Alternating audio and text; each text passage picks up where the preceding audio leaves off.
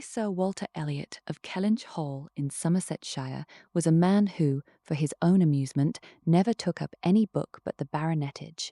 There he found occupation for an idle hour and consolation in a distressed one. There his faculties were roused into admiration and respect by contemplating the limited remnant of the earliest patents. There any unwelcome sensations arising from domestic affairs changed naturally into pity and contempt as he turned over the almost endless creations of the last century, and there, if every other leaf were powerless, he could read his own history with an interest which never failed. This was the page at which the favourite volume always opened, Eliot of Kellynch Hall. Walter Elliot, born March 1st, 1760, married July 15th, 1784, Elizabeth, daughter of James Stevenson, Esquire of South Park in the county of Gloucester, by which lady, who died 1800, he has issue Elizabeth, born June 1st, 1785, Anne, born August 9th, 1787, a stillborn son, November 5th, 1789, Mary, born November 20th, 1791. Precisely such had the paragraph originally stood from the printer's hands, but Sir Walter had improved it by adding, for the information of himself and his family, these words after the date of Mary's birth: married December 16, 1810, Charles, son and heir of Charles Musgrove, Esquire of Uppercross in the county of Somerset, and by inserting most accurately the day of the month on which he had lost his wife.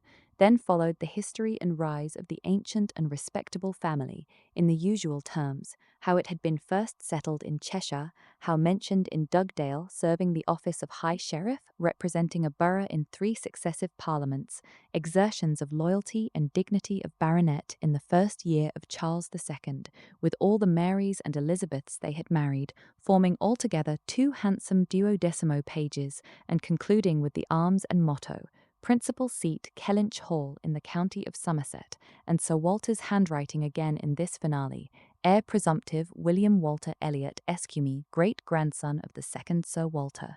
Vanity was the beginning and the end of Sir Walter Elliot's character, vanity of person and of situation. He had been remarkably handsome in his youth, and, at 54, was still a very fine man.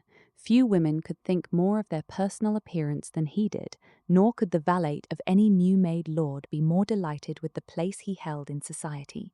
He considered the blessing of beauty as inferior only to the blessing of a baronetcy, and the Sir Walter Elliot who united these gifts was the constant object of his warmest respect and devotion. His good looks and his rank had one fair claim on his attachment, since to them he must have owed a wife of very superior character to anything deserved by his own. Lady Elliot had been an excellent woman, sensible and amiable, whose judgment and conduct, if they might be pardoned the youthful infatuation which made her Lady Elliot, had never required indulgence afterwards. She had humoured or softened or concealed his failings, and promoted his real respectability for 17 years, and though not the very happiest being in the world herself, had found enough in her duties, her friends, and her children, to attach her to life and make it no matter of indifference to her when she was called on to quit them. 3 girls, the 2 eldest, 16 and 14, was an awful legacy for a mother to bequeath, an awful charge, rather, to confide to the authority and guidance of a conceited, silly father. She had, however, one very intimate friend, a sensible, deserving woman, who had been brought by strong attachment to herself to settle close by her in the village of Kellynch, and on her kindness and advice Lady Elliot mainly relied for the best help and maintenance of the good principles and instruction which she had been anxiously giving her daughters. This friend and Sir Walter did not marry, whatever might have been anticipated on that head by their acquaintance. 13 years had passed away since Lady Elliot's death, and they were still near neighbours and intimate friends, and one remained a widower, the other a widow. That Lady Russell, of steady age and character and extremely well provided for, should have no thought of a second marriage, needs no apology to the public, which is rather apt to be unreasonably discontented when a woman does marry again, than when she does not. But Sir Walter's continuing in singleness requires explanation. Be it known then that Sir Walter, like a good father, having met with 1 or 2 private disappointments in very unreasonable applications, prided himself on remaining single for his dear daughter's sake. For one daughter, his eldest, he would really have given up anything, which he had not been very much tempted to do. Elizabeth had succeeded at 16 to all that was possible of her mother's rights and consequence, and being very handsome and very like himself, her influence had always been great, and they had gone on together most happily. His two other children were of very inferior value. Mary had acquired a little artificial importance by becoming Mrs. Charles Musgrove, but Anne, with an elegance of mind and sweetness of character which must have placed her high with any people of real understanding, was nobody with either father or sister. Her word had no weight, her convenience was always to give way, she was only Anne. To Lady Russell, indeed, she was a most dear and highly valued goddaughter, favourite and friend. Lady Russell loved them all, but it was only in Anne that she could fancy the mother to revive again. A few years before, Anne Elliot had been a very pretty girl, but her bloom had vanished early, and as even in its height her father had found little to admire in her, so totally different were her delicate features and mild dark eyes from his own, there could be nothing in them, now that she was faded and thin, to excite his esteem. He had never indulged much hope, he had now none, of ever reading her name in any other page of his favourite work. All equality of alliance must rest with Elizabeth, for Mary had merely connected herself with an old country family of respectability and large fortune, and had therefore given all the honour and received none. Elizabeth would, one day or other, marry suitably. It sometimes happens that a woman is handsomer at 29 than she was 10 years before, and generally speaking, if there has been neither ill health nor anxiety, it is a time of life at which scarcely any charm is lost. It was so with Elizabeth, still the same handsome Miss Elliot that she had begun to be 13 years ago, and Sir Walter might be excused, therefore, in forgetting her age, or, at least, be deemed only half a fool for thinking himself and Elizabeth as blooming as ever, amidst the wreck of the good looks of everybody else, for he could plainly see how old all the rest of his family and acquaintance were growing. Anne haggard, Mary coarse, every face in the neighbourhood worsting, and the rapid increase of the crow's foot about Lady Russell's temples had long been a distress to him. Elizabeth did not quite equal her father in personal contentment. 13 years had seen her mistress of Kellynch Hall, presiding and directing with a self-possession and decision which could never have given the idea of her being younger than she was. For 13 years had she been doing the honours, and laying down the domestic law at home, and leading the way to the chase and fore, and walking immediately after Lady Russell out of all the drawing-rooms and dining-rooms in the country. 13 winters' revolving frosts had seen her opening every ball of credit which a scanty neighbourhood afforded, and 13 springs shone their blossoms as she travelled up to London with her father for a few weeks' annual enjoyment of the great world. She had the remembrance of all this. She had the consciousness of being 29 to give her some regrets and some apprehensions. She was fully satisfied of being still quite as handsome as ever, but she felt her approach to the years of danger, and would have rejoiced to be certain of being properly solicited by baronet blood within the next 12-month or two. Then might she again take up the book of books with as much enjoyment as in her early youth, but now she liked it not. Always to be presented with the date of her own birth and see no marriage follow but that of a youngest sister, made the book an evil, and more than once, when her father had left it open on the table near her, had she closed it with averted eyes and pushed it away. She had had a disappointment, moreover, which that book, and especially the history of her own family, must ever present the remembrance of. The heir presumptive, the very William Walter Elliot, Esq., whose rights had been so generously supported by her father, had disappointed her. She had, while a very young girl, as soon as she had known him to be, in the event of her having no brother, the future baronet, meant to marry him, and her father had always meant that she should. He had not been known to them as a boy, but soon after Lady Elliot's death Sir Walter had sought the acquaintance, and though his overtures had not been met with any warmth, he had persevered in seeking it, making allowance for the modest drawing back of youth, and in one of their spring excursions to London, when Elizabeth was in her first bloom, Mr. Elliot had been forced into the introduction. He was at that time a very young man, just engaged in the study of the law, and Elizabeth found him extremely agreeable, and every plan in his favour was confirmed. He was invited to Kellynch Hall, he was talked of and expected all the rest of the year, but he never came. The following spring he was seen again in town, found equally agreeable, again encouraged, invited and expected, and again he did not come, and the next tidings were that he was married. Instead of pushing his fortune in the line marked out for the heir of the House of Elliot, he had purchased independence by uniting himself to a rich woman of inferior birth. Sir Walter had resented it. As the head of the house, he felt that he ought to have been consulted, especially after taking the young man so publicly by the hand. For they must have been seen together, he observed, once at Tattersall's and twice in the lobby of the House of Commons. His disapprobation was expressed, but apparently very little regarded. Mr. Elliot had attempted no apology and shown himself as unsolicitous of being longer noticed by the family, as Sir Walter considered him unworthy of it. All acquaintance between them had ceased. This very awkward history of Mr. Elliot was still, after an interval of several years, felt with anger by Elizabeth, who had liked the man for himself, and still more for being her father's heir, and whose strong family pride could see only in him a proper match for Sir Walter Elliot's eldest daughter. There was not a baronet from A to Z whom her feelings could have so willingly acknowledged as an equal. Yet so miserably had he conducted himself, that though she was at this present time, the summer of 1814, wearing black ribbons for his wife, she could not admit him to be worth thinking of again.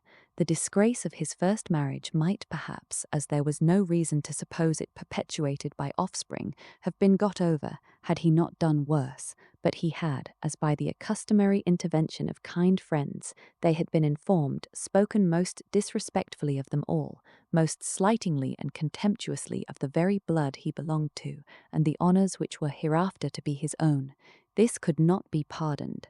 Such were Elizabeth Elliot's sentiments and sensations, such the cares to alloy, the agitations to vary, the sameness and the elegance, the prosperity and the nothingness of her scene of life, such the feelings to give interest to a long, uneventful residence in one country circle, to fill the vacancies which there were no habits of utility abroad, no talents or accomplishments for home, to occupy.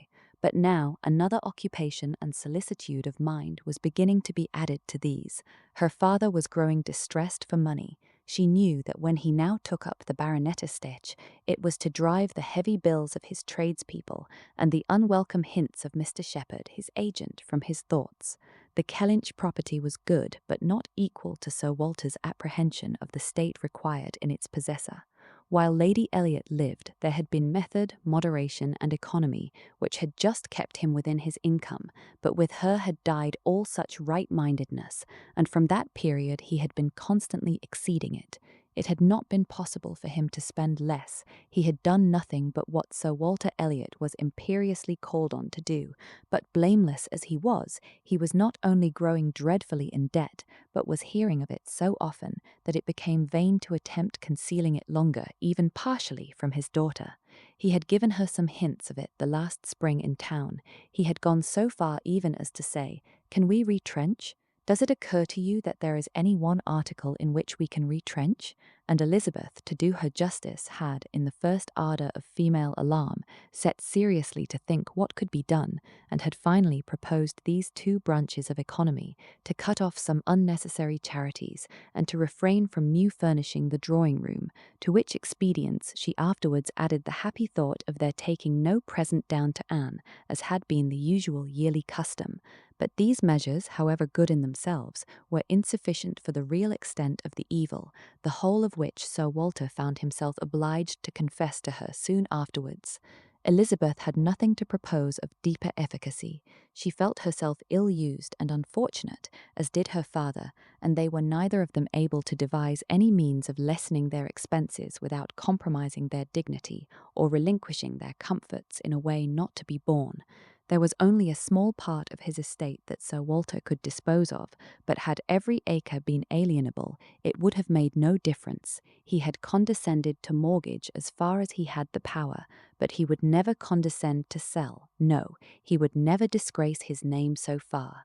The Kellynch estate should be transmitted whole and entire, as he had received it. Their two confidential friends, Mr. Shepherd, who lived in the neighbouring market town, and Lady Russell, were called on to advise them, and both father and daughter seemed to expect that something should be struck out by one or the other to remove their embarrassments and reduce their expenditure, without involving the loss of any indulgence of taste or pride. I.e., Mr. Shepherd, a civil, cautious lawyer who, whatever might be his hold or his views on Sir Walter, would rather have the disagreeable prompted by anybody else, excused himself from offering the slightest hint, and only begged leave to recommend an implicit reference to the excellent judgment of Lady Russell, from whose known good sense he fully expected to have just such resolute measures advised as he meant to see finally adopted. Lady Russell was most anxiously zealous on the subject, and gave it much serious consideration.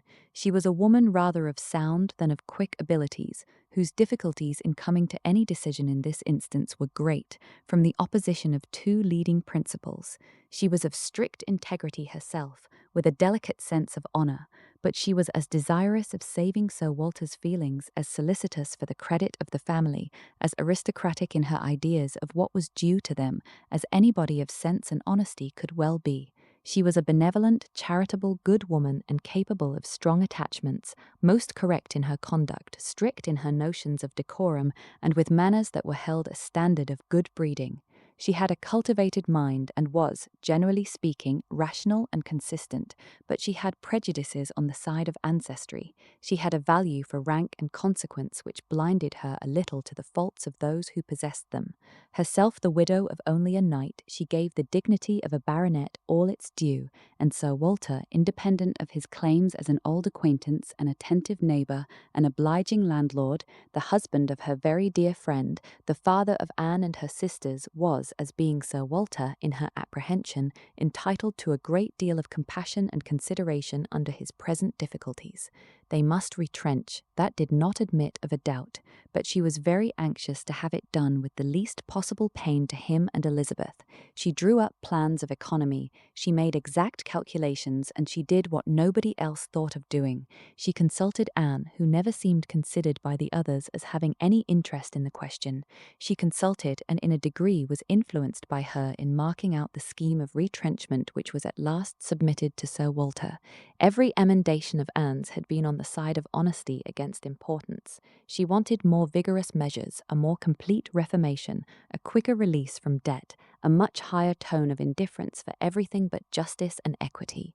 "If we can persuade your father to all this," said Lady Russell, looking over her paper, "much may be done. If he will adopt these regulations, in 7 years he will be clear, and I hope we may be able to convince him and Elizabeth that Kellynch Hall has a respectability in itself which cannot be affected by these reductions, and that the true dignity of Sir Walter Elliot will be very far from lessened in the eyes of sensible people by his acting like a man of principle. What will he be doing, in fact, but what very many of our first families have done, or ought to do? There will be nothing singular in his case, and it is singularity which often makes the worst part of our suffering, as it always does of our conduct. I have great hope of our prevailing. We must be serious and decided, for after all, the person who has contracted debts must pay them, and though a great deal is due to the feelings of the gentleman and the head of a house, like your father, there is still more due to the character of an honest man. This was the principle on which Anne wanted her father to be proceeding, his friends to be urging him. She considered it as an act of indispensable duty to clear away the claims of creditors with all the expedition which the most comprehensive retrenchments could secure, and saw no dignity in anything short of it. She wanted it to be prescribed, and felt as a duty. She rated Lady Russell's influence highly, and as to the severe degree of self-denial which her own conscience prompted, she believed there might be little more difficulty in persuading them to a complete than to half a reformation. Her knowledge of her father and Elizabeth inclined her to think that the sacrifice of one pair of horses would be hardly less painful than of both, and so on, through the whole list of Lady Russell's too gentle reductions. How Anne's more rigid requisitions might have been taken is of little consequence.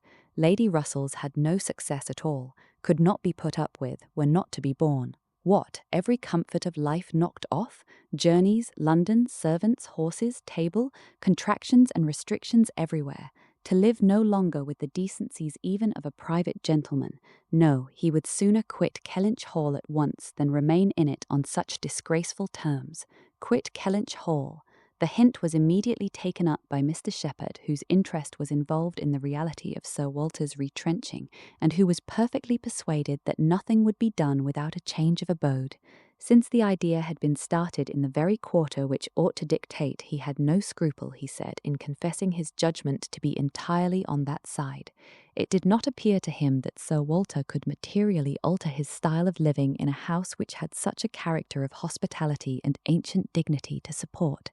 In any other place, Sir Walter might judge for himself, and would be looked up to as regulating the modes of life in whatever way he might choose to model his household. Sir Walter would quit Kellynch Hall, and after a very few days more of doubt and indecision, the great question of whither he should go was settled, and the first outline of this important change made out. There had been 3 alternatives: London, Bath, or another house in the country. All Anne's wishes had been for the latter, a small house in their own neighbourhood, where they might still have Lady Russell's society, still be near Mary, and still have the pleasure of sometimes seeing the lawns and groves of Kellynch, was the object of her ambition. But the usual fate of Anne attended her, in having something very opposite from her inclination fixed on. She disliked Bath, and did not think it agreed with her, and Bath was to be her home. Sir Walter had at first thought more of London, but Mr. Shepherd felt that he could not be trusted in London, and had been skilful enough to dissuade him from it, and make Bath preferred. It was a much safer place for a gentleman in his predicament. He might there be important at comparatively little expense. 2 material advantages of Bath over London had of course been given all their weight: its more convenient distance from Kellynch, only 50 miles, and Lady Russell's spending some part of every winter there, and to the very great satisfaction of Lady Russell, whose first views on the projected change had been for Bath, Sir Walter and Elizabeth were induced to believe that they should lose neither consequence nor enjoyment by settling there. Lady Russell felt obliged to oppose her dear Anne's known wishes. It would be too much to expect Sir Walter to descend into a small house in his own neighbourhood. Anne herself would have found the mortifications of it more than she foresaw, and to Sir Walter's feelings they must have been dreadful. And with regard to Anne's dislike of Bath, she considered it as a prejudice and mistake arising, first, from the circumstance of her having been 3 years at school there, after her mother's death, and secondly, from her happening to be not in perfectly good spirits the only winter which she had afterwards spent there with herself. Lady Russell was fond of Bath, in short, and disposed to think it must suit them all, and as to her young friend's health, by passing all the warm months with her at Kellynch Lodge, every danger would be avoided, and it was in fact a change which must do both health and spirits good. Anne had been too little from home, too little seen, her spirits were not high. A larger society would improve them. She wanted her to be more known. The undesirableness of any other house in the same neighbourhood for Sir Walter was certainly much strengthened by one part, and a very material part of the scheme, which had been happily engrafted on the beginning. He was not only to quit his home, but to see it in the hands of others, a trial of fortitude which stronger heads than Sir Walter's have found too much. Kellynch Hall was to be let. This, however, was a profound secret, not to be breathed beyond their own circle. Sir Walter could not have borne the degradation of being known to design letting his house. Mr. Shepherd had once mentioned the word advertise, but never dared approach it again. Sir Walter spurned the idea of its being offered in any manner, forbade the slightest hint being dropped of his having such an intention, and it was only on the supposition of his being spontaneously solicited by some most unexceptionable applicant, on his own terms and as a great favour, that he would let it at all. How quick come the reasons for approving what we like! Lady Russell had another excellent one at hand, for being extremely glad that Sir Walter and his family were to remove from the country. Elizabeth had been lately forming an intimacy which she wished to see interrupted. It was with the daughter of Mr. Shepherd, who had returned, after an unprosperous marriage, to her father's house with the additional burden of 2 children. She was a clever young woman who understood the art of pleasing at least at Kellynch Hall, and who had made herself so acceptable to Miss Elliot as to have been already staying there more than once, in spite of all that Lady Russell, who thought it a friendship quite out of place, could hint of caution and reserve. Lady Russell, indeed, had scarcely any influence with Elizabeth, and seemed to love her rather because she would love her than because Elizabeth deserved it. She had never received from her more than outward attention, nothing beyond the observances of complaisance, had never succeeded in any point which she wanted to carry against previous inclination. She had been repeatedly very earnest in trying to get Anne included in the visit to London, sensibly open to all the injustice and all the discredit of the selfish arrangements which shut her out, and on many lesser occasions had endeavoured to give Elizabeth the advantage of her own better judgment and experience, but always in vain. Elizabeth would go her own way, and never had she pursued it in more decided opposition to Lady Russell than in this selection of Mrs. Clay, turning from the society of so deserving a sister, to bestow her affection and confidence on one who ought to have been nothing to her but the object of distant civility. From situation, Mrs. Clay was, in Lady Russell's estimate, a very unequal, and in her character she believed a very dangerous companion, and a removal that would leave Mrs. Clay behind and bring a choice of more suitable intimates within Miss Elliot's reach was therefore an object of first-rate importance. I must take leave to observe, Sir Walter, said Mr. Shepherd one morning at Kellynch Hall, as he laid down the newspaper, that the present juncture is much in our favour. This peace will be turning all our rich naval officers ashore. They will be all wanting a home. Could not be a better time, Sir Walter, for having a choice of tenants, very responsible tenants. Many a noble fortune has been made during the war. If a rich admiral were to come in our way, Sir Walter, he would be a very lucky man, Shepherd, replied Sir Walter. That's all I have to remark. A prize indeed would Kellynch Hall be to him, rather the greatest prize of all, let him have taken ever so many before. Hey, Shepherd? Mr. Shepherd laughed, as he knew he must, at this wit, and then added, I presume to observe, Sir Walter, that in the way of business, gentlemen of the navy are well to deal with. I have had a little knowledge of their methods of doing business, and I am free to confess that they have very liberal notions, and are as likely to make desirable tenants as any set of people one should meet with. Therefore, Sir Walter, what I would take leave to suggest is, that if in consequence of any rumours getting abroad of your intention, which must be contemplated as a possible thing, because we know how difficult it is to keep the actions and designs of one part of the world from the notice and curiosity of the other, consequence has its tax, I, John Shepherd, might conceal any family matters that I chose, for nobody would think it worth their while to observe me, but Sir Walter Elliot has eyes upon him which it may be very difficult to elude, and therefore thus much I venture upon, that it will not greatly surprise me if, with all our caution, some rumour of the truth should get abroad, in the supposition of which, as I was going to observe, since applications will unquestionably follow, I should think any from our wealthy naval commanders particularly worth attending to, and beg leave to add that 2 hours will bring me over at any time to save you the trouble of replying. Sir Walter only nodded, but soon afterwards, rising and pacing the room, he observed sarcastically, there are few among the gentlemen of the navy, I imagine, who would not be surprised to find themselves in a house of this description. They would look around them, no doubt, and bless their good fortune, said Mrs. Clay, for Mrs. Clay was present. Her father had driven her over, nothing being of so much use to Mrs. Clay's health as a drive to Kellynch, but I quite agree with my father in thinking a sailor might be a very desirable tenant.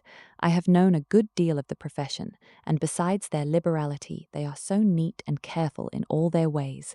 These valuable pictures of yours, Sir Walter, if you chose to leave them, would be perfectly safe. Everything in and about the house would be taken such excellent care of. The gardens and shrubberies would be kept in almost as high order as they are now.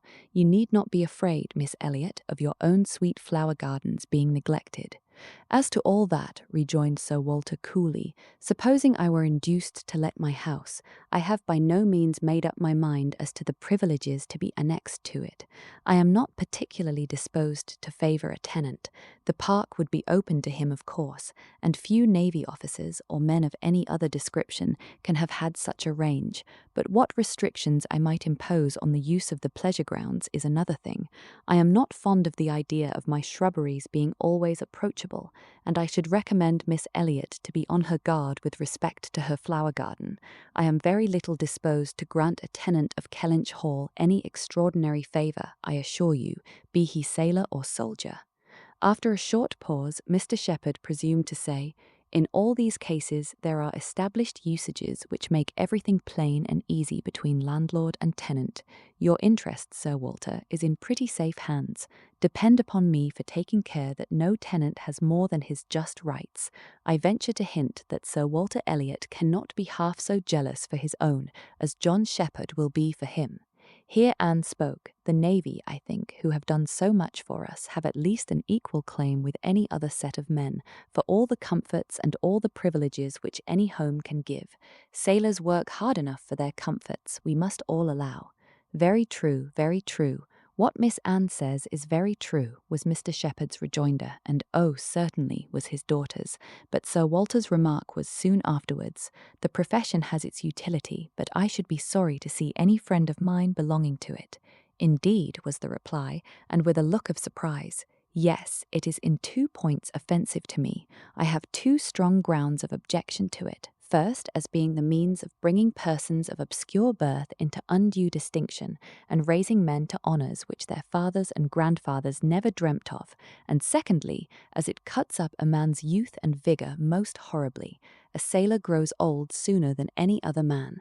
I have observed it all my life. A man is in greater danger in the navy of being insulted by the rise of one whose father his father might have disdained to speak to, and of becoming prematurely an object of disgust himself, than in any other line.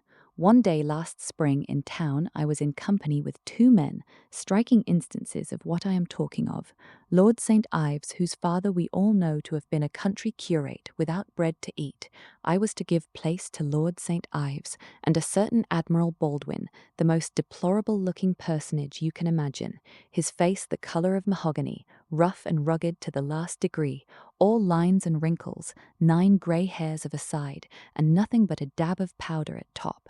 In the name of heaven, who is that old fellow? Said I to a friend of mine who was standing near. Sir Basil Morley. Old fellow, cried Sir Basil, it is Admiral Baldwin. What do you take his age to be? 60, said I, or perhaps 62. 40, replied Sir Basil, 40 and no more. Picture to yourselves my amazement. I shall not easily forget Admiral Baldwin. I never saw quite so wretched an example of what a seafaring life can do, but to a degree I know it is the same with them all. They are all knocked about and exposed to every climate and every weather till they are not fit to be seen. It is a pity they are not knocked on the head at once before they reach Admiral Baldwin's age. Nay, Sir Walter, cried Mrs. Clay, this is being severe indeed. Have a little mercy on the poor men. We are not all born to be handsome.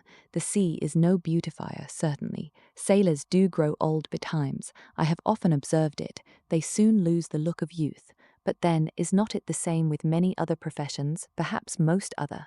Soldiers in active service are not at all better off, and even in the quieter professions there is a toil and a labour of the mind, if not of the body, which seldom leaves a man's looks to the natural effect of time. The lawyer plods, quite careworn. The physician is up at all hours and travelling in all weather, and even the clergyman, she stopped a moment to consider what might do for the clergyman, and even the clergyman, you know, is obliged to go into infected rooms and expose his health and looks to all the injury of a poisonous atmosphere. In fact, as I have long been convinced, though every profession is necessary and honourable in its turn, it is only the lot of those who are not obliged to follow any, who can live in a regular way in the country, choosing their own hours, following their own pursuits, and living on their own property, without the torment of trying for more. It is only their lot, I say, to hold the blessings of health and a good appearance to the utmost. I know no other set of men but what lose something of their personableness when they cease to be quite young. It seemed as if Mr. Shepherd, in this anxiety to bespeak Sir Walter's good will towards a naval officer as tenant, had been gifted with foresight, for the very first application for the house was from an Admiral Croft, with whom he shortly afterwards fell into company in attending the quarter sessions at Taunton, and indeed he had received a hint of the Admiral from a London correspondent. By the report which he hastened over to Kellynch to make, Admiral Croft was a native of Somersetshire, who, having acquired a very handsome fortune, was wishing to settle in his own country, and had come down to Taunton in order to look at some advertised places in that immediate neighbourhood, which, however, had not suited him, that accidentally hearing, It was just as he had foretold, Mr. Shepherd observed, so Walter's concerns could not be kept a secret. Accidentally hearing of the possibility of Kellynch Hall being to let, and understanding his, Mr. Shepherd's, connection with the owner, he had introduced himself to him in order to make particular inquiries, and had, in the course of a pretty long conference, expressed as strong an inclination for the place as a man who knew it only by description could feel, and given Mr. Shepherd, in his explicit account of himself, every proof of his being a most responsible, eligible tenant. "And who is Admiral Croft?" was Sir Walter's cold, suspicious inquiry. Mr. Shepherd answered for his being of a gentleman's family, and mentioned a place, and Anne, after the little pause which followed, added, "He is a rear admiral of the White. He was in the Trafalgar action, and has been in the East Indies since. He has been stationed there, I believe, several years." "Then I take it for granted," observed Sir Walter, "that his face is about as orange as the cuffs and capes of my livery. Mr. Shepherd, schedule appointments." Shepherd hastened to assure him that Admiral Croft was a very hale, hearty, well-looking man, a little weather-beaten, to be sure, but not much, and quite the gentleman in all his notions and behaviour, not likely to make the smallest difficulty about terms, only wanted a comfortable home, and to get into it as soon as possible, knew he must pay for his convenience, knew what rent a ready-furnished house of that consequence might fetch, should not have been surprised if Sir Walter had asked more, had inquired about the manor, would be glad of the deputation, certainly, but made no great point of it, said he sometimes took out a gun, but never killed, quite the gentleman. Mr. Shepherd was eloquent on the subject, pointing out all the circumstances of the Admiral's family which made him peculiarly desirable as a tenant. He was a married man and without children, the very state to be wished for. A house was never taken good care of, Mr. Shepherd observed, without a lady. He did not know whether furniture might not be in danger of suffering as much where there was no lady as where there were many children. A lady without a family was the very best preserver of furniture in the world. He had seen Mrs. Croft too. She was at Taunton with the Admiral, and had been present almost all the time they were talking the matter over. And a very well-spoken, genteel, shrewd lady she seemed to be, continued he, asked more questions about the house and terms and taxes than the Admiral himself, and seemed more conversant with business. And moreover, Sir Walter, I found she was not quite unconnected in this country, any more than her husband. That is to say, she is sister to a gentleman who did live amongst us once. She told me so herself, sister to the gentleman who lived a few years back at Monkford. Bless me, what was his name? At this moment I cannot recollect his name, though I have heard it so lately. Penelope, my dear, can you help me to the name of the gentleman who lived at Monkford, Mrs. Croft's brother? But Mrs. Clay was talking so eagerly with Miss Elliot that she did not hear the appeal. "I have no conception whom you can mean, Shepherd. I remember no gentleman resident at Monkford since the time of old Governor Trent. Bless me, how very odd! I shall forget my own name soon, I suppose, a name that I am so very well acquainted with, knew the gentleman so well by sight, seen him 100 times, came to consult me once, I remember, about a trespass of one of his neighbours, farmer's man breaking into his orchard, wall torn down, apples stolen, caught in the fact, and afterwards, contrary to my judgment, submitted to an amicable compromise. Very odd indeed." After waiting another moment, "You mean Mr. Wentworth, I suppose," said Anne. Mr. Shepherd was all gratitude. Wentworth was the very name. Mr. Wentworth was the very man. He had the curacy of Monkford, you know, Sir Walter, some time back, for 2 or 3 years. Came there about the year 5, I take it. You remember him, I am sure. Wentworth? Oh, aye, Mr. Wentworth, the curate of Monkford. You misled me by the term gentleman. I thought you were speaking of some man of property. Mr. Wentworth was nobody, I remember, quite unconnected, nothing to do with the Strafford family. One wonders how the names of many of our nobility become so common.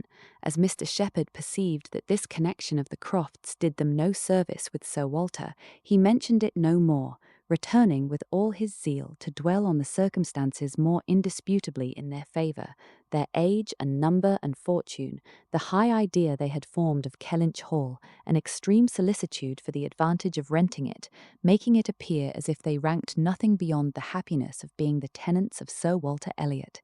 An extraordinary taste, certainly, could they have been supposed in the secret of Sir Walter's estimate of the dues of a tenant. It succeeded, however, and though Sir Walter must ever look with an evil eye on anyone intending to inhabit that house, and think them infinitely too well off in being permitted to rent it on the highest terms, he was talked into allowing Mr. Shepherd to proceed in the treaty, and authorizing him to wait on Admiral Croft, who still remained at Taunton, and fix a day for the house being seen.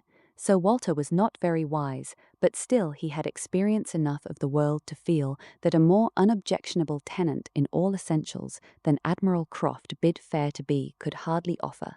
So far went his understanding, and his vanity supplied a little additional soothing in the Admiral's situation in life, which was just high enough and not too high. "I have let my house to Admiral Croft" would sound extremely well, very much better than to any mere Mr. B. A Mr., save perhaps some half-dozen in the nation, always needs a note of explanation. An admiral speaks his own consequence, and at the same time can never make a baronet look small. In all their dealings and intercourse, Sir Walter Elliot must ever have the precedence. Nothing could be done without a reference to Elizabeth, but her inclination was growing so strong for a removal that she was happy to have it fixed and expedited by a tenant at hand, and not a word to suspend decision was uttered by her. Mr. Shepherd was completely empowered to act, and no sooner had such an end been reached than Anne, who had been a most attentive listener to the whole, left the room to seek the comfort of cool air for her flushed cheeks, and as she walked along a favourite grove, said with a gentle sigh, "A few months more, and he, perhaps, may be walking here." He was not Mr. Wentworth, the former curate of Monkford, however suspicious appearances may be, but a Captain Frederick Wentworth, his brother, who being made commander in consequence of the action off St. Domingo, and not immediately employed, had come into Somersetshire in the summer of 1806, and having no parent living, found a home for half a year at Monkford. He was at that time a remarkably fine young man, with a great deal of intelligence, spirit, and brilliancy, and Anne an extremely pretty girl, with gentleness, modesty, taste, and feeling. Half the sum of attraction on either side might have been enough, for he had nothing to do, and she had hardly anybody to love, but the encounter of such lavish recommendations could not fail. They were gradually acquainted, and when acquainted, rapidly and deeply in love. It would be difficult to say which had seen highest perfection in the other, or which had been the happiest, she in receiving his declarations and proposals, or he in having them accepted. A short period of exquisite felicity followed, and but a short one. Troubles soon arose. Sir Walter, on being applied to, without actually withholding his consent, or saying it should never be, gave it all the negative of great astonishment, great coldness, great silence, and a professed resolution of doing nothing for his daughter. He thought it a very degrading alliance, and Lady Russell, though with more tempered and pardonable pride, received it as a most unfortunate one. Anne Elliot, with all her claims of birth, beauty, and mind, to throw herself away at 19, involve herself at 19 in an engagement with a young man who had nothing but himself to recommend him, and no hopes of attaining affluence but in the chances of a most uncertain profession, and no connections to secure even his farther rise in that profession, would be indeed a throwing away which she grieved to think of. Anne Elliot, so young, known to so few, to be snatched off by a stranger without alliance or fortune, or rather sunk by him into a state of most wearing, anxious, youth-killing dependence. It must not be, if by any fair interference of friendship, any representations from one who had almost a mother's love and mother's rights, it would be prevented. Captain Wentworth had no fortune. He had been lucky in his profession, but spending freely what had come freely, had realized nothing. But he was confident that he should soon be rich. Full of life and ardour, he knew that he should soon have a ship, and soon be on a station that would lead to everything he wanted. He had always been lucky, he knew he should be so still. Such confidence, powerful in its own warmth and bewitching in the wit which often expressed it, must have been enough for Anne. But Lady Russell saw it very differently. His sanguine temper and fearlessness of mind operated very differently on her. She saw in it but an aggravation of the evil. It only added a dangerous character to himself. He was brilliant, he was headstrong. Lady Russell had little taste for wit, and of anything approaching to imprudence a horror. She deprecated the connection in every light. Such opposition as these feelings produced was more than Anne could combat. Young and gentle as she was, it might yet have been possible to withstand her father's ill will, though unsoftened by one kind word or look on the part of her sister. But Lady Russell, whom she had always loved and relied on, could not, with such steadiness of opinion and such tenderness of manner, be continually advising her in vain. She was persuaded to believe the engagement a wrong thing, indiscreet, improper, hardly capable of success, and not deserving it. But it was not a merely selfish caution under which she acted in putting an end to it.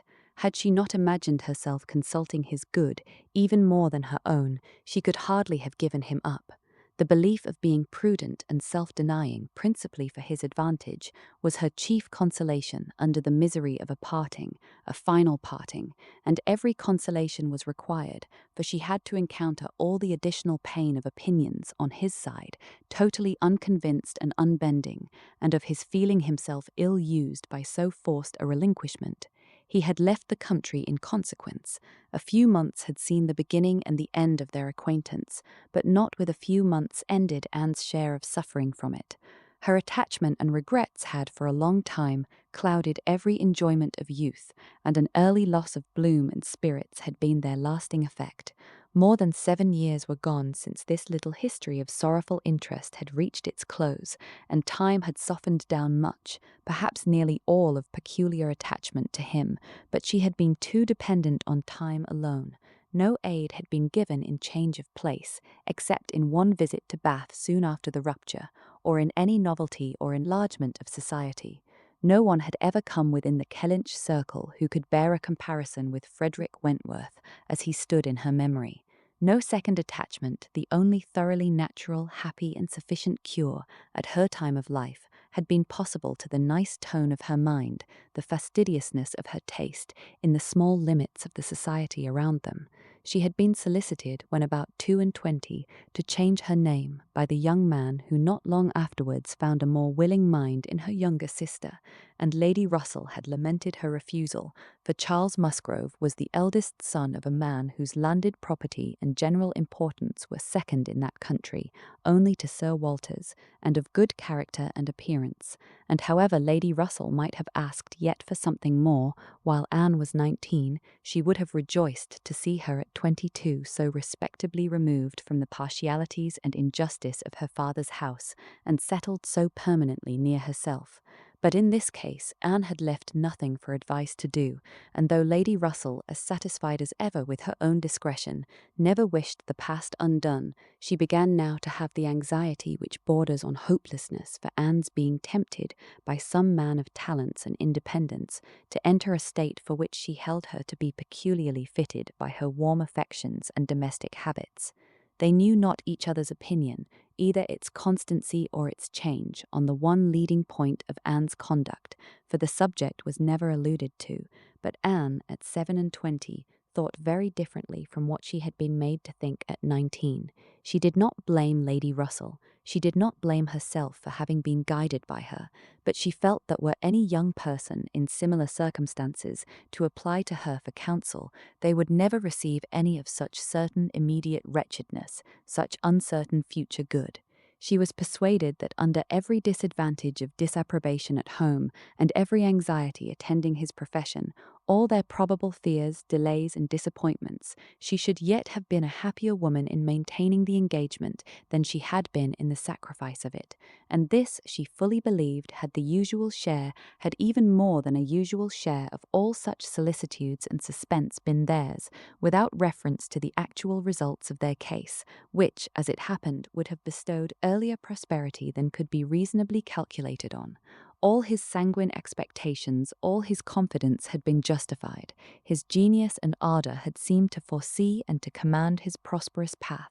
He had very soon after their engagement ceased got employ, and all that he had told her would follow had taken place. He had distinguished himself and early gained the other step in rank, and must now by successive captures have made a handsome fortune.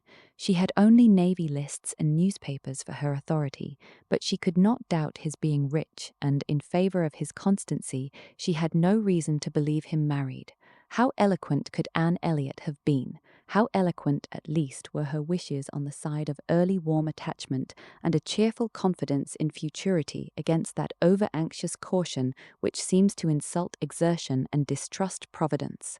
She had been forced into prudence in her youth. She learned romance as she grew older, the natural sequel of an unnatural beginning. With all these circumstances, recollections and feelings, she could not hear that Captain Wentworth's sister was likely to live at Kellynch without a revival of former pain, and many a stroll and many a sigh were necessary to dispel the agitation of the idea. She often told herself it was folly, before she could harden her nerves sufficiently to feel the continual discussion of the Crofts and their business no evil. She was assisted, however, by that perfect indifference and apparent unconsciousness among the only three of her own friends in the secret of the past, which seemed almost to deny any recollection of it. She could do justice to the superiority of Lady Russell's motives in this, over those of her father and Elizabeth. She could honour all the better feelings of her calmness, but the general air of oblivion among them was highly important from whatever it sprung, and in the event of Admiral Crofts really taking Kellynch Hall, she rejoiced anew over the conviction which had always been most grateful to her, of the past being known to those three only among her connections, by whom no syllable, she believed, would ever be whispered, and in the trust that among his, the brother only with whom he had been residing, had received any information of their short-lived engagement. That brother had been long removed from the country, and being a sensible man, and moreover a single man at the time, she had a fond dependence on no human creature's having heard of it from him. The sister, Mrs. Croft, had then been out of England, accompanying her husband on a foreign station, and her own sister, Mary, had been at school while it all occurred, and never admitted by the pride of some and the delicacy of others to the smallest knowledge of it afterwards. With these supports, she hoped that the acquaintance between herself and the Crofts, which, with Lady Russell still resident in Kellynch and Mary fixed only 3 miles off, must be anticipated, need not involve any particular awkwardness.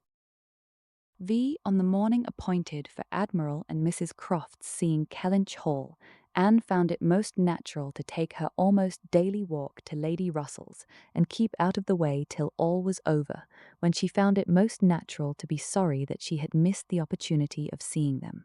This meeting of the two parties proved highly satisfactory, and decided the whole business at once.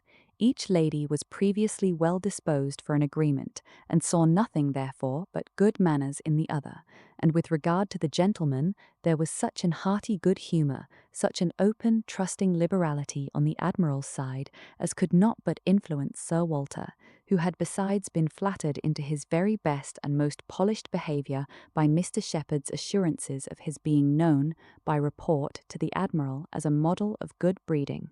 The house and grounds and furniture were approved, the Crofts were approved, terms, time, everything, and everybody was right, and Mr. Shepherd's clerks were set to work, without there having been a single preliminary difference to modify of all that this indenture showeth. Sir Walter, without hesitation, declared the Admiral to be the best-looking sailor he had ever met with, and went so far as to say that if his own man might have had the arranging of his hair, he should not be ashamed of being seen with him anywhere. And the Admiral, with sympathetic cordiality, observed to his wife as they drove back through the park, "I thought we should soon come to a deal, my dear, in spite of what they told us at Taunton.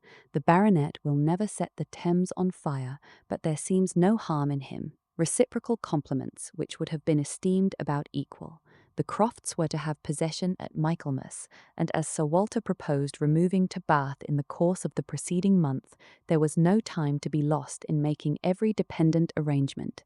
Lady Russell, convinced that Anne would not be allowed to be of any use or any importance in the choice of the house which they were going to secure, was very unwilling to have her hurried away so soon, and wanted to make it possible for her to stay behind till she might convey her to Bath herself after Christmas. But having engagements of her own which must take her from Kellynch for several weeks, she was unable to give the full invitation she wished, and Anne, though dreading the possible heats of September in all the white glare of Bath, and grieving to forego all the influence so sweet and so sad of the autumnal months in the country, did not think that, everything considered, she wished to remain. It would be most right and most wise, and therefore must involve least suffering to go with the others.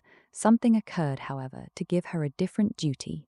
Mary, often a little unwell and always thinking a great deal of her own complaints and always in the habit of claiming Anne when anything was the matter, was indisposed, and foreseeing that she should not have a day's health all the autumn, entreated, or rather required her, for it was hardly entreaty, to come to Uppercross Cottage and bear her company as long as she should want her, instead of going to Bath. I cannot possibly do without Anne, was Mary's reasoning, and Elizabeth's reply was, then I am sure Anne had better stay, for nobody will want her in Bath. To be claimed as a good, though in an improper style, is at least better than being rejected as no good at all, and Anne, glad to be thought of some use, glad to have anything marked out as a duty, and certainly not sorry to have the scene of it in the country, and her own dear country, readily agreed to stay. This invitation of Mary's removed all Lady Russell's difficulties, and it was consequently soon settled that Anne should not go to Bath till Lady Russell took her, and that all the intervening time should be divided between Uppercross Cottage and Kellynch Lodge. So far all was perfectly right, but Lady Russell was almost startled by the wrong of one part of the Kellynch Hall plan when it burst on her, which was Mrs. Clay's being engaged to go to Bath with Sir Walter and Elizabeth, as a most important and valuable assistant to the latter in all the business before her. Lady Russell was extremely sorry that such a measure should have been resorted to at all, wondered, grieved, and feared, and the affront it contained to Anne in Mrs. Clay's being of so much use, while Anne could be of none, was a very sore aggravation. Anne herself was become hardened to such affronts, but she felt the imprudence of the arrangement quite as keenly as Lady Russell. With a great deal of quiet observation, and a knowledge which she often wished less of her father's character, she was sensible that results the most serious to his family from the intimacy were more than possible. She did not imagine that her father had at present an idea of the kind. Mrs. Clay had freckles and a projecting tooth and a clumsy wrist, which he was continually making severe remarks upon in her absence, but she was young and certainly altogether well-looking, and possessed in an acute mind and assiduous pleasing manners, infinitely more dangerous attractions than any merely personal might have been. Anne was so impressed by the degree of their danger that she could not excuse herself from trying to make it perceptible to her sister. She had little hope of success, but Elizabeth, who in the event of such a reverse would be so much more to be pitied than herself, should never, she thought, have reason to reproach her for giving no warning. She spoke and seemed only to offend. Elizabeth could not conceive how such an absurd suspicion should occur to her, and indignantly answered for each party's perfectly knowing their situation. Mrs. Clay, said she warmly, never forgets who she is, and as I am rather better acquainted with her sentiments than you can be, I can assure you that upon the subject of marriage they are particularly nice, and that she reprobates all inequality of condition and rank more strongly than most people. And as to my father, I really should not have thought that he, who has kept himself single so long for our sakes, need be suspected now. If Mrs. Clay were a very beautiful woman, I grant you, it might be wrong to have her so much with me. Not that anything in the world, I am sure, would induce my father to make a degrading match, but he might be rendered unhappy. But poor Mrs. Clay, who, with all her merits, can never have been reckoned tolerably pretty, I really think poor Mrs. Clay may be staying here in perfect safety. One would imagine you had never heard my father speak of her personal misfortunes, though I know you must 50 times. That tooth of hers and those freckles. Freckles do not disgust me so very much as they do him. I have known a face not materially disfigured by a few, but he abominates them. You must have heard him notice Mrs. Clay's freckles. There is hardly any personal defect, replied Anne, which an agreeable manner might not gradually reconcile one to. I think very differently, answered Elizabeth shortly. An agreeable manner may set off handsome features, but can never alter plain ones. However, at any rate, as I have a great deal more at stake on this point than anybody else can have, I think it rather unnecessary in you to be advising me. Anne had done, glad that it was over, and not absolutely hopeless of doing good. Elizabeth, though resenting the suspicion, might yet be made observant by it. The last office of the 4 carriage horses was to draw Sir Walter, Miss Elliot, and Mrs. Clay to Bath. The party drove off in very good spirits. Sir Walter prepared with condescending bows for all the afflicted tenantry and cottagers who might have had a hint to show themselves, and Anne walked up at the same time in a sort of desolate tranquillity to the lodge, where she was to spend the first week. Her friend was not in better spirits than herself. Lady Russell felt this break-up of the family exceedingly. Their respectability was as dear to her as her own, and a daily intercourse had become precious by habit. It was painful to look upon their deserted grounds, and still worse to anticipate the new hands they were to fall into, and to escape the solitariness and the melancholy of so altered a village, and be out of the way when Admiral and Mrs. Croft first arrived. She had determined to make her own absence from home begin when she must give up Anne. Accordingly, their removal was made together, and Anne was set down at Uppercross Cottage in the first stage of Lady Russell's journey. Uppercross was a moderate-sized village, which a few years back had been completely in the old English style, containing only 2 houses superior in appearance to those of the yeomen and labourers. The mansion of the squire, with its high walls, great gates, and old trees, substantial and unmodernized, and the compact, tight parsonage enclosed in its own neat garden, with a vine and a pear tree trained round its casements. But upon the marriage of the young squire, it had received the improvement of a farmhouse elevated into a cottage for his residence, and Uppercross Cottage, with its veranda, French windows, and other prettiness, was quite as likely to catch the traveller's eye as the more consistent and considerable aspect and premises of the great house, about a quarter of a mile farther on. Here Anne had often been staying. She knew the ways of Uppercross as well as those of Kellynch. The 2 families were so continually meeting, so much in the habit of running in and out of each other's house at all hours, that it was rather a surprise to her to find Mary alone, but being alone, her being unwell and out of spirits was almost a matter of course. Though better endowed than the elder sister, Mary had not Anne's understanding nor temper. While well and happy and properly attended to, she had great good humour and excellent spirits, but any indisposition sunk her completely. She had no resources for solitude, and inheriting a considerable share of the Elliot self-importance, was very prone to add to every other distress that of fancying herself neglected and ill-used. In person she was inferior to both sisters, and had, even in her bloom, only reached the dignity of being a fine girl.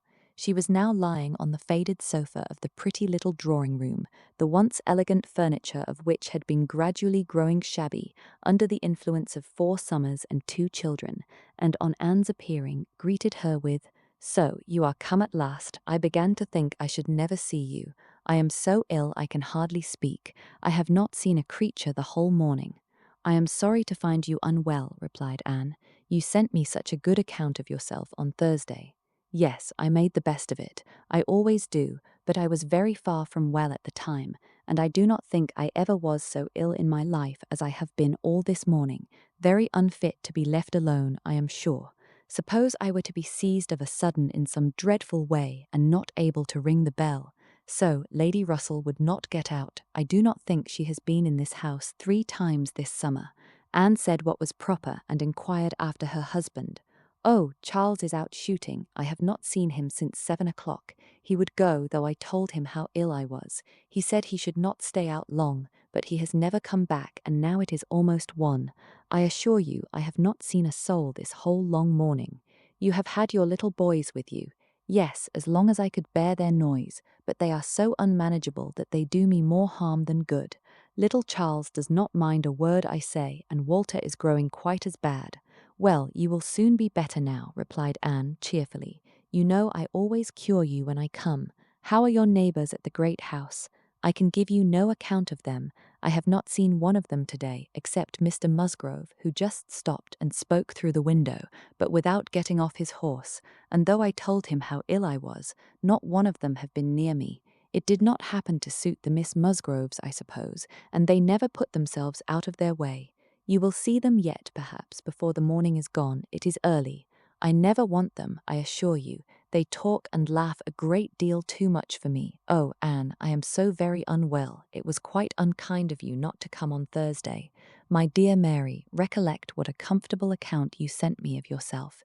You wrote in the cheerfullest manner and said you were perfectly well and in no hurry for me, and that being the case, you must be aware that my wish would be to remain with Lady Russell to the last, and besides what I felt on her account, I have really been so busy, have had so much to do, that I could not very conveniently have left Kellynch sooner.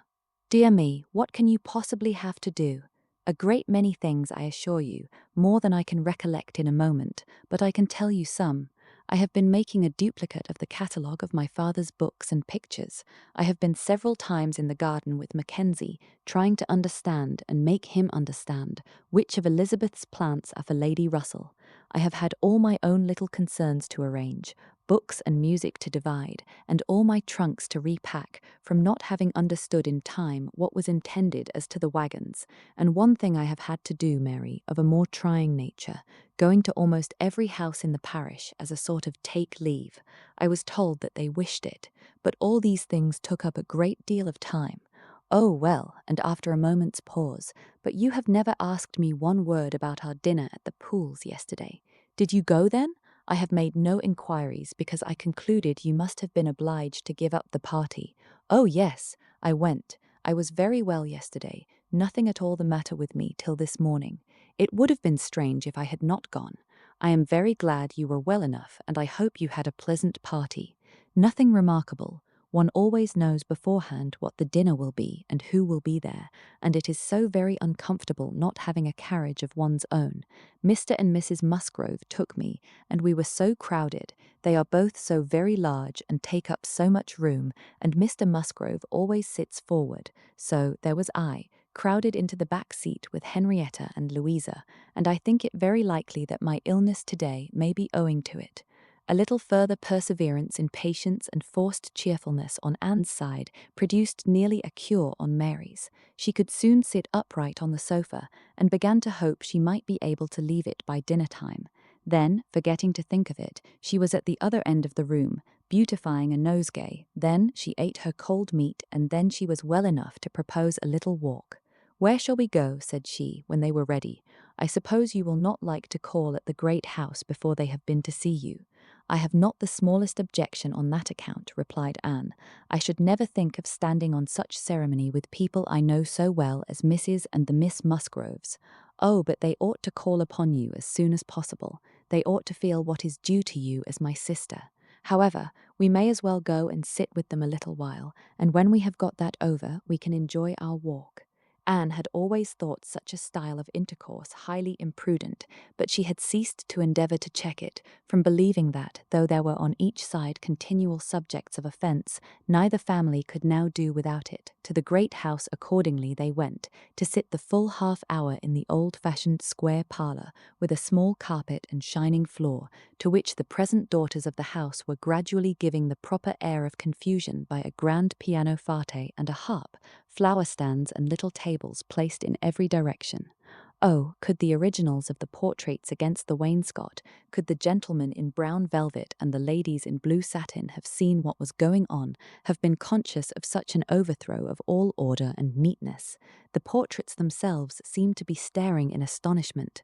The Musgroves, like their houses, were in a state of alteration, perhaps of improvement.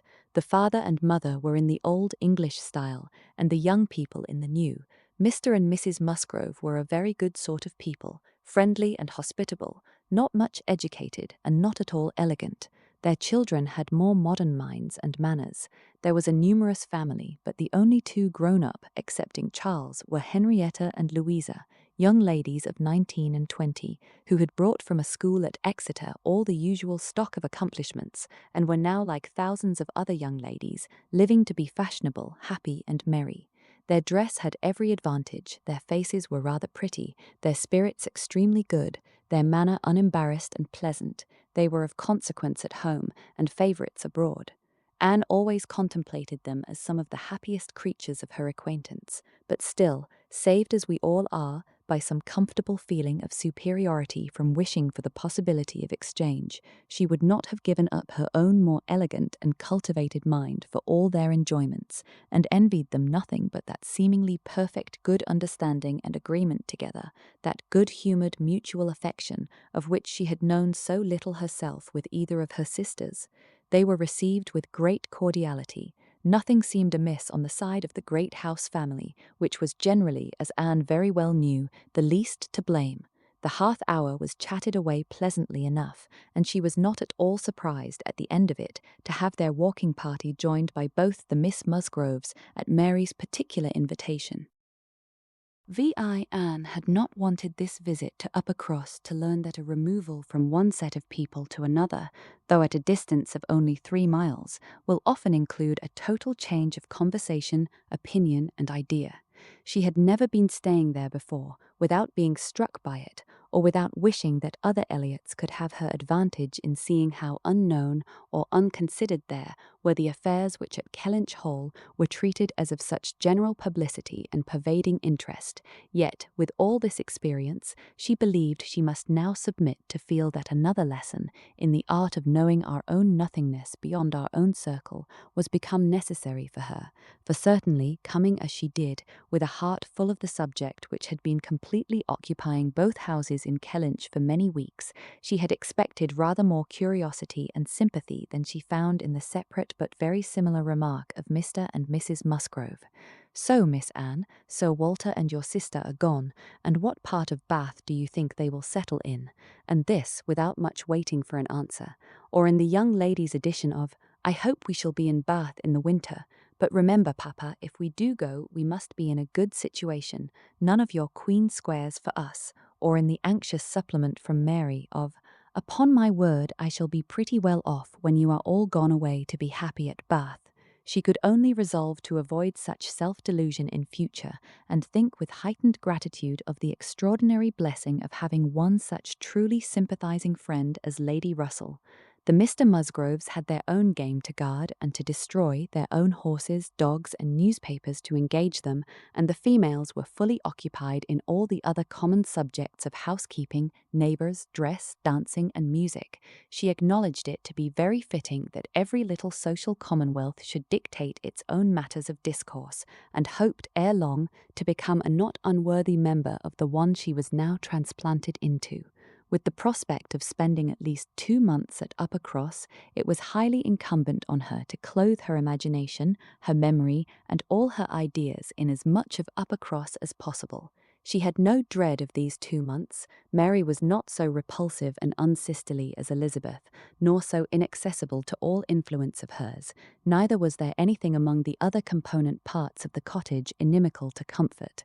She was always on friendly terms with her brother-in-law, and in the children, who loved her nearly as well, and respected her a great deal more than their mother, she had an object of interest, amusement, and wholesome exertion. Charles Musgrove was civil and agreeable. In sense and temper he was undoubtedly superior to his wife, but not of powers or conversation or grace to make the past, as they were connected together, at all a dangerous contemplation, though at the same time Anne could believe, with Lady Russell, that a more equal match might have greatly improved him, and that a woman of real understanding might have given more consequence to his character, and more usefulness, rationality, and elegance to his habits and pursuits. As it was, he did nothing with much zeal but sport, and his time was otherwise trifled away, without benefit from books or anything else. He had very good spirits, which never seemed much affected by his wife's occasional lowness, bore with her unreasonableness sometimes to Anne's admiration, and upon the whole, though there was very often a little disagreement in which she had sometimes more share than she wished, being appealed to by both parties, they might pass for a happy couple. They were always perfectly agreed in the want of more money and a strong inclination for a handsome present from his father.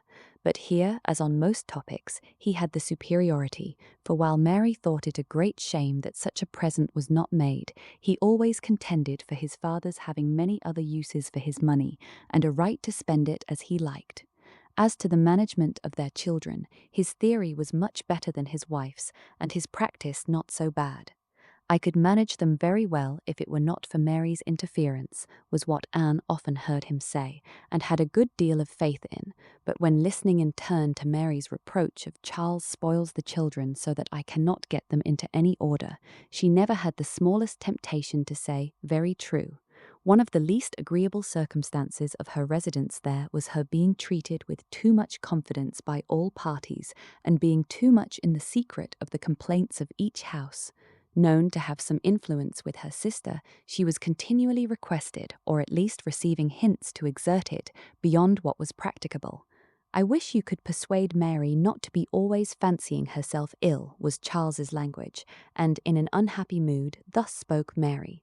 "I do believe if Charles were to see me dying, he would not think there was anything the matter with me. I am sure, Anne, if you would, you might persuade him that I really am very ill, a great deal worse than I ever own." Mary's declaration was, "I hate sending the children to the great house, though their grandmamma is always wanting to see them, for she humours and indulges them to such a degree, and gives them so much trash and sweet things that they are sure to come back sick and cross for the rest of the day." And Mrs. Musgrove took the first opportunity of being alone with Anne to say, "Oh, Miss Anne, I cannot help wishing Mrs. Charles had a little of your method with those children. They are quite different creatures with you. But to be sure, in general, they are so spoilt. It is a pity you cannot put your sister in the way of managing them. They are as fine, healthy children as ever were seen, poor little dears, without partiality. But Mrs. Charles knows no more how they should be treated. Bless me, how troublesome they are sometimes. I assure you, Miss Anne, it prevents my wishing to see them at our house so often as I otherwise should. I believe Mrs. Charles is not quite pleased with my not inviting them oftener, but you know it is very bad to have children with one that one is obliged to be checking every moment. Don't do this and don't do that, or that one can only keep in tolerable order by more cake than is good for them." She had this communication, moreover, from Mary. Mrs. Musgrove thinks all her servants so steady that it would be high treason to call it in question, but I am sure, without exaggeration, that her upper housemaid and laundry-maid, instead of being in their business, are gadding about the village all day long. I meet them wherever I go, and I declare I never go twice into my nursery without seeing something of them. If Jemima were not the trustiest, steadiest creature in the world, it would be enough to spoil her, for she tells me they are always tempting her to take a walk with them. And on Mrs. Musgrove's side it was, "I make a rule of never interfering in any of my daughter-in-law's concerns, for I know it would not do. But I shall tell you, Miss Anne, because you may be able to set things to rights, that I have no very good opinion of Mrs. Charles's nursery maid. I hear strange stories of her. She is always upon the gad, and from my own knowledge I can declare she is such a fine dressing lady that she is enough to ruin any servants she comes near. Mrs. Charles quite swears by her, I know, but I just give you this hint that you may be upon the watch, because, if you see anything amiss, you need not be afraid of mentioning it." Again, it was Mary's complaint that Mrs. Musgrove was very apt not to give her the precedence that was her due when they dined at the great house with other families, and she did not see any reason why she was to be considered so much at home as to lose her place.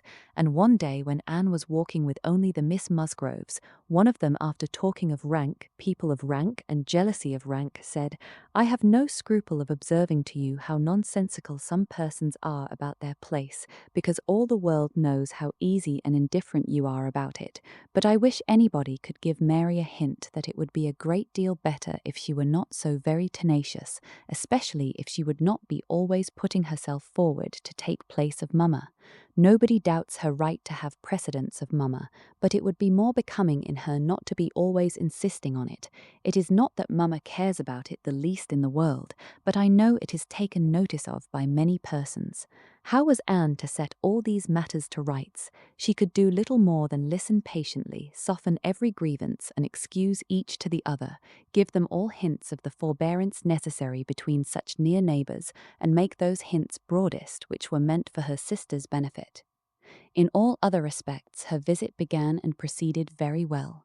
Her own spirits improved by change of place and subject, by being removed 3 miles from Kellynch, Mary's ailments lessened by having a constant companion, and their daily intercourse with the other family, since there was neither superior affection, confidence, nor employment in the cottage, to be interrupted by it, was rather an advantage. It was certainly carried nearly as far as possible, for they met every morning and hardly ever spent an evening asunder, but she believed they should not have done so well without the sight of Mr. and Mrs. Musgrove's respectable forms in the usual places, or without the talking, laughing, and singing of their daughters. She played a great deal better than either of the Miss Musgroves, but having no voice, no knowledge of the harp, and no fond parents to sit by and fancy themselves delighted, her performance was little thought of, only out of civility or to refresh the others, as she was well aware. She knew that when she played, she was giving pleasure only to herself, but this was no new sensation. Excepting one short period of her life, she had never, since the age of 14, never since the loss of her dear mother, known the happiness of being listened to or encouraged by any just appreciation or real taste. In music she had been always used to feel alone in the world, and Mr. and Mrs. Musgrove's fond partiality for their own daughter's performance and total indifference to any other person's gave her much more pleasure for their sakes than mortification for her own. The party at the great house was sometimes increased by other company. The neighbourhood was not large, but the Musgroves were visited by everybody, and had more dinner parties and more callers, more visitors by invitation and by chance, than any other family. They were more completely popular. The girls were wild for dancing, and the evenings ended occasionally in an unpremeditated little ball. There was a family of cousins within a walk of Uppercross, in less affluent circumstances, who depended on the Musgroves for all their pleasures. They would come at any time and help play at anything or dance anywhere, and Anne, very much preferring the office of musician to a more active post, played country dances to them by the hour together, a kindness which always recommended her musical powers to the notice of Mr. and Mrs. Musgrove more than anything else, and often drew this compliment: "Well done, Miss Anne, very well done indeed. Lord bless me, how those little fingers of yours fly about." So passed the first 3 weeks. Michaelmas came, and now Anne's heart must be in Kellynch again, a beloved home made over to others, all the precious rooms and furniture, groves and prospects, beginning to own other eyes and other limbs. She could not think of much else on the 29th of September, and she had this sympathetic touch in the evening from Mary, who, on having occasion to note down the day of the month, exclaimed, "Dear me, is not this the day the Crofts were to come to Kellynch?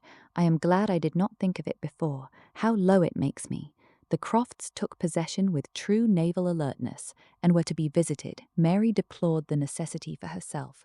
Nobody knew how much she should suffer. She should put it off as long as she could, but was not easy till she had talked Charles into driving her over on an early day, and was in a very animated, comfortable state of imaginary agitation when she came back. Anne had very sincerely rejoiced in there being no means of her going.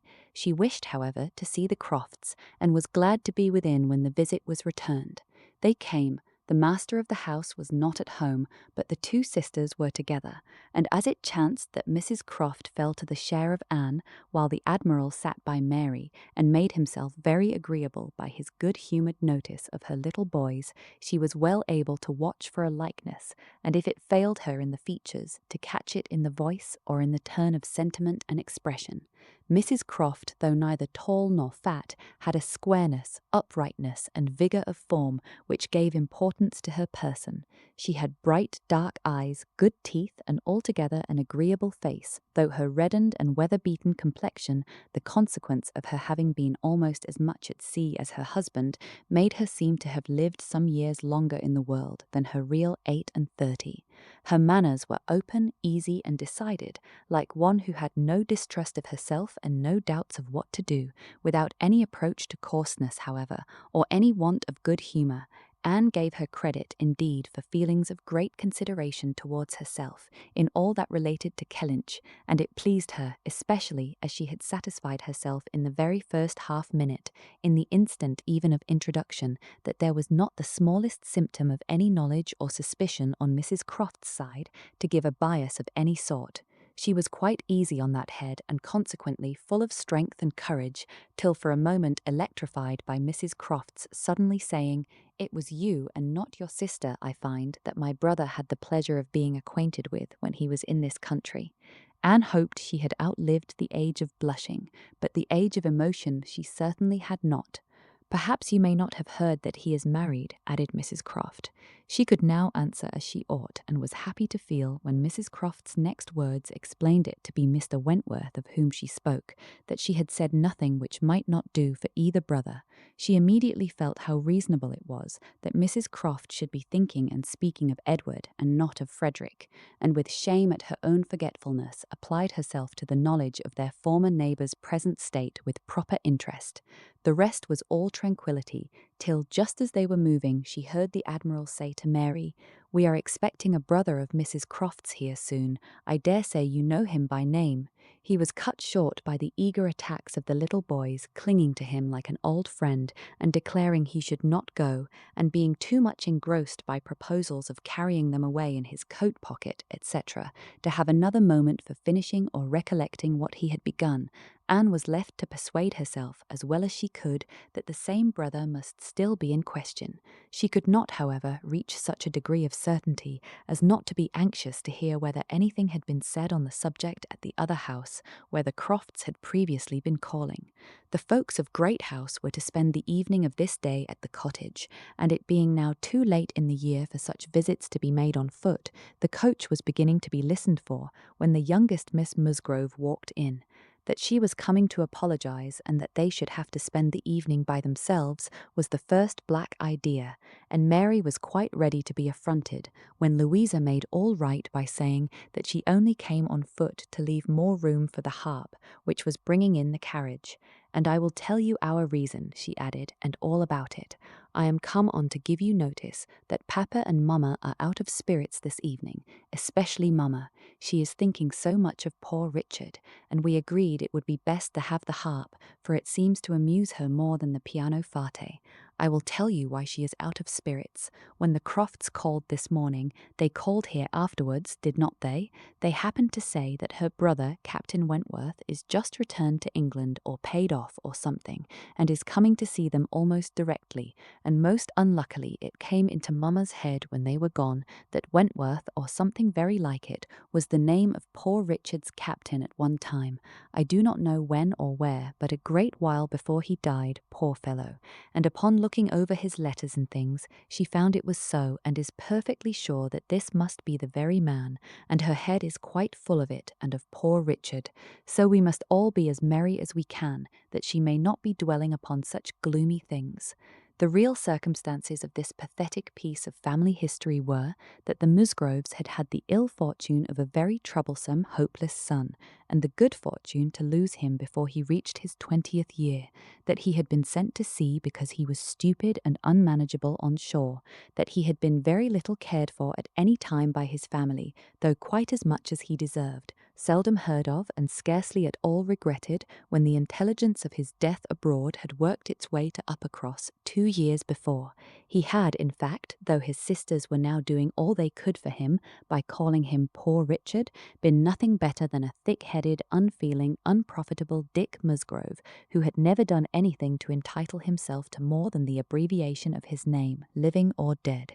He had been several years at sea, and had, in the course of those removals to which all midshipmen are liable, and especially such midshipmen as every captain wishes to get rid of, been 6 months on board Captain Frederick Wentworth's frigate, the Laconia, and from the Laconia he had, under the influence of his captain, written the only 2 letters which his father and mother had ever received from him during the whole of his absence, that is to say, the only 2 disinterested letters.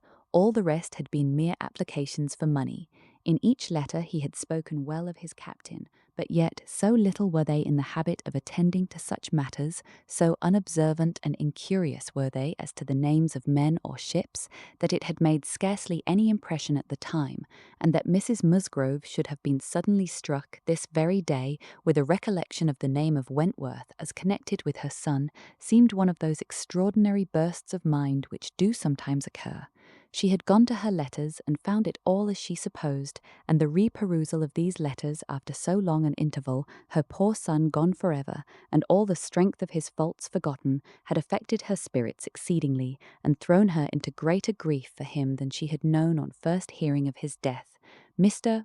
Musgrove was, in a lesser degree, affected likewise, and when they reached the cottage they were evidently in want, first, of being listened to anew on this subject, and afterwards of all the relief which cheerful companions could give. To hear them talking so much of Captain Wentworth, repeating his name so often, puzzling over past years, and at last ascertaining that it probably would, turn out to be the very same Captain Wentworth whom they recollected meeting once or twice after their coming back from Clifton, a very fine young man, but they could not say whether it was 7 or 8 years ago, was a new sort of trial to Anne's nerves. She found, however, that it was one to which she must inure herself. Since he actually was expected in the country, she must teach herself to be insensible on such points. And not only did it appear that he was expected, and speedily, but the Musgroves, in their warm gratitude for the kindness he had shown poor Dick, and very high respect for his character, stamped as it was by poor Dick's having been 6 months under his care, and mentioning him in strong, though not perfectly well-spelt praise, as a fine dashing fellow, only too particular about the schoolmaster, were bent on introducing themselves and seeking his acquaintance, as soon as they could hear of his arrival. The resolution of doing so helped to form the comfort of their evening. VIII. A very few days more, and Captain Wentworth was known to be at Kellynch, and Mr. Musgrove had called on him, and come back warm in his praise, and he was engaged with the Crofts to dine at Uppercross by the end of another week. It had been a great disappointment to Mr. Musgrove to find that no earlier day could be fixed, so impatient was he to show his gratitude by seeing Captain Wentworth under his own roof, and welcoming him to all that was strongest and best in his cellars. But a week must pass, only a week in Anne's reckoning, and then, she supposed, they must meet, and soon she began to wish that she could feel secure even for a week. Captain Wentworth made a very early return to Mr. Musgrove's civility, and she was all but calling there in the same half-hour. She and Mary were actually setting forward for the great house where, as she afterwards learnt, they must inevitably have found him when they were stopped by the eldest boy's being at that moment brought home in consequence of a bad fall. The child's situation put the visit entirely aside, but she could not hear of her escape with indifference, even in the midst of the serious anxiety which they afterwards felt on his account. His collarbone was found to be dislocated, and such injury received in the back as roused the most alarming ideas. It was an afternoon of distress, and Anne had everything to do at once: the apothecary to send for, the father to have pursued and informed, the mother to support and keep from hysterics, the servants to control, the youngest child to banish, and the poor suffering one to attend and soothe, besides sending, as soon as she recollected it, proper notice to the other house, which brought her an accession rather of frightened, inquiring companions than of very useful assistants. Her brother's return was the first comfort. He could take best care of his wife, and the second blessing was the arrival of the apothecary. Till he came and had examined the child, their apprehensions were the worse for being vague. They suspected great injury, but knew not where.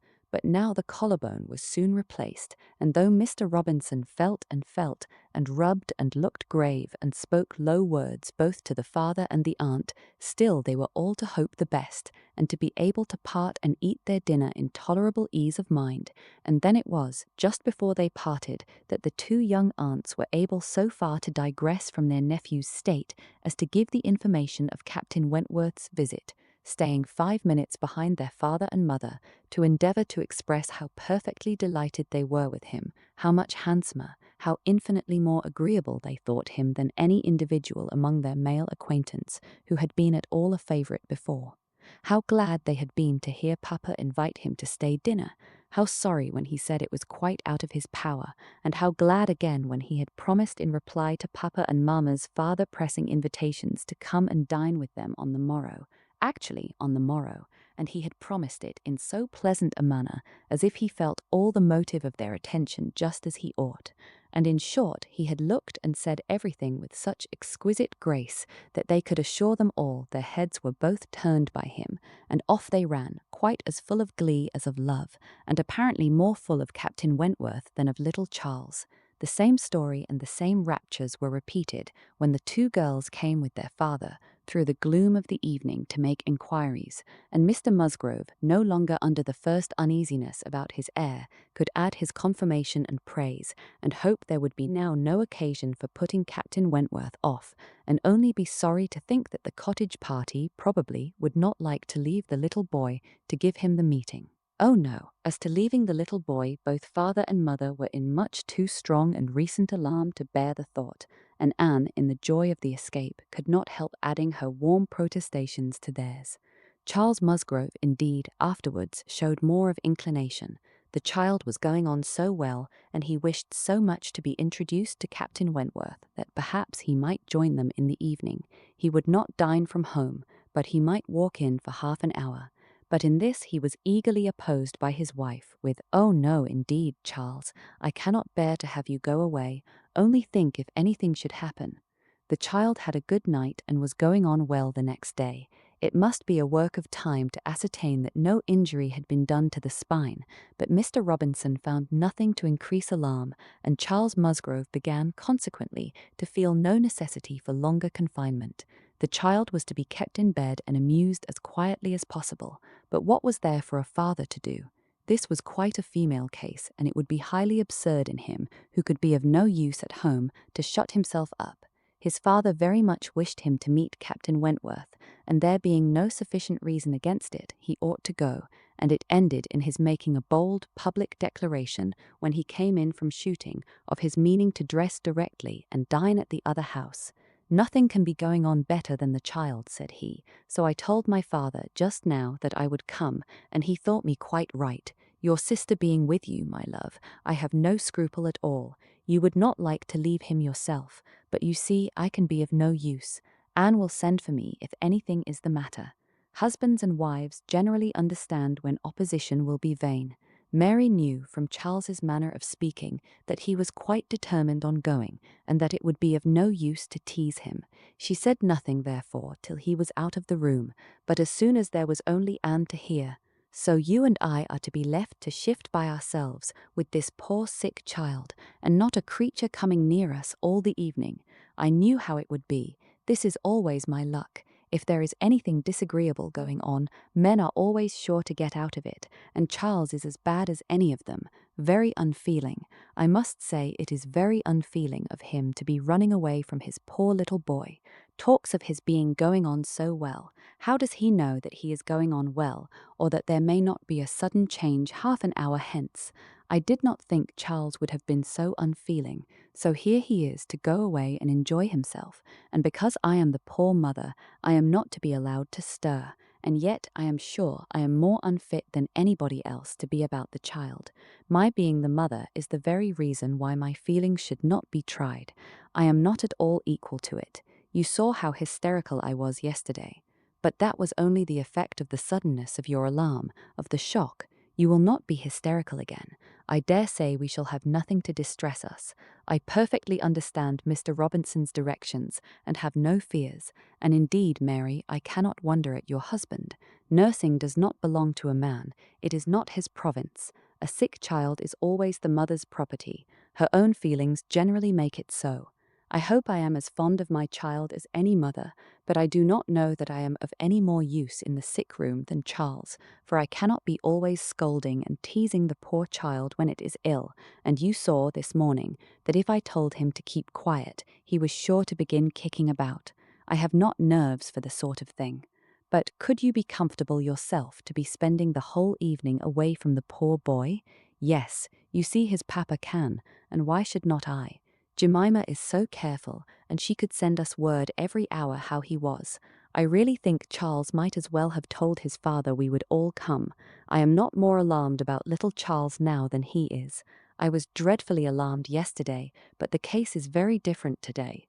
Well, if you do not think it too late to give notice for yourself, suppose you were to go as well as your husband. Leave little Charles to my care. Mr. and Mrs. Musgrove cannot think it wrong while I remain with him. "Are you serious?" cried Mary, her eyes brightening. "Dear me, that's a very good thought, very good indeed. To be sure, I may just as well go as not, for I am of no use at home, am I?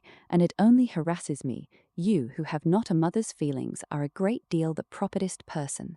You can make little Charles do anything. He always minds you at a word. It will be a great deal better than leaving him only with Jemima. Oh, I will certainly go. I am sure I ought, if I can, quite as much as Charles, for they want me excessively to be acquainted with Captain Wentworth, and I know you do not mind being left alone. An excellent thought of yours indeed, Anne. I will go and tell Charles and get ready directly. You can send for us, you know, at a moment's notice if anything is the matter, but I dare say there will be nothing to alarm you. I should not go, you may be sure, if I did not feel quite at ease about my dear child." The next moment she was tapping at her husband's dressing-room door, and as Anne followed her upstairs, she was in time for the whole conversation, which began with Mary's saying, in a tone of great exultation, "I mean to go with you, Charles, for I am of no more use at home than you are. If I were to shut myself up forever with the child, I should not be able to persuade him to do anything he did not like. Anne will stay. Anne undertakes to stay at home and take care of him. It is Anne's own proposal, and so I shall go with you, which will be a great deal better, for I have not dined at the other house since Tuesday." "This is very kind of Anne," was her husband's answer, "and I should be very glad to have you go, but it seems rather hard that she should be left at home by herself to nurse our sick child." Anne was now at hand to take up her own cause, and the sincerity of her manner being soon sufficient to convince him, where conviction was at least very agreeable, he had no farther scruples as to her being left to dine alone, though he still wanted her to join them in the evening, when the child might be at rest for the night, and kindly urged her to let him come and fetch her, but she was quite unpersuadable, and this being the case, she had ere long the pleasure of seeing them set off together in high spirits. They were gone, she hoped, to be happy, however oddly constructed such happiness might seem. As for herself, she was left with as many sensations of comfort as were, perhaps, ever likely to be hers. She knew herself to be of the first utility to the child, and what was it to her if Frederick Wentworth were only half a mile distant, making himself agreeable to others? She would have liked to know how he felt as to a meeting. Perhaps indifferent, if indifference could exist under such circumstances. He must be either indifferent or unwilling. Had he wished ever to see her again, he need not have waited till this time. He would have done what she could not but believe that in his place she should have done long ago, when events had been early giving him the independence which alone had been wanting. Her brother and sister came back delighted with their new acquaintance and their visit in general. There had been music, singing, talking, laughing, all that was most agreeable. Charming manners in Captain Wentworth, no shyness or reserve. They seemed all to know each other perfectly, and he was coming the very next morning to shoot with Charles. He was to come to breakfast, but not at the cottage, though that had been proposed at first. But then he had been pressed to come to the great house instead, and he seemed afraid of being in Mrs. Charles Musgrove's way on account of the child, and therefore, somehow, they hardly knew how, it ended in Charles's being to meet him to breakfast at his father's. Anne understood it. He wished to avoid seeing her. He had inquired after her, she found, slightly, as might suit a former slight acquaintance, seeming to acknowledge such as she had acknowledged, actuated perhaps by the same view of escaping introduction when they were to meet. The morning hours of the cottage were always later than those of the other house, and on the morrow the difference was so great that Mary and Anne were not more than beginning breakfast when Charles came in to say that they were just setting off, that he was come for his dogs, that his sisters were following with Captain Wentworth, his sisters meaning to visit Mary and the child, and Captain Wentworth proposing also to wait on her for a few minutes if not inconvenient. And though Charles had answered for the child's being in no such state as could make it inconvenient, Captain Wentworth would not be satisfied without his running on to give notice. Mary, very much gratified by this attention, was delighted to receive him, while 1,000 feelings rushed on Anne, of which this was the most consoling, that it would soon be over, and it was soon over. In 2 minutes after Charles's preparation, the others appeared. They were in the drawing-room. Her eye half met Captain Wentworth's, a bow, a curtsy past. She heard his voice. He talked to Mary, said all that was right, said something to the Miss Musgroves, enough to mark an easy footing. The room seemed full of persons and voices, but a few minutes ended it. Charles showed himself at the window. All was ready. Their visitor had bowed and was gone. The Miss Musgroves were gone too, suddenly resolving to walk to the end of the village with the sportsmen. The room was cleared, and Anne might finish her breakfast as she could. "It is over, it is over," she repeated to herself again and again in nervous gratitude. The worst is over. Mary talked, but she could not attend. She had seen him. They had met. They had been once more in the same room. Soon, however, she began to reason with herself and try to be feeling less. 8 years, almost 8 years had passed since all had been given up. How absurd to be resuming the agitation which such an interval had banished into distance and indistinctness. What might not 8 years do? Events of every description, changes, alienations, removals, all must be comprised in it, and oblivion of the past. How natural, how certain too. It included nearly a third part of her own life. Alas, with all her reasoning, she found that to retentive feelings 8 years may be little more than nothing. Now, how were his sentiments to be read? Was this like wishing to avoid her? And the next moment she was hating herself for the folly which asked the question.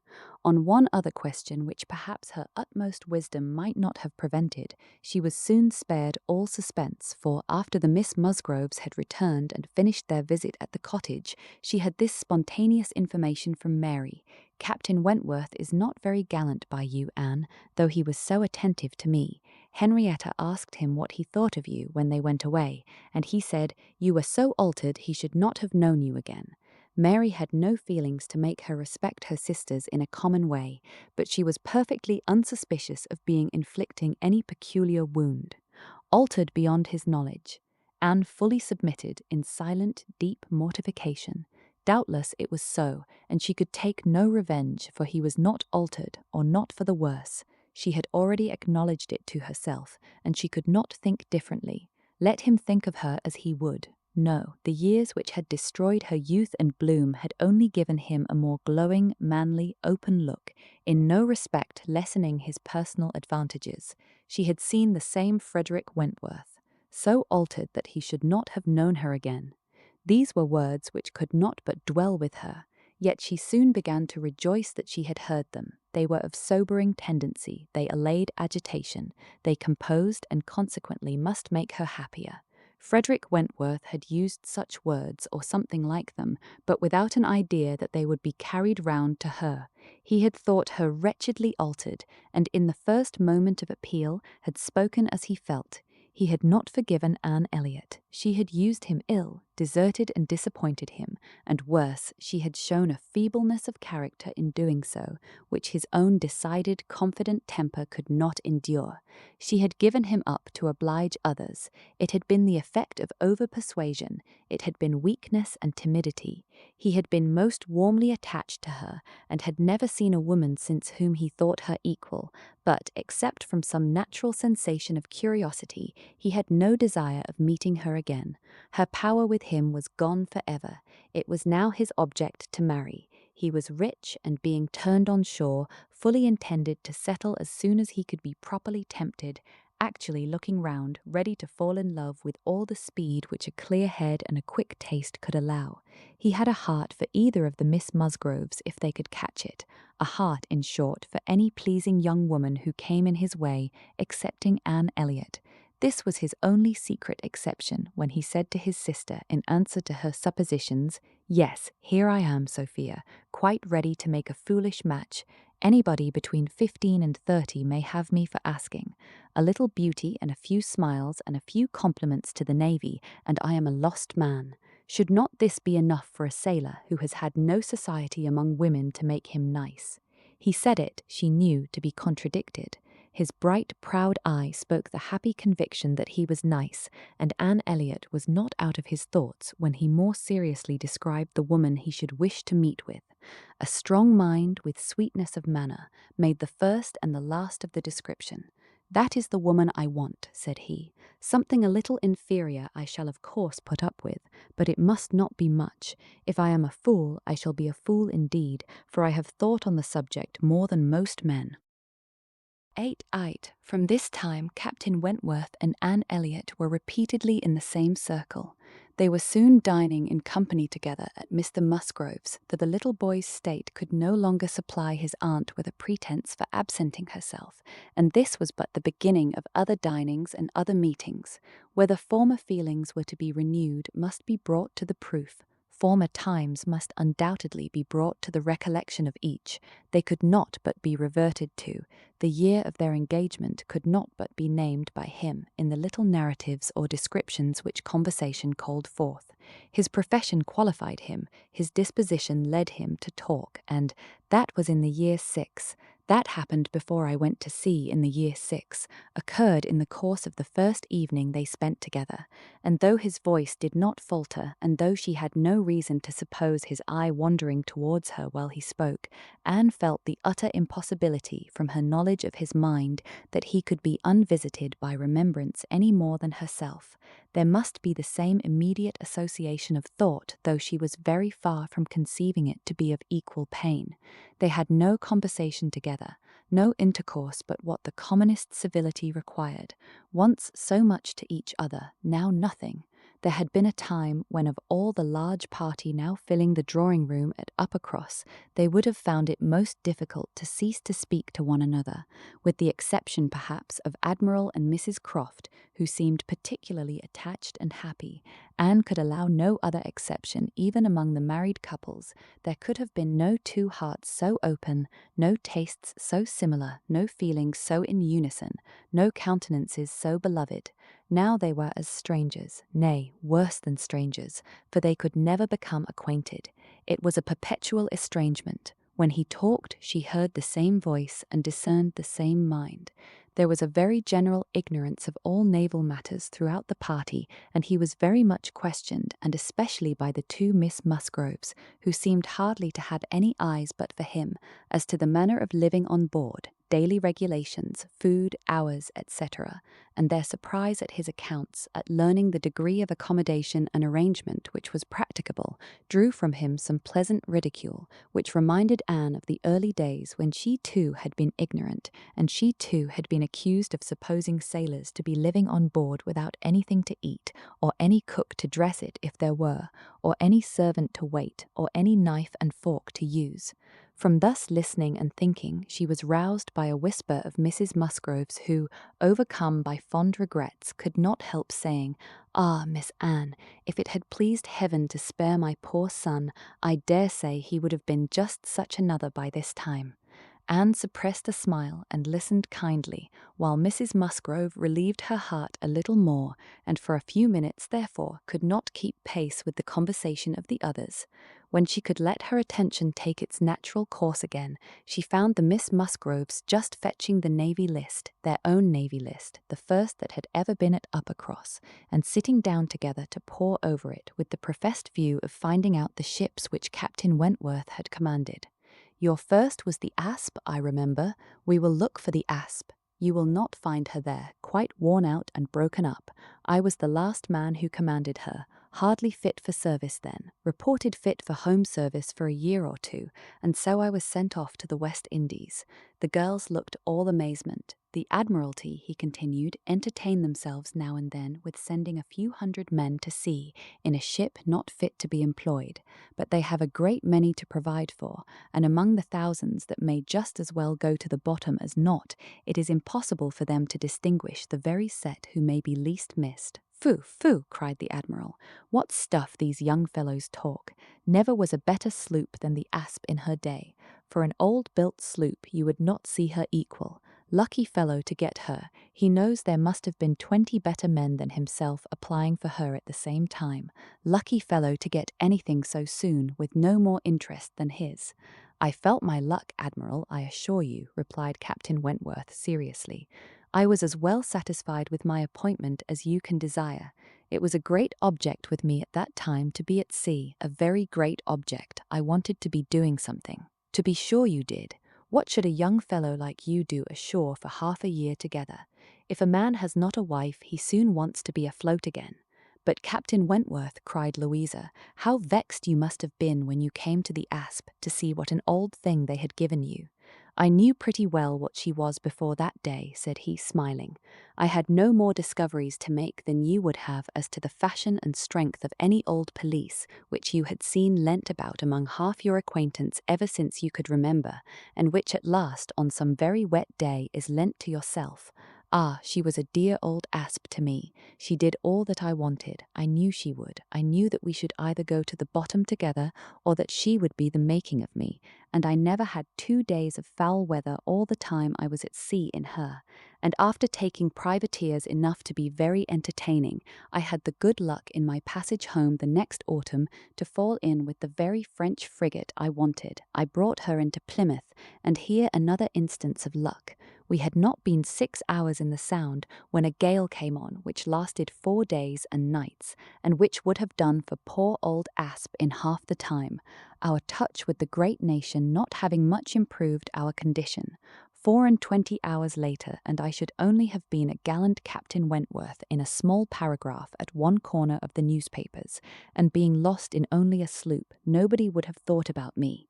Anne's shudderings were to herself alone, but the Miss Musgroves could be as open as they were sincere in their exclamations of pity and horror.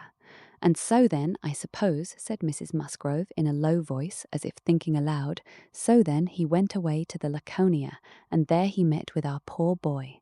Charles, my dear, beckoning him to her, do ask Captain Wentworth where it was he first met with your poor brother. I always forget. It was at Gibraltar, mother, I know. Dick had been left ill at Gibraltar, with a recommendation from his former captain to Captain Wentworth. Oh, but Charles, tell Captain Wentworth he need not be afraid of mentioning poor Dick before me, for it would be rather a pleasure to hear him talked of by such a good friend. Charles, being somewhat more mindful of the probabilities of the case, only nodded in reply and walked away. The girls were now hunting for the Laconia, and Captain Wentworth could not deny himself the pleasure of taking the precious volume into his own hands to save them the trouble, and once more read aloud the little statement of her name and rate and present non-commissioned class, observing over it that she too had been one of the best friends man ever had. Ah, those were pleasant days when I had the Laconia. How fast I made money in her. A friend of mine and I had such a lovely cruise together off the Western Islands. Poor Harville's sister, you know how much he wanted money. Worse than myself, he had a wife. Excellent fellow. I shall never forget his happiness. He felt it all so much for her sake. I wished for him again the next summer, when I had still the same luck in the Mediterranean. And I am sure, sir, said Mrs. Musgrove, it was a lucky day for us when you were put captain into that ship. We shall never forget what you did. Her feelings made her speak low, and Captain Wentworth, hearing only in part, and probably not having Dick Musgrove at all near his thoughts, looked rather in suspense, and as if waiting for more. My brother, whispered one of the girls, Mamma is thinking of poor Richard. Poor dear fellow, continued Mrs. Musgrove, he was grown so steady and such an excellent correspondent while he was under your care. Ah, it would have been a happy thing if he had never left you. I assure you, Captain Wentworth, we are very sorry he ever left you. There was a momentary expression in Captain Wentworth's face at this speech, a certain glance of his bright eye and curl of his handsome mouth, which convinced Anne that instead of sharing in Mrs. Musgrove's kind wishes as to her son, he had probably been at some pains to get rid of him, but it was too transient an indulgence of self-amusement to be detected by any who understood him less than herself. In another moment he was perfectly collected and serious, and almost instantly afterwards coming up to the sofa on which she and Mrs. Musgrove were sitting, took a place by the latter, and entered into conversation with her in a low voice about her son, doing it with so much sympathy and natural grace as showed the kindest consideration for all that was real and unabsurd in the parents' feelings. They were actually on the same sofa, for Mrs. Musgrove had most readily made room for him. They were divided only by Mrs. Musgrove. It was no insignificant barrier indeed. Mrs. Musgrove was of a comfortable, substantial size, infinitely more fitted by nature to express good cheer and good humour than tenderness and sentiment, and while the agitations of Anne's slender form and pensive face may be considered as very completely screened, Captain Wentworth should be allowed some credit for the self-command with which he attended to her large, fat sighings over the destiny of a son whom alive nobody had cared for. Personal size and mental sorrow have certainly no necessary proportions. A large, bulky figure has as good a right to be in deep affliction as the most graceful set of limbs in the world. But, fair or not fair, there are unbecoming conjunctions which reason will patronize in vain, which taste cannot tolerate, which ridicule will seize. The Admiral, after taking 2 or 3 refreshing turns about the room with his hands behind him, being called to order by his wife, now came up to Captain Wentworth, and without any observation of what he might be interrupting, thinking only of his own thoughts, began with, "If you had been a week later at Lisbon last spring, Frederick, you would have been asked to give a passage to Lady Mary Grierson and her daughters. Should I? I am glad I was not a week later then." The Admiral abused him for his want of gallantry. He defended himself, though professing that he would never willingly admit any ladies on board a ship of his, excepting for a ball or a visit, which a few hours might comprehend. "But if I know myself," said he, "this is from no want of gallantry towards them. It is rather from feeling how impossible it is, with all one's efforts and all one's sacrifices, to make the accommodations on board such as women ought to have. There can be no want of gallantry, Admiral, in rating the claims of women to every personal comfort high, and this is what I do. I hate to hear of women on board, or to see them on board, and no ship under my command shall ever convey a family of ladies anywhere, if I can help it." This brought his sister upon him. "Oh, Frederick, but I cannot believe it of you. All idle refinement. Women may be as comfortable on board as in the best house in England. I believe I have lived as much on board as most women, and I know nothing superior to the accommodations of a man of war. I declare I have not a comfort or an indulgence about me, even at Kellynch Hall," with a kind bow to Anne, "beyond what I always had in most of the ships I have lived in, and they have been 5 altogether." "Nothing to the purpose," replied her brother. "You were living with your husband, and were the only woman on board. But you yourself brought Mrs. Harville, her sister, her cousin, and the 3 children round from Portsmouth to Plymouth. Where was this superfine, extraordinary sort of gallantry of yours then?" "All merged in my friendship, Sophia. I would assist any brother officer's wife that I could, and I would bring anything of Harville's from the world's end if he wanted it. But do not imagine that I did not feel it an evil in itself. Depend upon it, they were all perfectly comfortable. I might not like them the better for that, perhaps. Such a number of women and children have no right to be comfortable on board. My dear Frederick, you are talking quite idly. Pray, what would become of us poor sailors' wives, who often want to be conveyed to one port or another after our husbands, if everybody had your feelings? My feelings, you see, did not prevent my taking Mrs. Harville and all her family to Plymouth. But I hate to hear you talking so like a fine gentleman, and as if women were all fine ladies instead of rational creatures. We none of us expect to be in smooth water all our days." "Ah, my dear," said the Admiral, "when he has got a wife he will sing a different tune. When he is married, if we have the good luck to live to another war, we shall see him do as you and I, and a great many others, have done. We shall have him very thankful to anybody that will bring him his wife. Aye, that we shall." "Now I have done," cried Captain Wentworth. "When once married people begin to attack me with, 'Oh, you will think very differently when you are married,' I can only say, 'No, I shall not,' and then they say again, 'Yes, you will,' and there is an end of it." He got up and moved away. "What a great traveller you must have been, ma'am," said Mrs. Musgrove to Mrs. Croft. "Pretty well, ma'am, in the 15 years of my marriage, though many women have done more. I have crossed the Atlantic 4 times, and have been once to the East Indies and back again, and only once, besides being in different places about home, Cork and Lisbon and Gibraltar. But I never went beyond the Straits, and never was in the West Indies. We do not call Bermuda or Bahama, you know, the West Indies." Mrs. Musgrove had not a word to say in dissent. She could not accuse herself of having ever called them anything in the whole course of her life. "And I do assure you, ma'am," pursued Mrs. Croft, "that nothing can exceed the accommodations of a man of war. I speak, you know, of the higher rates. When you come to a frigate, of course, you are more confined, though any reasonable woman may be perfectly happy in one of them, and I can safely say that the happiest part of my life has been spent on board a ship. While we were together, you know, there was nothing to be feared, thank God. I have always been blessed with excellent health, and no climate disagrees with me. A little disordered always the first 24 hours of going to sea, but never knew what sickness was afterwards.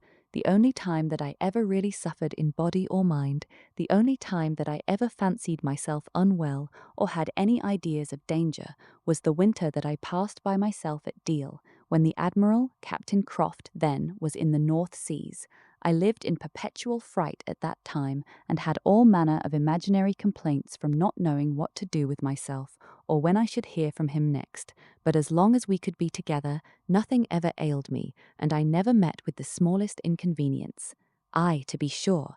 Yes, indeed, oh yes, I am quite of your opinion, Mrs. Croft, was Mrs. Musgrove's hearty answer. There is nothing so bad as a separation. I am quite of your opinion. I know what it is, for Mr. Musgrove always attends the assizes, and I am so glad when they are over and he is safe back again. The evening ended with dancing. On its being proposed, Anne offered her services as usual, and though her eyes would sometimes fill with tears as she sat at the instrument, she was extremely glad to be employed, and desired nothing in return but to be unobserved. It was a merry, joyous party, and no one seemed in higher spirits than Captain Wentworth. She felt that he had everything to elevate him which general attention and deference, and especially the attention of all the young women, could do.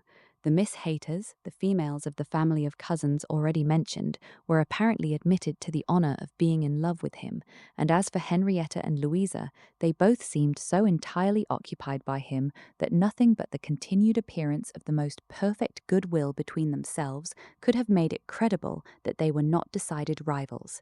If he were a little spoilt by such universal, such eager admiration, who could wonder? These were some of the thoughts which occupied Anne, while her fingers were mechanically at work, proceeding for half an hour together, equally without error and without consciousness.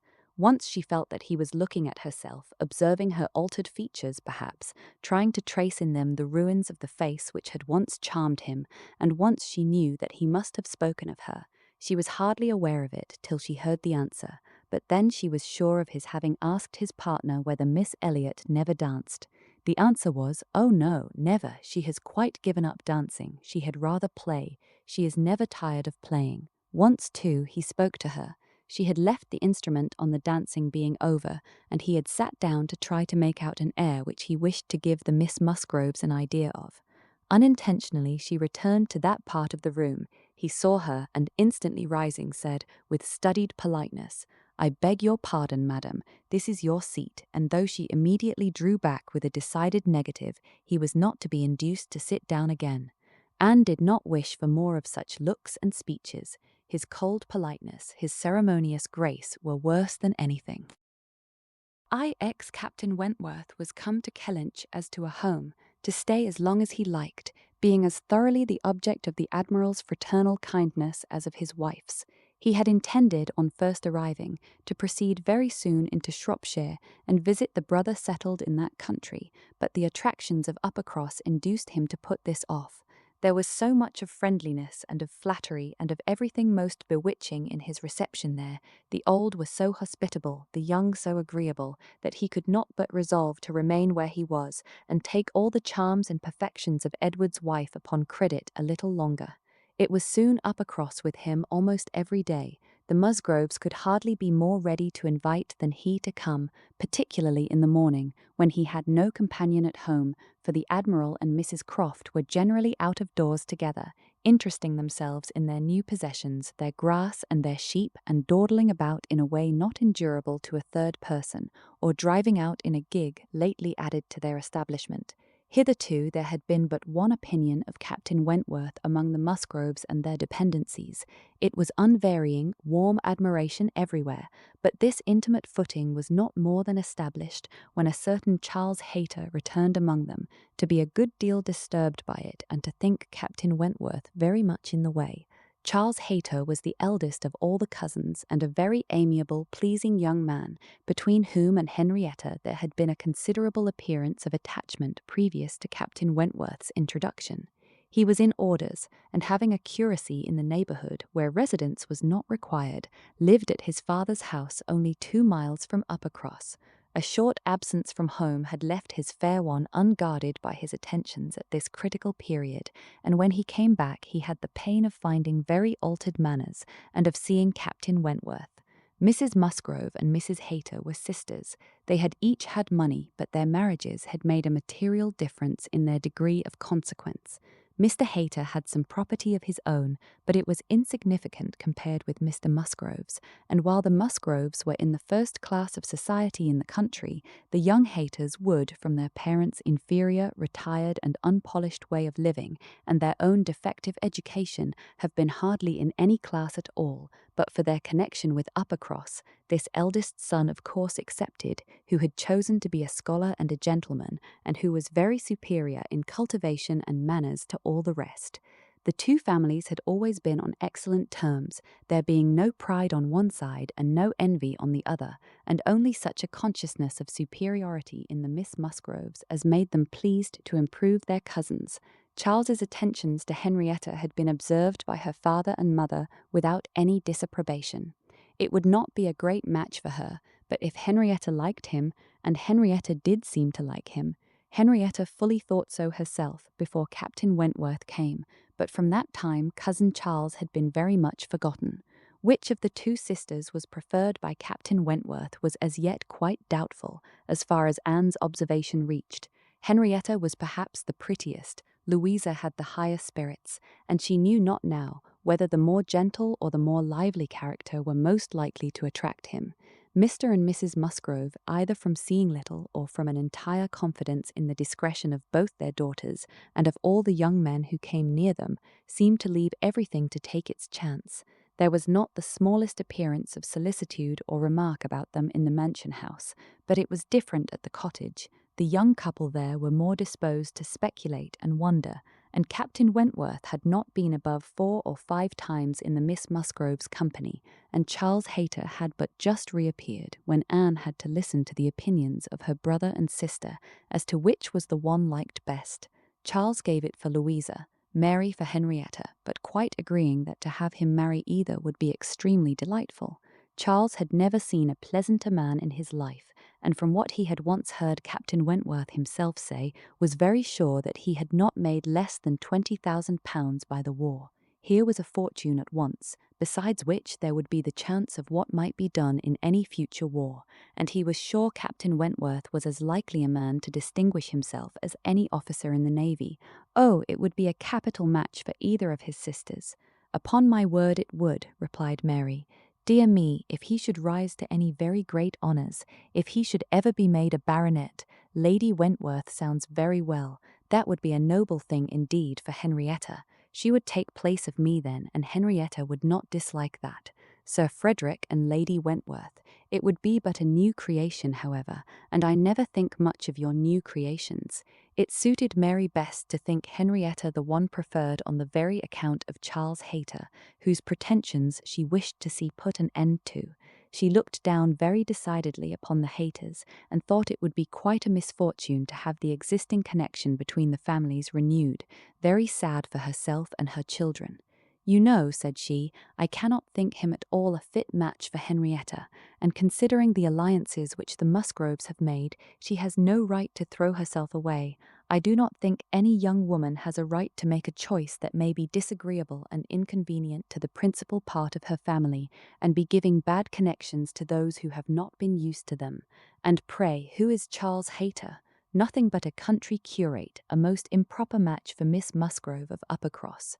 Her husband, however, would not agree with her here, for besides having a regard for his cousin, Charles Hayter was an eldest son, and he saw things as an eldest son himself. Now you are talking nonsense, Mary, was therefore his answer. It would not be a great match for Henrietta, but Charles has a very fair chance, through the Spices, of getting something from the bishop in the course of a year or 2, and you will please to remember that he is the eldest son. Whenever my uncle dies, he steps into very pretty property. The estate at Winthrop is not less than 250 acres, besides the farm near Taunton, which is some of the best land in the country. I grant you that any of them but Charles would be a very shocking match for Henrietta, and indeed it could not be. He is the only one that could be possible, but he is a very good-natured, good sort of a fellow, and whenever Winthrop comes into his hands he will make a different sort of place of it, and live in a very different sort of way, and with that property he will never be a contemptible man. Good freehold property. No, no, Henrietta might do worse than marry Charles Hayter, and if she has him and Louisa can get Captain Wentworth, I shall be very well satisfied. Charles may say what he pleases, cried Mary to Anne, as soon as he was out of the room, but it would be shocking to have Henrietta marry Charles Hayter. A very bad thing for her, and still worse for me, and therefore it is very much to be wished that Captain Wentworth may soon put him quite out of her head, and I have very little doubt that he has. She took hardly any notice of Charles Hayter yesterday. I wish you had been there to see her behaviour.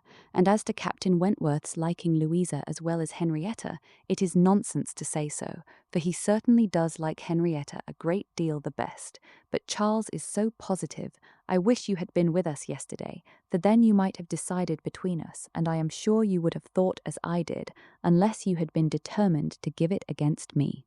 A dinner at Mr. Musgrove's had been the occasion when all these things should have been seen by Anne, but she had stayed at home under the mixed plea of a headache of her own and some return of indisposition in little Charles. She had thought only of avoiding Captain Wentworth, but an escape from being appealed to as umpire was now added to the advantages of a quiet evening. As to Captain Wentworth's views, she deemed it of more consequence that he should know his own mind early enough not to be endangering the happiness of either sister or impeaching his own honour than that he should prefer Henrietta to Louisa or Louisa to Henrietta. Either of them would, in all probability, make him an affectionate, good-humoured wife.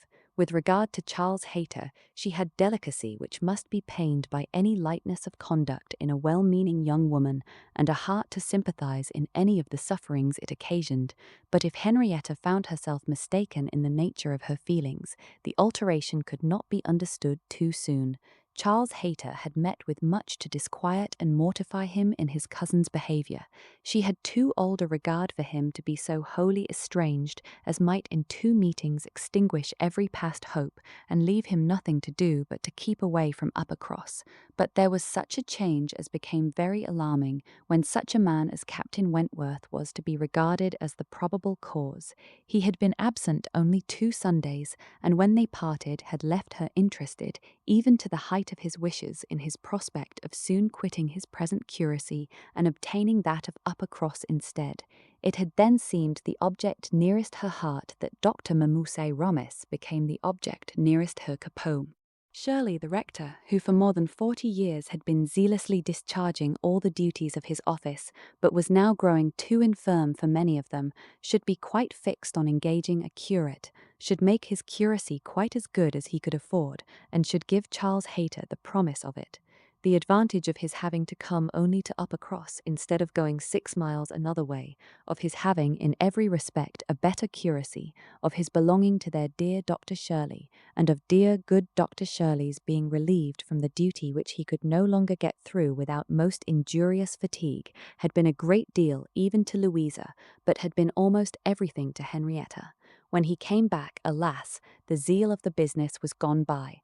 Louisa could not listen at all to his account of a conversation which he had just held with Dr. Shirley. She was at a window, looking out for Captain Wentworth, and even Henrietta had at best only a divided attention to give, and seemed to have forgotten all the former doubt and solicitude of the negotiation. Well, I am very glad indeed, but I always thought you would have it. I always thought you sure. It did not appear to me that, in short, you know, Dr. Shirley must have a curate, and you had secured his promise. Is he coming, Louisa? One morning, very soon after the dinner at the Musgroves, at which Anne had not been present, Captain Wentworth walked into the drawing-room at the cottage, where were only herself and the little invalid Charles, who was lying on the sofa. The surprise of finding himself almost alone with Anne Elliot deprived his manners of their usual composure. He started and could only say, "I thought the Miss Musgroves had been here. Mrs. Musgrove told me I should find them here," before he walked to the window to recollect himself and feel how he ought to behave. "They are upstairs with my sister. They will be down in a few moments, I dare say," had been Anne's reply, in all the confusion that was natural, and if the child had not called her to come and do something for him, she would have been out of the room the next moment and released Captain Wentworth as well as herself. He continued at the window, and after calmly and politely saying, "I hope the little boy is better," was silent. She was obliged to kneel down by the sofa and remain there to satisfy her patient, and thus they continued a few minutes, when, to her very great satisfaction, she heard some other person crossing the little vestibule. She hoped, on turning her head, to see the master of the house, but it proved to be one much less calculated for making matters easy, Charles Hayter, probably not at all better pleased by the sight of Captain Wentworth than Captain Wentworth had been by the sight of Anne. She only attempted to say, "How do you do? Will not you sit down? The others will be here presently." Captain Wentworth, however, came from his window, apparently not ill-disposed for conversation, but Charles Hayter soon put an end to his attempts by seating himself near the table and taking up the newspaper, and Captain Wentworth returned to his window. Another minute brought another addition. The younger boy, a remarkable stout, forward child of 2 years old, having got the door opened for him by someone without, made his determined appearance among them, and went straight to the sofa to see what was going on, and put in his claim to anything good that might be giving away. There being nothing to be eat, he could only have some play, and as his aunt would not let him tease his sick brother, he began to fasten himself upon her as she knelt, in such a way that, busy as she was about Charles, she could not shake him off. She spoke to him, ordered, entreated, and insisted in vain. Once she did contrive to push him away, but the boy had the greater pleasure in getting upon her back again directly. "Walter," said she, "get down this moment. You are extremely troublesome. I am very angry with you." "Walter," cried Charles Hayter, "why do you not do as you are bid? Do not you hear your aunt speak? Come to me, Walter, come to cousin Charles." But not a bit did Walter stir.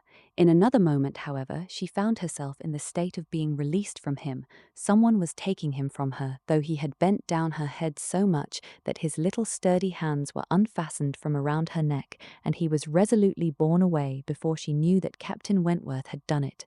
Her sensations on the discovery made her perfectly speechless. She could not even thank him. She could only hang over little Charles with most disordered feelings. His kindness in stepping forward to her relief, the manner, the silence in which it had passed, the little particulars of the circumstance, with the conviction soon forced on her by the noise he was studiously making with the child, that he meant to avoid hearing her thanks, and rather sought to testify that her conversation was the last of his wants, produced such a confusion of varying but very painful agitation as she could not recover from, till enabled by the entrance of Mary and the Miss Musgroves to make over her little patient to their cares and leave the room. She could not stay. It might have been an opportunity of watching the loves and jealousies of the four. They were now all together, but she could stay for none of it. It was evident that Charles Hayter was not well inclined towards Captain Wentworth. She had a strong impression of his having said, in a vexed tone of voice, after Captain Wentworth's interference, "You ought to have minded me, Walter. I told you not to tease your aunt," and could comprehend his regretting that Captain Wentworth should do what he ought to have done himself. But neither Charles Hayter's feelings nor anybody's feelings could interest her till she had a little better arranged her own. She was ashamed of herself, quite ashamed of being so nervous, so overcome by such a trifle, but so it was, and it required a long application of solitude and reflection to recover her. Other opportunities of making her observations could not fail to occur.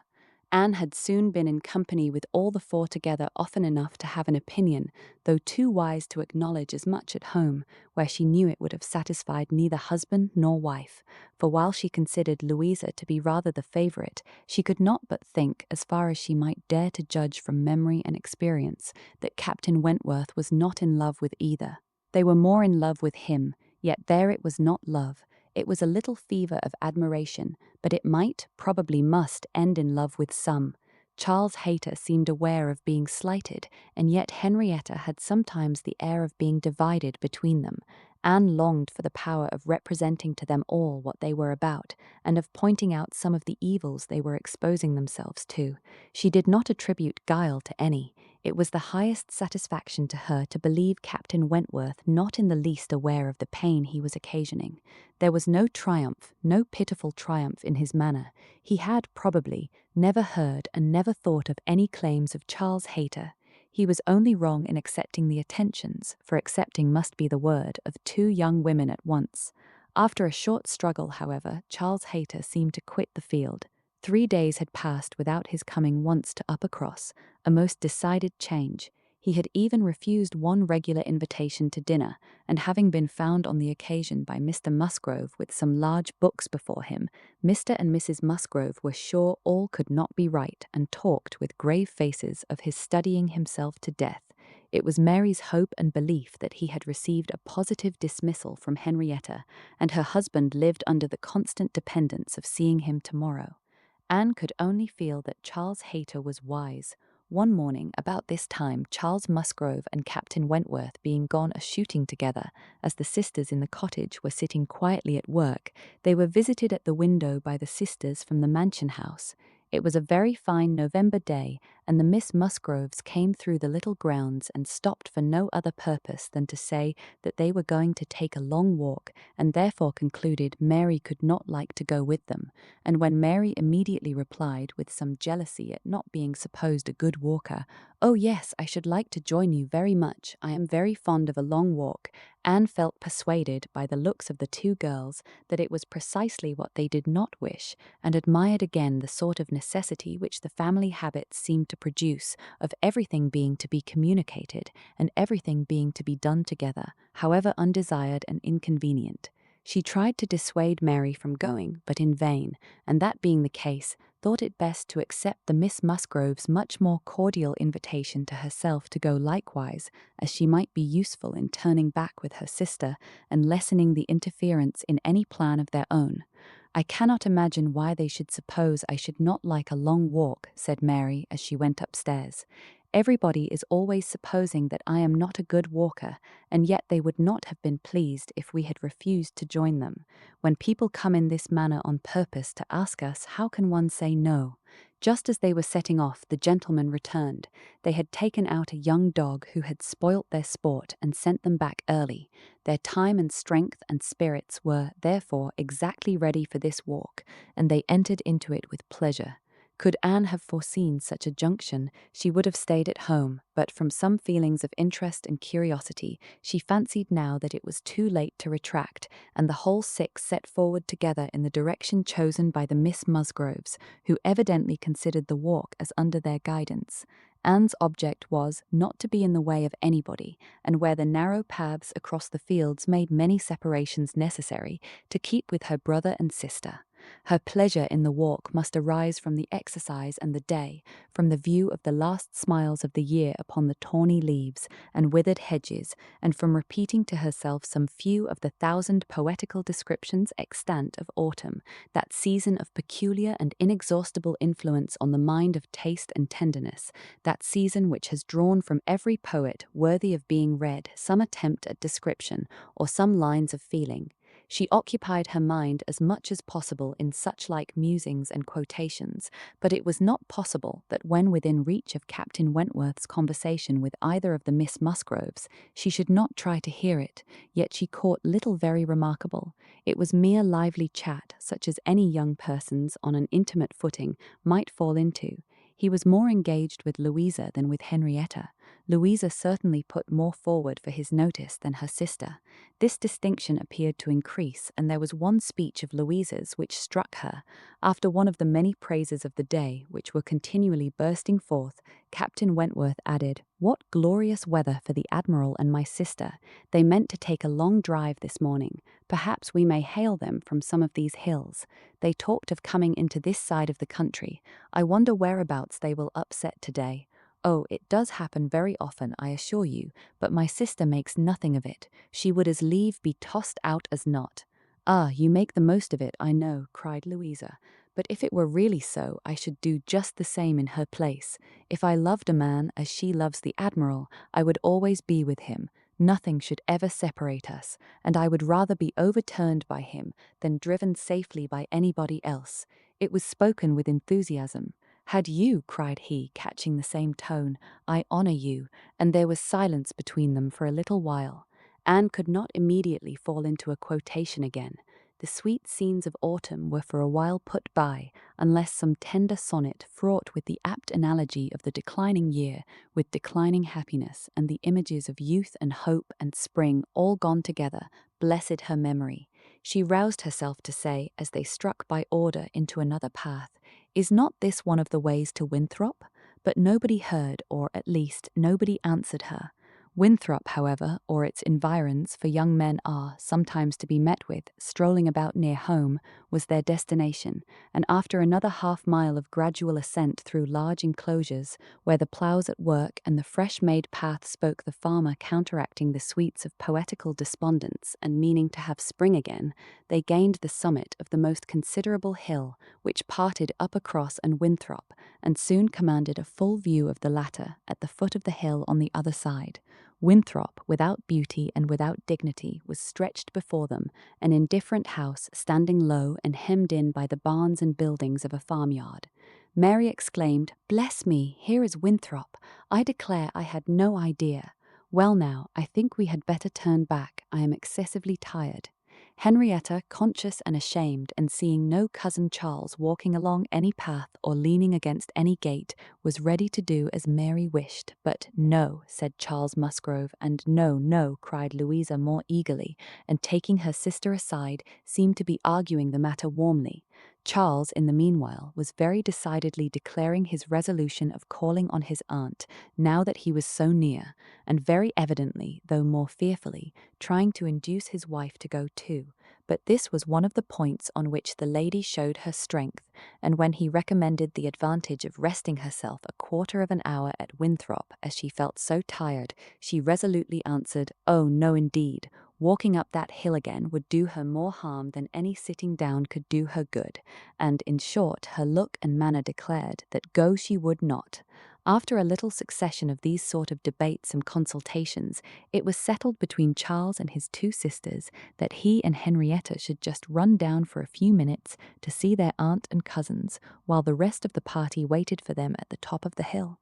Louisa seemed the principal arranger of the plan, and as she went a little way with them, down the hill, still talking to Henrietta, Mary took the opportunity of looking scornfully around her and saying to Captain Wentworth, "It is very unpleasant having such connections, but I assure you I have never been in the house above twice in my life." She received no other answer than an artificial assenting smile, followed by a contemptuous glance as he turned away, which Anne perfectly knew the meaning of. The brow of the hill where they remained was a cheerful spot. Louisa returned, and Mary, finding a comfortable seat for herself on the step of a stile, was very well satisfied so long as the others all stood about her. But when Louisa drew Captain Wentworth away to try for a gleaning of nuts in an adjoining hedgerow, and they were gone by degrees quite out of sight and sound, Mary was happy no longer. She quarrelled with her own seat, was sure Louisa had got a much better somewhere, and nothing could prevent her from going to look for a better also. She turned through the same gate, but could not see them. Anne found a nice seat for her on a dry, sunny bank under the hedgerow, in which she had no doubt of their still being in some spot or other. Mary sat down for a moment, but it would not do. She was sure Louisa had found a better seat somewhere else, and she would go on till she overtook her. Anne, really tired herself, was glad to sit down, and she very soon heard Captain Wentworth and Louisa in the hedgerow behind her, as if making their way back along the rough, wild sort of channel down the centre. They were speaking as they drew near. Louisa's voice was the first distinguished. She seemed to be in the middle of some eager speech. What Anne first heard was, "And so I made her go. I could not bear that she should be frightened from the visit by such nonsense. What, would I be turned back from doing a thing that I had determined to do, and that I knew to be right, by the airs and interference of such a person, or of any person, I may say? No, I have no idea of being so easily persuaded. When I have made up my mind, I have made it, and Henrietta seemed entirely to have made up hers to call at Winthrop today, and yet she was as near giving it up out of nonsensical complacence. She would have turned back then but for you. She would indeed, I am almost ashamed to say it. Happy for her to have such a mind as yours at hand. After the hints you gave just now, which did but confirm my own observations, the last time I was in company with him, I need not affect to have no comprehension of what is going on. I see that more than a mere dutiful morning visit to your aunt was in question, and woe betide him and her too, when it comes to things of consequence, when they are placed in circumstances requiring fortitude and strength of mind, if she have not resolution enough to resist idle interference in such a trifle as this. Your sister is an amiable creature, but yours is the character of decision and firmness, I see. If you value her conduct or happiness, infuse as much of your own spirit into her as you can. But this, no doubt, you have been always doing. It is the worst evil of too yielding and indecisive a character, that no influence over it can be depended on. You are never sure of a good impression being durable. Everybody may sway it. Let those who would be happy be firm. Here is a nut, said he, catching one down from an upper bough, to exemplify, a beautiful glossy nut which, blessed with original strength, has outlived all the storms of autumn, not a puncture, not a weak spot anywhere. This nut, he continued with playful solemnity, while so many of its brethren have fallen and been trodden underfoot, is still in possession of all the happiness that a hazel nut can be supposed capable of. Then, returning to his former earnest tone, my first wish for all whom I am interested in is that they should be firm. If Louisa Musgrove would be beautiful and happy in her November of life, she will cherish all her present powers of mind. He had done and was unanswered. It would have surprised Anne if Louisa could have readily answered such a speech. Words of such interest, spoken with such serious warmth. She could imagine what Louisa was feeling. For herself, she feared to move, lest she should be seen. While she remained, a bush of low rambling holly protected her, and they were moving on. Before they were beyond her hearing, however, Louisa spoke again. Mary is good-natured enough in many respects, said she, but she does sometimes provoke me excessively by her nonsense and pride, the Elliot pride. She has a great deal too much of the Elliot pride. We do so wish that Charles had married Anne instead. I suppose you know he wanted to marry Anne. After a moment's pause, Captain Wentworth said, Do you mean that she refused him? Oh, yes, certainly. When did that happen? I do not exactly know, for Henrietta and I were at school at the time, but I believe about a year before he married Mary. I wish she had accepted him. We should all have liked her a great deal better, and Papa and Mamma always think it was her great friend Lady Russell's doing that she did not. They think Charles might not be learned and bookish enough to please Lady Russell, and that therefore she persuaded Anne to refuse him. The sounds were retreating, and Anne distinguished no more. Her own emotions still kept her fixed. She had much to recover from before she could move. The listener's proverbial fate was not absolutely hers. She had heard no evil of herself, but she had heard a great deal of very painful import. She saw how her own character was considered by Captain Wentworth, and there had been just that degree of feeling and curiosity about her in his manner which must give her extreme agitation. As soon as she could, she went after Mary, and having found and walked back with her to their former station by the stile, felt some comfort in their whole party being immediately afterwards collected and once more in motion together. Her spirits wanted the solitude and silence which only numbers could give. Charles and Henrietta returned, bringing, as may be conjectured, Charles Hayter with them. The minutiae of the business Anne could not attempt to understand. Even Captain Wentworth did not seem admitted to perfect confidence here, but that there had been a withdrawing on the gentlemen's side and a relenting on the ladies', and that they were now very glad to be together again, did not admit a doubt. Henrietta looked a little ashamed, but very well pleased, Charles Hayter exceedingly happy, and they were devoted to each other almost from the first instant of their all setting forward for Uppercross. Everything now marked out Louisa for Captain Wentworth. Nothing could be plainer, and where many divisions were necessary, or even where they were not, they walked side by side nearly as much as the other two.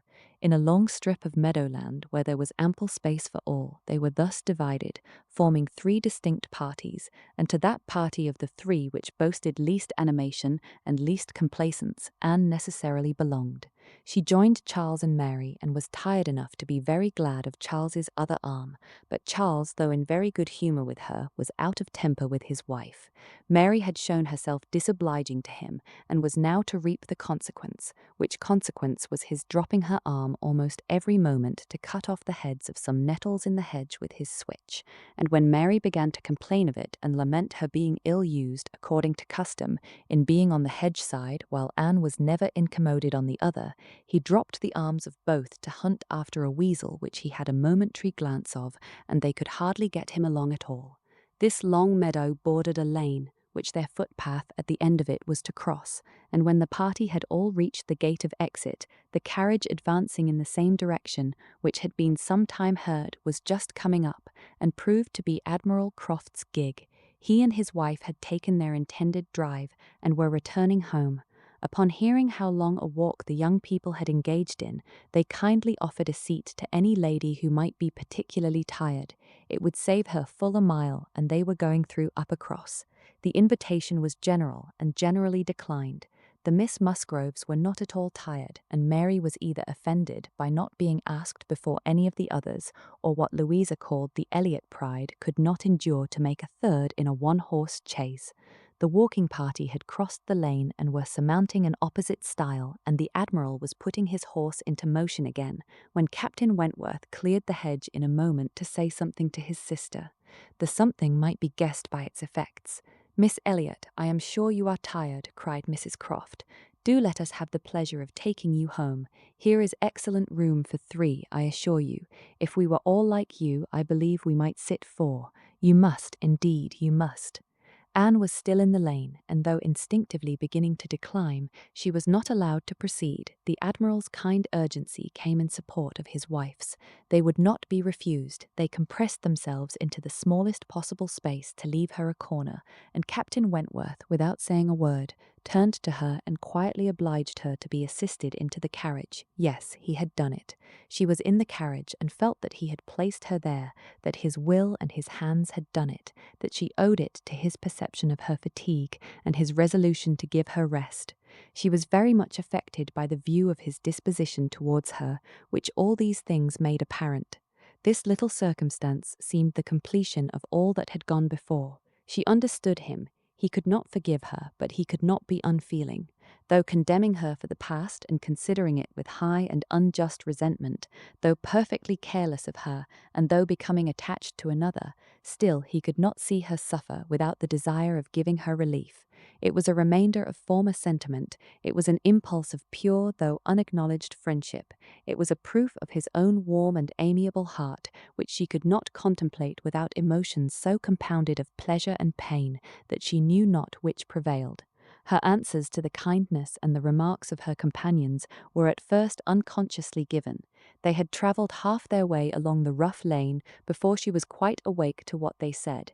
She then found them talking of Frederick. "He certainly means to have one or other of those 2 girls, Sophie," said the Admiral, "but there is no saying which. He has been running after them too long enough, one would think, to make up his mind. Aye, this comes of the peace. If it were war now, he would have settled it long ago. We sailors, Miss Elliot, cannot afford to make long courtships in time of war." "How many days was it, my dear, between the first time of my seeing you and our sitting down together in our lodgings at North Yarmouth?" "We had better not talk about it, my dear," replied Mrs. Croft pleasantly, "for if Miss Elliot were to hear how soon we came to an understanding, she would never be persuaded that we could be happy together. I had known you by character, however, long before. Well, and I had heard of you as a very pretty girl, and what were we to wait for besides? I do not like having such things so long in hand. I wish Frederick would spread a little more canvas and bring us home one of these young ladies to Kellynch. Then there would always be company for them, and very nice young ladies they both are. I hardly know one from the other." "Very good-humoured, unaffected girls, indeed," said Mrs. Croft in a tone of calmer praise, such as made Anne suspect that her keener powers might not consider either of them as quite worthy of her brother, "and a very respectable family. one could not be connected with better people. My dear Admiral, that post, we shall certainly take that post. But by coolly giving the reins a better direction herself, they happily passed the danger, and by once afterwards judiciously putting out her hand, they neither fell into a rut nor ran foul of a dung-cart, and Anne, with some amusement at their style of driving, which she imagined no bad representation of the general guidance of their affairs, found herself safely deposited by them at the cottage. XY. The time now approached for Lady Russell's return. The day was even fixed, and Anne, being engaged to join her as soon as she was resettled, was looking forward to an early removal to Kellynch, and beginning to think how her own comfort was likely to be affected by it. It would place her in the same village with Captain Wentworth, within half a mile of him. They would have to frequent the same church, and there must be intercourse between the two families. This was against her. But on the other hand, he spent so much of his time at Uppercross that in removing thence she might be considered rather as leaving him behind than as going towards him, and, upon the whole, she believed she must, on this interesting question, be the gainer, almost as certainly as in her change of domestic society in leaving poor Mary for Lady Russell. She wished it might be possible for her to avoid ever seeing Captain Wentworth at the Hall. Those rooms had witnessed former meetings which would be brought too painfully before her, but she was yet more anxious for the possibility of Lady Russell and Captain Wentworth never meeting anywhere.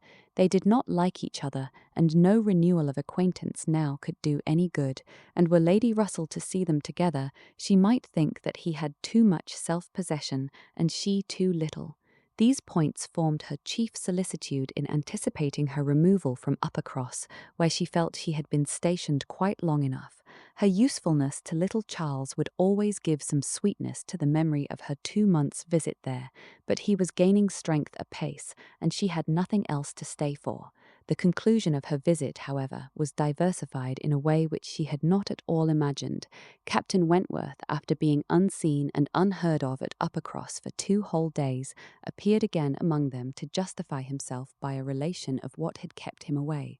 A letter from his friend, Captain Harville, having found him out at last, had brought intelligence of Captain Harville's being settled with his family at Lyme for the winter, of their being therefore, quite unknowingly, within 20 miles of each other.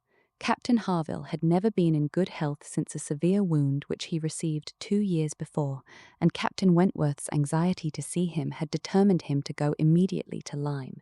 He had been there for 24 hours. His acquittal was complete, his friendship warmly honoured, a lively interest excited for his friend, and his description of the fine country about Lyme so feelingly attended to by the party that an earnest desire to see Lyme themselves, and a project for going thither was the consequence.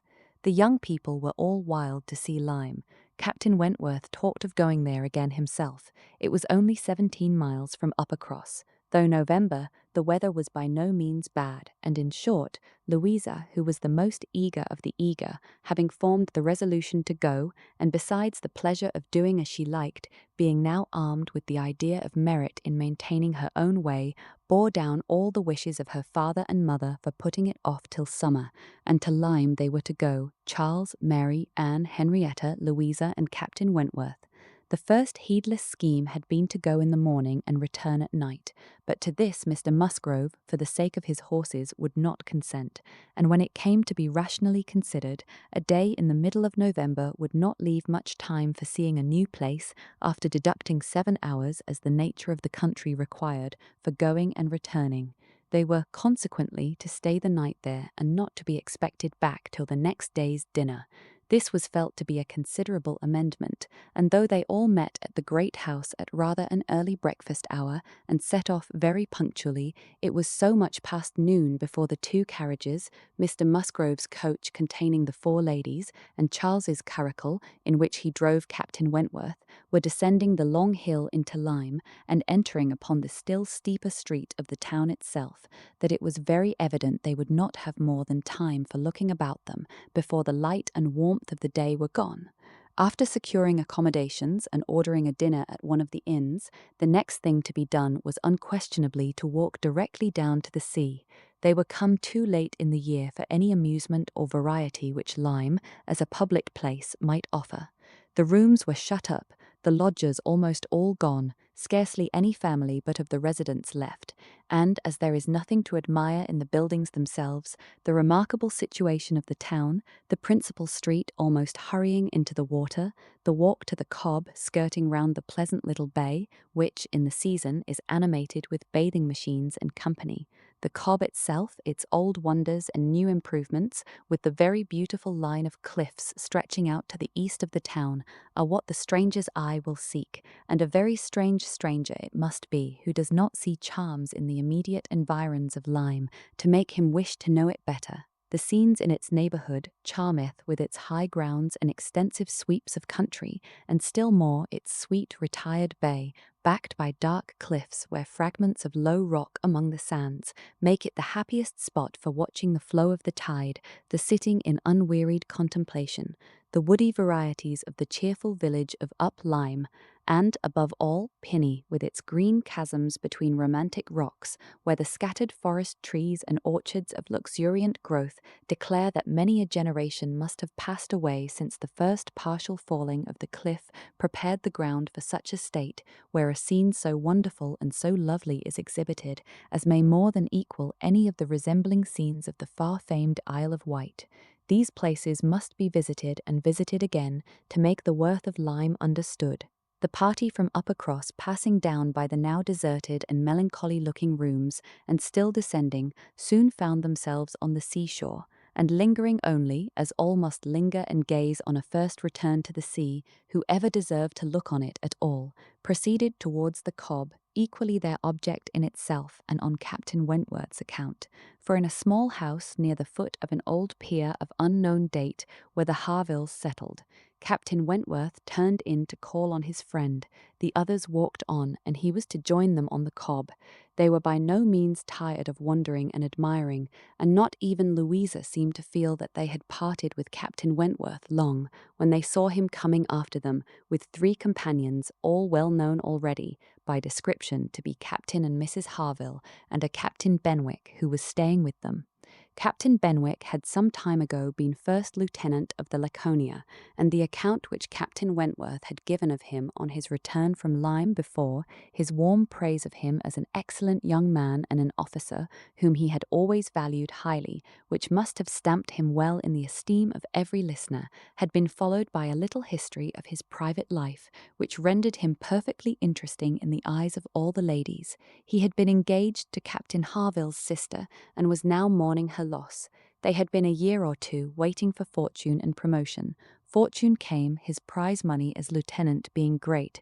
Promotion, too, came at last, but Fanny Harville did not live to know it. She had died the preceding summer while he was at sea. Captain Wentworth believed it impossible for man to be more attached to woman than poor Benwick had been to Fanny Harville, or to be more deeply afflicted under the dreadful change. He considered his disposition as of the sort which must suffer heavily, uniting very strong feelings with quiet, serious, and retiring manners, and a decided taste for reading and sedentary pursuits. To finish the interest of the story, the friendship between him and the Harvilles seemed, if possible, augmented by the event which closed all their views of alliance, and Captain Benwick was now living with them entirely. Captain Harville had taken his present house for half a year, his taste and his health and his fortune all directing him to a residence inexpensive and by the sea, and the grandeur of the country and the retirement of Lyme in the winter appeared exactly adapted to Captain Benwick's state of mind. The sympathy and goodwill excited towards Captain Benwick was very great. And yet, said Anne to herself as they now moved forward to meet the party, he has not perhaps a more sorrowing heart than I have. I cannot believe his prospects so blighted for ever. He is younger than I am, younger in feeling, if not in fact, younger as a man. He will rally again and be happy with another. They all met and were introduced. Captain Harville was a tall, dark man, with a sensible, benevolent countenance, a little lame, and from strong features and want of health, looking much older than Captain Wentworth. Captain Benwick looked and was the youngest of the 3, and compared with either of them, a little man. He had a pleasing face and a melancholy air, just as he ought to have, and drew back from conversation. Captain Harville, though not equalling Captain Wentworth in manners, was a perfect gentleman, unaffected, warm, and obliging. Mrs. Harville, a degree less polished than her husband, seemed, however, to have the same good feelings, and nothing could be more pleasant than their desire of considering the whole party as friends of their own, because the friends of Captain Wentworth are more kindly hospitable than their entreaties for their all promising to dine with them. The dinner, already ordered at the inn, was at last, though unwillingly, accepted as an excuse, but they seemed almost hurt that Captain Wentworth should have brought any such party to Lyme, without considering it as a thing of course that they should dine with them. There was so much attachment to Captain Wentworth in all this, and such a bewitching charm in a degree of hospitality so uncommon, so unlike the usual style of give-and-take invitations and dinners of formality and display, that Anne felt her spirits not likely to be benefited by an increasing acquaintance among his brother officers. These would have been all my friends, was her thought, and she had to struggle against a great tendency to lowness. On quitting the Cobb, they all went indoors with their new friends and found rooms so small as none but those who invite from the heart could think capable of accommodating so many. Anne had a moment's astonishment on the subject herself, but it was soon lost in the pleasanter feelings which sprang from the sight of all the ingenious contrivances and nice arrangements of Captain Harville to turn the actual space to the best possible account, to supply the deficiencies of lodging-house furniture, and defend the windows and doors against the winter storms to be expected.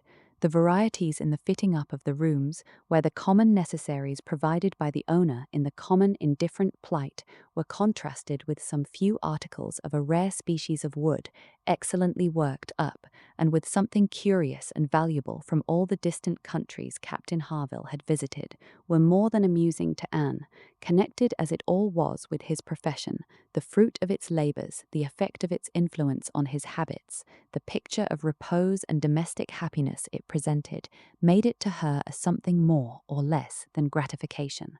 Captain Harville was no reader, but he had contrived excellent accommodations and fashioned very pretty shelves for a tolerable collection of well-bound volumes, the property of Captain Benwick.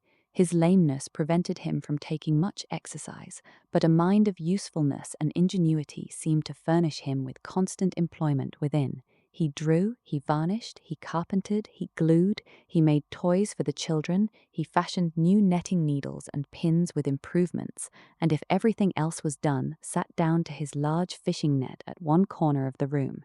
Anne thought she left great happiness behind her when they quitted the house, and Louisa, by whom she found herself walking, burst forth into raptures of admiration and delight on the character of the navy, their friendliness, their brotherliness, their openness, their uprightness, protesting that she was convinced of sailors having more worth and warmth than any other set of men in England, that they only knew how to live, and they only deserved to be respected and loved.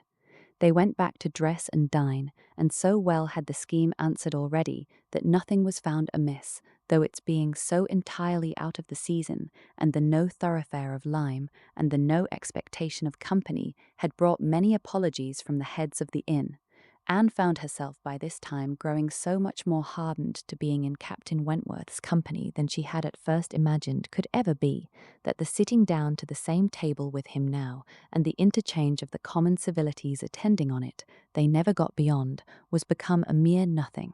The nights were too dark for the ladies to meet again till the morrow, but Captain Harville had promised them a visit in the evening, and he came, bringing his friend also, which was more than had been expected, it having been agreed that Captain Benwick had all the appearance of being oppressed by the presence of so many strangers.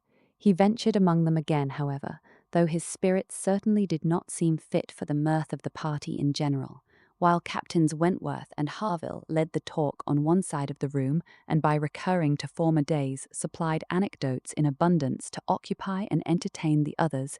It fell to Anne's lot to be placed rather apart with Captain Benwick, and a very good impulse of her nature obliged her to begin an acquaintance with him. He was shy, and disposed to abstraction, but the engaging mildness of her countenance and gentleness of her manners soon had their effect, and Anne was well repaid the first trouble of exertion. He was evidently a young man of considerable taste in reading, though principally in poetry, and besides the persuasion of having given him at least an evening's indulgence in the discussion of subjects which his usual companions had probably no concern in, she had the hope of being of real use to him in some suggestions as to the duty and benefit of struggling against affliction, which had naturally grown out of their conversation.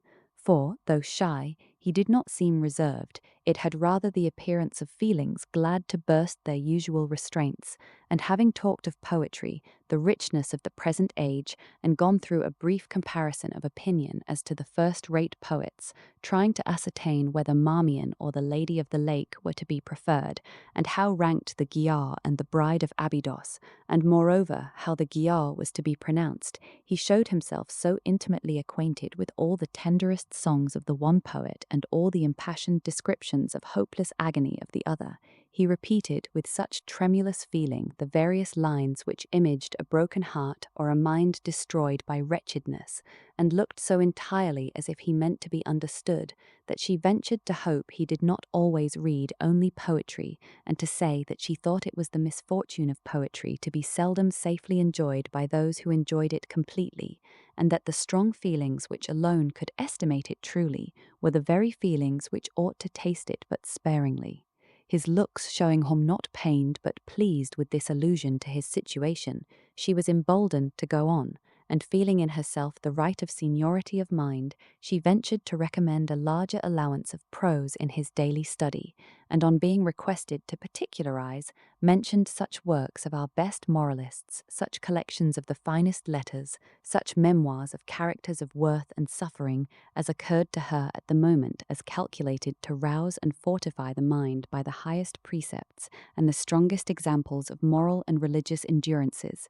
Captain Benwick listened attentively and seemed grateful for the interest implied, and though with a shake of the head and sighs which declared his little faith in the efficacy of any books on grief like his, noted down the names of those she recommended and promised to procure and read them. When the evening was over, Anne could not but be amused at the idea of her coming to Lyme to preach patience and resignation to a young man whom she had never seen before, nor could she help fearing on more serious reflection that, like many other great moralists and preachers, she had been eloquent on a point in which her own conduct would ill bear examination. XII Anne and Henrietta, finding themselves the earliest of the party the next morning, agreed to stroll down to the sea before breakfast. They went to the sands to watch the flowing of the tide, which a fine southeasterly breeze was bringing in with all the grandeur which so flat a shore admitted. They praised the morning, gloried in the sea, sympathized in the delight of the fresh-feeling breeze, and were silent, till Henrietta suddenly began again with, "Oh yes, I am quite convinced that with very few exceptions, the sea air always does good. There can be no doubt of its having been of the greatest service to Dr. Shirley after his illness last spring 12-month. He declares himself that coming to Lyme for a month did him more good than all the medicine he took, and that being by the sea always makes him feel young again. Now, I cannot help thinking it a pity that he does not live entirely by the sea. I do think he had better leave Uppercross entirely and fix at Lyme. Do not you, Anne? Do not you agree with me that it is the best thing he could do, both for himself and Mrs. Shirley? She has cousins here, you know, and many acquaintance, which would make it cheerful for her, and I am sure she would be glad to get to a place where she could have medical attendance at hand, in case of his having another seizure. Indeed, I think it quite melancholy to have such excellent people as Dr. and Mrs. Shirley, who have been doing good all their lives, wearing out their last days in a place like Uppercross, where, excepting our family, they seem shut out from all the world. I wish his friends would propose it to him. I really think they ought. And as to procuring a dispensation, there could be no difficulty at his time of life and with his character. My only doubt is whether anything could persuade him to leave his parish. He is so very strict and scrupulous in his notions, over-scrupulous, I must say. Do not you think, Anne, it is being over-scrupulous? Do not you think it is quite a mistaken point of conscience when a clergyman sacrifices his health for the sake of duties which may be just as well performed by another person, and at Lyme, too, only 17 miles off, He would be near enough to hear if people thought there was anything to complain of. Anne smiled more than once to herself during this speech and entered into the subject as ready to do good by entering into the feelings of a young lady as of a young man, though here it was good of a lower standard, for what could be offered but general acquiescence? She said all that was reasonable and proper on the business, felt the claims of Dr. Shirley to repose as she ought, saw how very desirable it was that he should have some active, respectable young man as a resident curate, and was even courteous enough to hint at the advantage of such resident curates being married. "I wish," said Henrietta, very well pleased with her companion, "I wish Lady Russell lived at Uppercross, and were intimate with Dr. Shirley. I have always heard of Lady Russell as a woman of the greatest influence with everybody. I always look upon her as able to persuade a person to anything. I am afraid of her, as I have told you before, quite afraid of her, because she is so very clever, but I respect her amazingly, and wish we had such a neighbour at Uppercross." Anne was amused by Henrietta's manner of being grateful, and amused also that the course of events and the new interests of Henrietta's views should have placed her friend at all in favour with any of the Musgrove family. She had only time, however, for a general answer, and a wish that such another woman were at Uppercross, before all subjects suddenly ceased on seeing Louisa and Captain Wentworth coming towards them. They came also for a stroll till breakfast was likely to be ready, but Louisa, recollecting immediately afterwards that she had something to procure at a shop, invited them all to go back with her into the town. They were all at her disposal. When they came to the steps leading upwards from the beach, a gentleman, at the same moment preparing to come down, politely drew back and stopped to give them way. They ascended and passed him, and as they passed, Anne's face caught his eye, and he looked at her with a degree of earnest admiration which she could not be insensible of. She was looking remarkably well, her very regular, very pretty features having the bloom and freshness of youth restored by the fine wind which had been blowing on her complexion, and by the animation of eye which it had also produced. It was evident that the gentleman, completely a gentleman in manner, admired her exceedingly. Captain Wentworth looked round at her instantly in a way which showed his noticing of it. He gave her a momentary glance, a glance of brightness, which seemed to say, "That man is struck with you, and even I, at this moment, see something like Anne Elliot again." After attending Louisa through her business, and loitering about a little longer, they returned to the inn, and Anne, in passing afterwards quickly from her own chamber to their dining-room, had nearly run against the very same gentleman as he came out of an adjoining apartment. She had before conjectured him to be a stranger like themselves, and determined that a well-looking groom, who was strolling about near the two inns as they came back, should be his servant. Both master and man being in mourning assisted the idea. It was now proved that he belonged to the same inn as themselves, and this second meeting, short as it was, also proved again by the gentleman's looks that he thought hers very lovely, and by the readiness and propriety of his apologies that he was a man of exceedingly good manners. He seemed about 30, and though not handsome, had an agreeable person. Anne felt that she should like to know who he was. They had nearly done breakfast when the sound of a carriage, almost the first they had heard since entering Lyme, drew half the party to the window. It was a gentleman's carriage, a curricle, but only coming round from the stable-yard to the front door. Somebody must be going away. It was driven by a servant in mourning.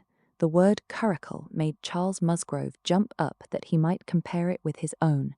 The servant in mourning roused Anne's curiosity, and the whole six were collected to look by the time the owner of the curricle was to be seen issuing from the door amidst the bows and civilities of the household, and taking his seat to drive off. "Ah," cried Captain Wentworth instantly, and with half a glance at Anne, "it is the very man we passed." The Miss Musgroves agreed to it, and having all kindly watched him as far up the hill as they could, they returned to the breakfast table.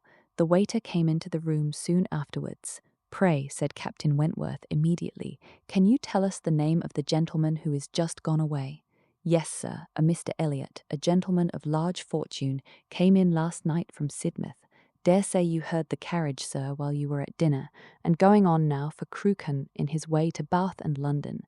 Elliot." Many had looked on each other, and many had repeated the name, before all this had been got through, even by the smart rapidity of a waiter. Bless me, cried Mary.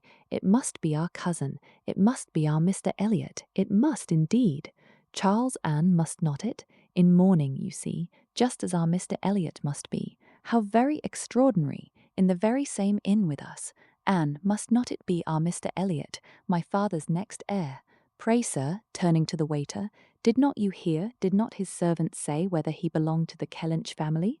No, ma'am, he did not mention no particular family, but he said his master was a very rich gentleman, and would be a baronet some day. There, you see, cried Mary in an ecstasy, just as I said, heir to Sir Walter Elliot. I was sure that would come out if it was so. Depend upon it, that is a circumstance which his servants take care to publish wherever he goes. But, Anne, only conceive how extraordinary. I wish I had looked at him more. I wish we had been aware in time who it was, that he might have been introduced to us. What a pity that we should not have been introduced to each other. Do you think he had the Elliot countenance? I hardly looked at him. I was looking at the horses, but I think he had something of the Elliot countenance. I wonder the arms did not strike me. Oh, the great coat was hanging over the panel and hid the arms, so it did. Otherwise, I am sure, I should have observed them, and the livery too, if the servant had not been in mourning. One should have known him by the livery. Putting all these very extraordinary circumstances together, said Captain Wentworth, we must consider it to be the arrangement of Providence that you should not be introduced to your cousin. When she could command Mary's attention, Anne quietly tried to convince her that their father and Mr. Elliot had not, for many years, been on such terms as to make the power of attempting an introduction at all desirable. At the same time, however, it was a secret gratification to herself to have seen her cousin, and to know that the future owner of Kellynch was undoubtedly a gentleman, and had an air of good sense. She would not, upon any account, mention her having met with him the second time. Luckily, Mary did not much attend to their having passed close by him in their early walk, but she would have felt quite ill-used by Anne's having actually run against him in the passage, and received his very polite excuses, while she had never been near him at all. No, that cousinly little interview must remain a perfect secret. Of course, said Mary, you will mention our seeing Mr. Elliot the next time you write to Bath. I think my father certainly ought to hear of it. Do mention all about him. Anne avoided a direct reply, but it was just the circumstance which she considered as not merely unnecessary to be communicated, but as what ought to be suppressed. The offence which had been given her father many years back she knew.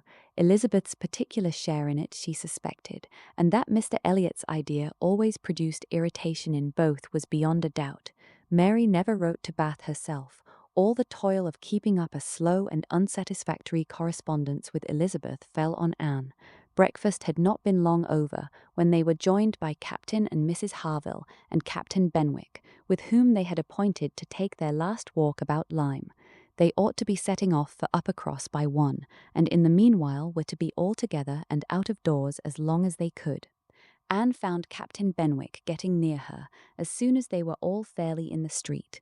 Their conversation the preceding evening did not disincline him to seek her again, and they walked together some time, talking as before of Mr. Scott and Lord Byron, and still as unable as before, and as unable as any other two readers, to think exactly alike of the merits of either, till something occasioned an almost general change amongst their party, and instead of Captain Benwick, she had Captain Harville by her side. Miss Elliot, said he, speaking rather low, you have done a good deed in making that poor fellow talk so much.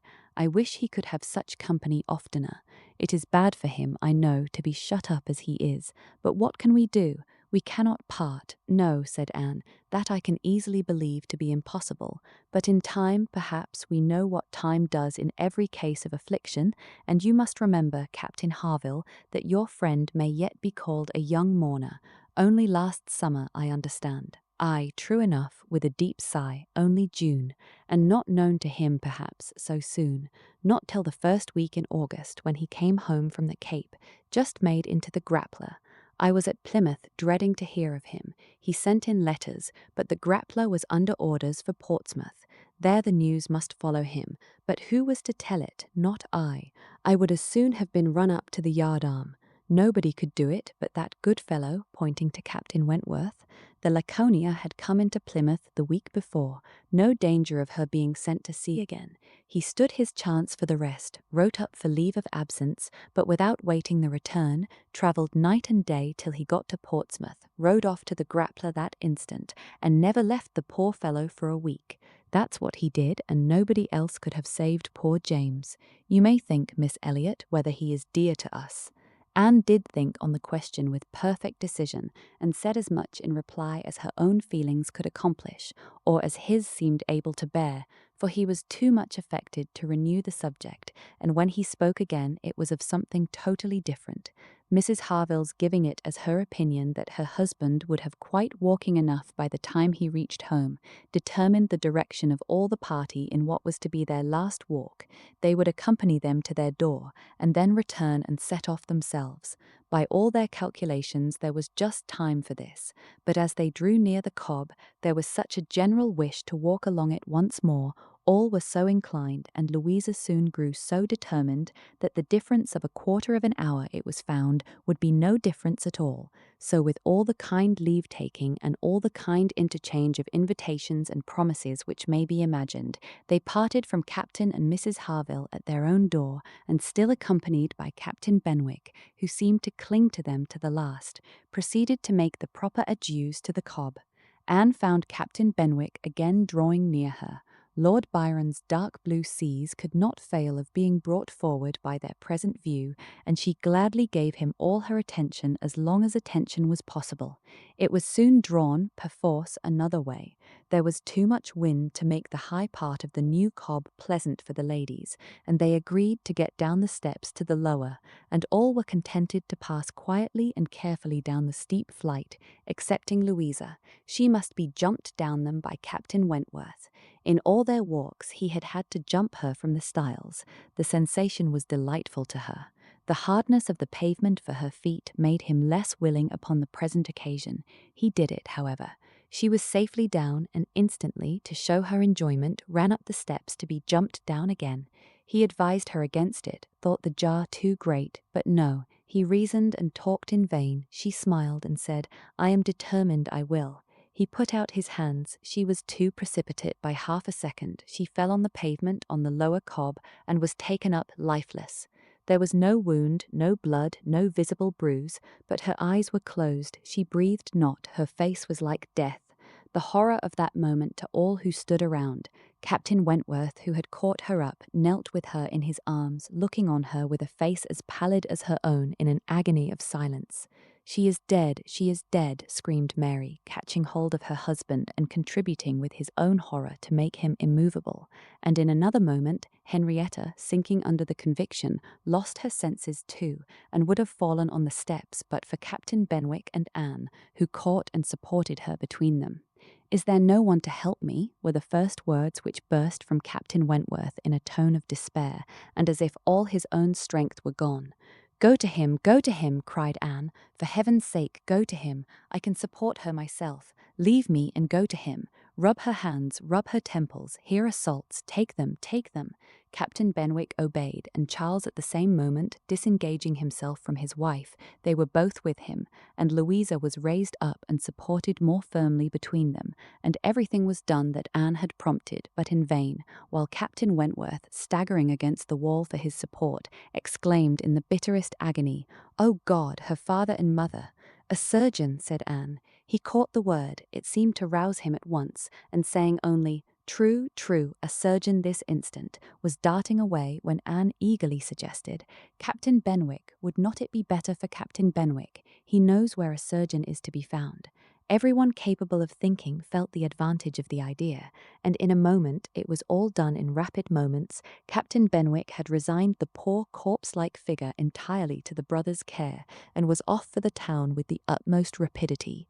As to the wretched party left behind, it could scarcely be said which of the three, who were completely rational, was suffering most, Captain Wentworth, Anne, or Charles, who, really a very affectionate brother, hung over Louisa with sobs of grief, and could only turn his eyes from one sister to see the other in a state as insensible, or to witness the hysterical agitations of his wife, calling on him for help which he could not give. Anne, attending with all the strength and zeal and thought which instinct supplied to Henrietta, still tried at intervals to suggest comfort to the others, tried to quiet Mary, to animate Charles, to assuage the feelings of Captain Wentworth.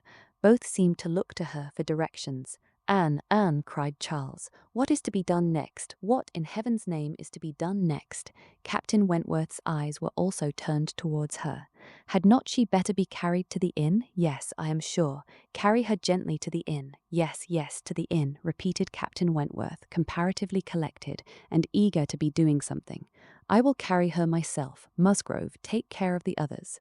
By this time the report of the accident had spread among the workmen and boatmen about the Cobb, and many were collected near them, to be useful if wanted, at any rate to enjoy the sight of a dead young lady, nay, 2 dead young ladies, for it proved twice as fine as the first report. To some of the best-looking of these good people Henrietta was consigned, for, though partially revived, she was quite helpless, and in this manner, Anne walking by her side and Charles attending to his wife, they set forward, treading back with feelings unutterable, the ground which so lately, so very lately, and so light of heart they had passed along.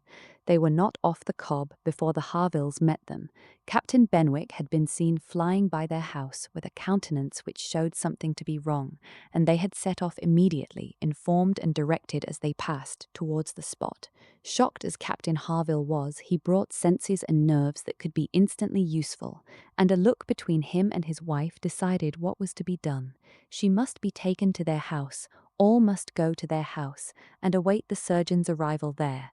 They would not listen to scruples. He was obeyed, they were all beneath his roof, and while Louisa, under Mrs. Harville's direction, was conveyed upstairs, and given possession of her own bed, assistance, cordials, restoratives were supplied by her husband to all who needed them.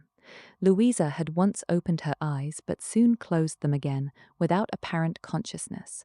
This had been a proof of life, however, of service to her sister, and Henrietta, though perfectly incapable of being in the same room with Louisa, was kept by the agitation of hope and fear from a return of her own insensibility. Mary, too, was growing calmer. The surgeon was with them almost before it had seemed possible. They were sick with horror while he examined, but he was not hopeless. The head had received a severe contusion, but he had seen greater injuries recovered from.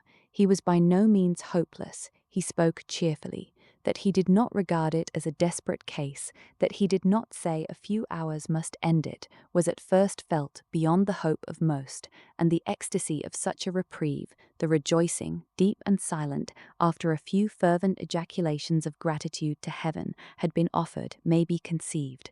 The tone, the look with which, thank God, was uttered by Captain Wentworth, Anne was sure could never be forgotten by her, nor the sight of him afterwards as he sat near a table, leaning over it with folded arms and face concealed, as if overpowered by the various feelings of his soul, and trying by prayer and reflection to calm them. Louisa's limbs had escaped. There was no injury but to the head. It now became necessary for the party to consider what was best to be done as to their general situation. They were now able to speak to each other and consult. That Louisa must remain where she was, however distressing to her friends to be involving the Harvilles in such trouble, did not admit a doubt. Her removal was impossible. The Harvilles silenced all scruples and, as much as they could, all gratitude. They had looked forward and arranged everything before the others began to reflect.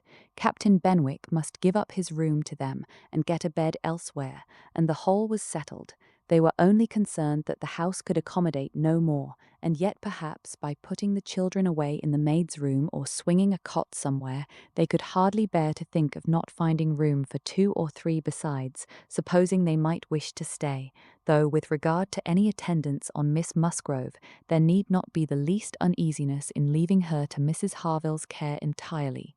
Mrs. Harville was a very experienced nurse, and her nursery maid, who had lived with her long and gone about with her everywhere, was just such another. Between those two she could want no possible attendance by day or night, and all this was said with a truth and sincerity of feeling irresistible. Charles, Henrietta, and Captain Wentworth were the 3 in consultation, and for a little while it was only an interchange of perplexity and terror. Uppercross, the necessity of someone's going to Uppercross, the news to be conveyed, how it could be broken to Mr. and Mrs. Musgrove, the lateness of the morning, an hour already gone since they ought to have been off, the impossibility of being in tolerable time. At first, they were capable of nothing more to the purpose than such exclamations, but after a while Captain Wentworth, exerting himself, said, "We must be decided, and without the loss of another minute. Every minute is valuable. Someone must resolve on being off for Uppercross instantly. Musgrove, either you or I must go." Charles agreed, but declared his resolution of not going away. He would be as little encumbrance as possible to Captain and Mrs. Harville, but as to leaving his sister in such a state, he neither ought nor would. So far it was decided, and Henrietta at first declared the same. She, however, was soon persuaded to think differently. The usefulness of her staying, she who had not been able to remain in Louisa's room, or to look at her without sufferings which made her worse than helpless. She was forced to acknowledge that she could do no good, yet was still unwilling to be away, till, touched by the thought of her father and mother, she gave it up, she consented, she was anxious to be at home. The plan had reached this point when Anne, coming quietly down from Louisa's room, could not but hear what followed, for the parlour door was open. "Then it is settled, Musgrove," cried Captain Wentworth, "that you stay and that I take care of your sister home. But as to the rest, as to the others, if one stays to assist Mrs. Harville, I think it need be only one. Mrs. Charles Musgrove will, of course, wish to get back to her children, but if Anne will stay, no one so proper, so capable as Anne." She paused a moment to recover from the emotion of hearing herself so spoken of. The other two warmly agreed to what he said, and she then appeared. "You will stay, I am sure. You will stay and nurse her," cried he, turning to her and speaking with a glow and yet a gentleness which seemed almost restoring the past. She coloured deeply, and he recollected himself and moved away. She expressed herself most willing, ready, happy to remain. It was what she had been thinking of and wishing to be allowed to do. A bed on the floor in Louisa's room would be sufficient for her if Mrs. Harville would but think so. One thing more, and all seemed arranged. Though it was rather desirable that Mr. and Mrs. Musgrove should be previously alarmed by some share of delay, yet the time required by the Uppercross horses to take them back would be a dreadful extension of suspense, and Captain Wentworth proposed, and Charles Musgrove agreed, that it would be much better for him to take a chaise from the inn and leave Mr. Musgrove's carriage and horses to be sent home the next morning early, when there would be the farther advantage of sending an account of Louisa's night. Captain Wentworth now hurried off to get everything ready on his part, and to be soon followed by the two ladies. When the plan was made known to Mary, however, there was an end of all peace in it. She was so wretched and so vehement, complained so much of injustice in being expected to go away instead of Anne, who was nothing to Louisa, while she was her sister, and had the best right to stay in Henrietta's stead.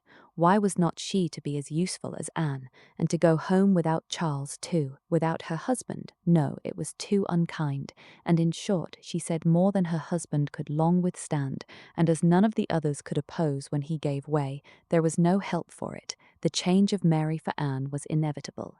Anne had never submitted more reluctantly to the jealous and ill-judging claims of Mary, but so it must be, and they set off for the town, Charles taking care of his sister, and Captain Benwick attending to her. She gave a moment's recollection, as they hurried along, to the little circumstances which the same spots had witnessed earlier in the morning. There she had listened to Henrietta's schemes for Dr. Shirley's leaving Uppercross. Farther on, she had first seen Mr. Elliot. A moment seemed all that could now be given to anyone but Louisa, or those who were wrapped up in her welfare. Captain Benwick was most considerately attentive to her, and united as they all seemed by the distress of the day, she felt an increasing degree of goodwill towards him, and a pleasure even in thinking that it might perhaps be the occasion of continuing their acquaintance. Captain Wentworth was on the watch for them, and a chaise and four in waiting, stationed for their convenience in the lowest part of the street, but his evident surprise and vexation at the substitution of one sister for the other, the change of his countenance, the astonishment, the expressions begun and suppressed with which Charles was listened to, made but a mortifying reception of Anne, or must at least convince her that she was valued only as she could be useful to Louisa. She endeavoured to be composed and to be just. Without emulating the feelings of an Emma towards her Henry, she would have attended on Louisa with a zeal above the common claims of regard, for his sake, and she hoped he would not long be so unjust as to suppose she would shrink unnecessarily from the office of a friend. In the meanwhile, she was in the carriage. He had handed them both in and placed himself between them, and in this manner, under these circumstances, full of astonishment and emotion to Anne, she quitted Lyme. How the long stage would pass, how it was to affect their manners, what was to be their sort of intercourse, she could not foresee. It was all quite natural, however. He was devoted to Henrietta, always turning towards her, and when he spoke at all, always with the view of supporting her hopes and raising her spirits. In general, his voice and manner were studiously calm. To spare Henrietta from agitation seemed the governing principle. Once only, when she had been grieving over the last ill-judged, ill-fated walk to the Cobb, bitterly lamenting that it ever had been thought of, he burst forth as if wholly overcome. "Don't talk of it, don't talk of it," he cried. "O God, that I had not given way to her at the fatal moment! Had I done as I ought, but so eager and so resolute, dear, sweet Louisa!" Anne wondered whether it ever occurred to him now to question the justness of his own previous opinion as to the universal felicity and advantage of firmness of character, and whether it might not strike him that, like all other qualities of the mind, it should have its proportions and limits. She thought it could scarcely escape him to feel that a persuadable temper might sometimes be as much in favour of happiness as a very resolute character. They got on fast. Anne was astonished to recognize the same hills and the same objects so soon. Their actual speed, heightened by some dread of the conclusion, made the road appear but half as long as on the day before.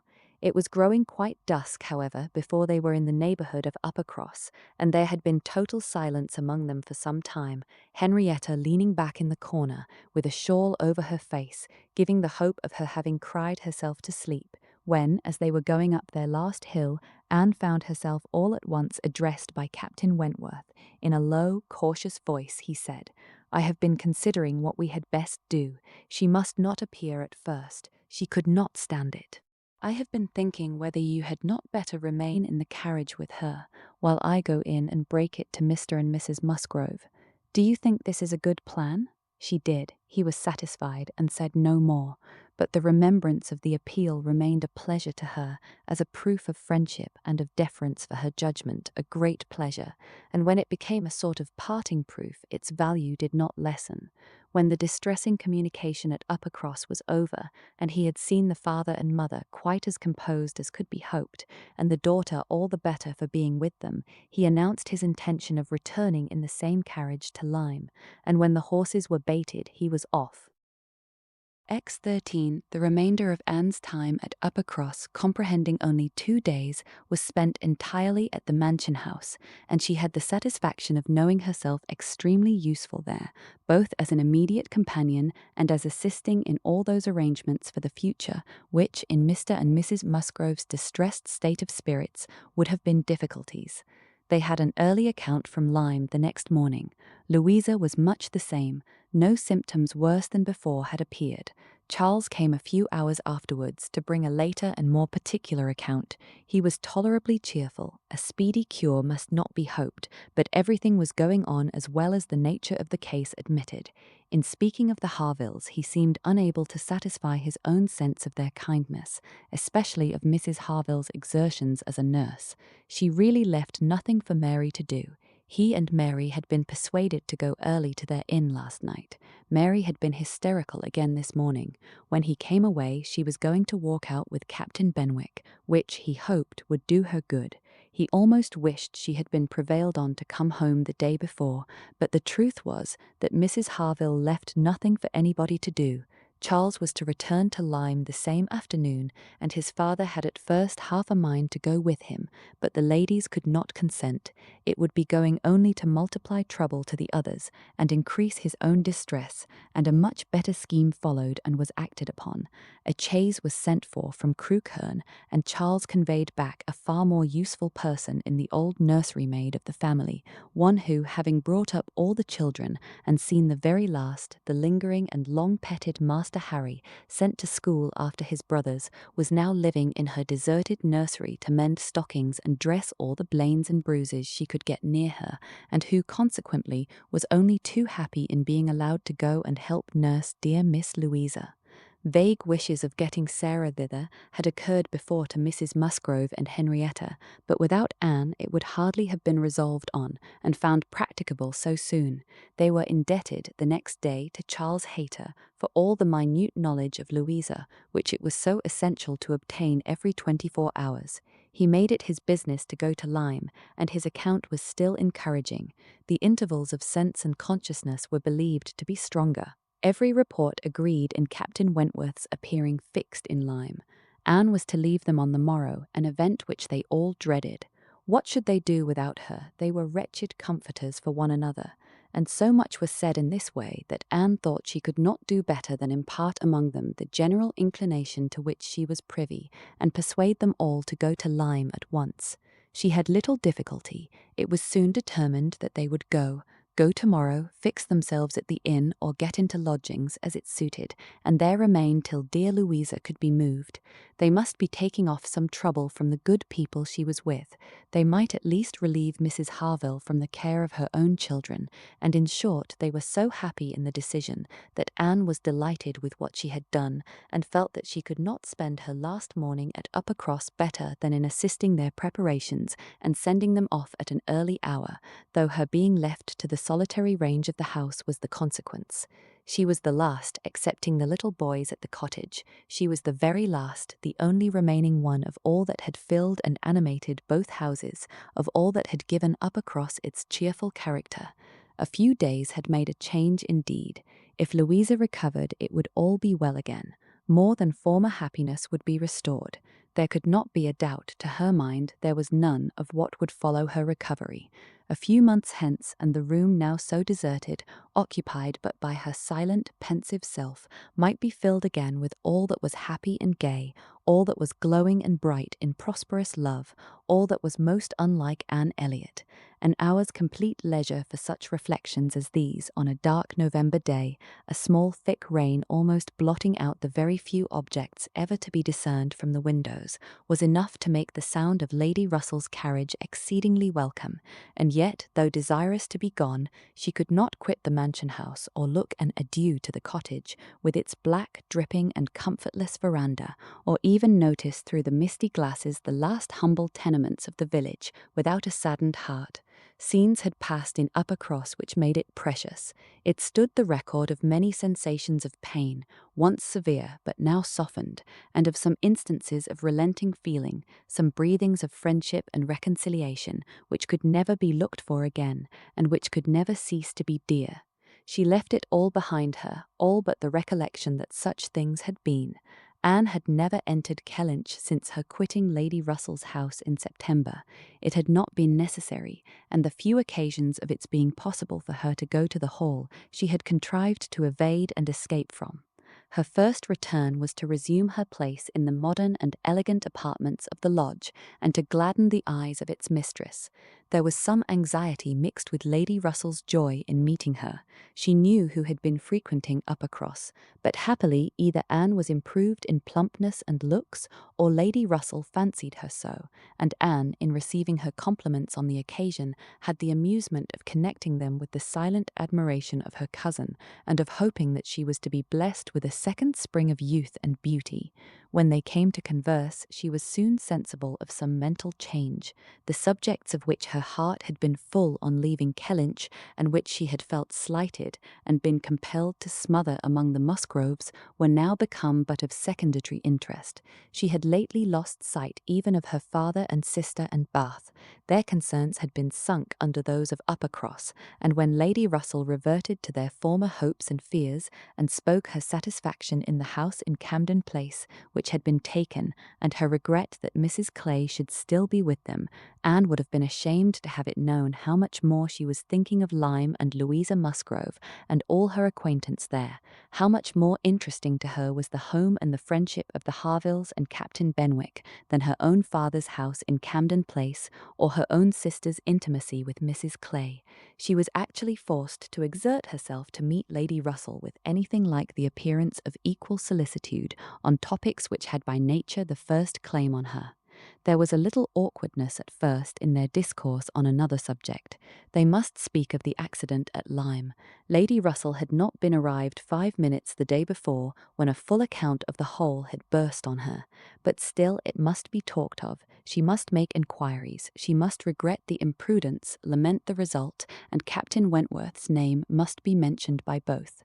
Anne was conscious of not doing it so well as Lady Russell. She could not speak the name and look straight forward to Lady Russell's eye till she had adopted the expedient of telling her briefly what she thought of the attachment between him and Louisa. When this was told, his name distressed her no longer. Lady Russell had only to listen composedly and wish them happy, but internally her heart revelled in angry pleasure, in pleased contempt that the man who at 23 had seemed to understand somewhat of the value of an Anne Elliot should 8 years afterwards be charmed by a Louisa Musgrove. The first 3 or 4 days passed most quietly, with no circumstance to mark them excepting the receipt of a note or two from Lyme, which found their way to Anne, she could not tell how, and brought a rather improving account of Louisa. At the end of that period, Lady Russell's politeness could repose no longer, and the faintest self-threatenings of the past became in a decided tone. I must call on Mrs. Croft. I really must call upon her soon. Anne, have you courage to go with me and pay a visit in that house? It will be some trial to us both. Anne did not shrink from it. On the contrary, she truly felt as she said in observing, I think you are very likely to suffer the most of the two. Your feelings are less reconciled to the change than mine. By remaining in the neighbourhood, I am become inured to it. She could have said more on the subject, for she had in fact so high an opinion of the Crofts, and considered her father so very fortunate in his tenants, felt the parish to be so sure of a good example, and the poor of the best attention and relief, that however sorry and ashamed for the necessity of the removal, she could not but in conscience feel that they were gone who deserved not to stay, and that Kellynch Hall had passed into better hands than its owners. These convictions must unquestionably have their own pain, and severe was its kind, but they precluded that pain which Lady Russell would suffer in entering the house again and returning through the well-known apartments. In such moments Anne had no power of saying to herself, these rooms ought to belong only to us.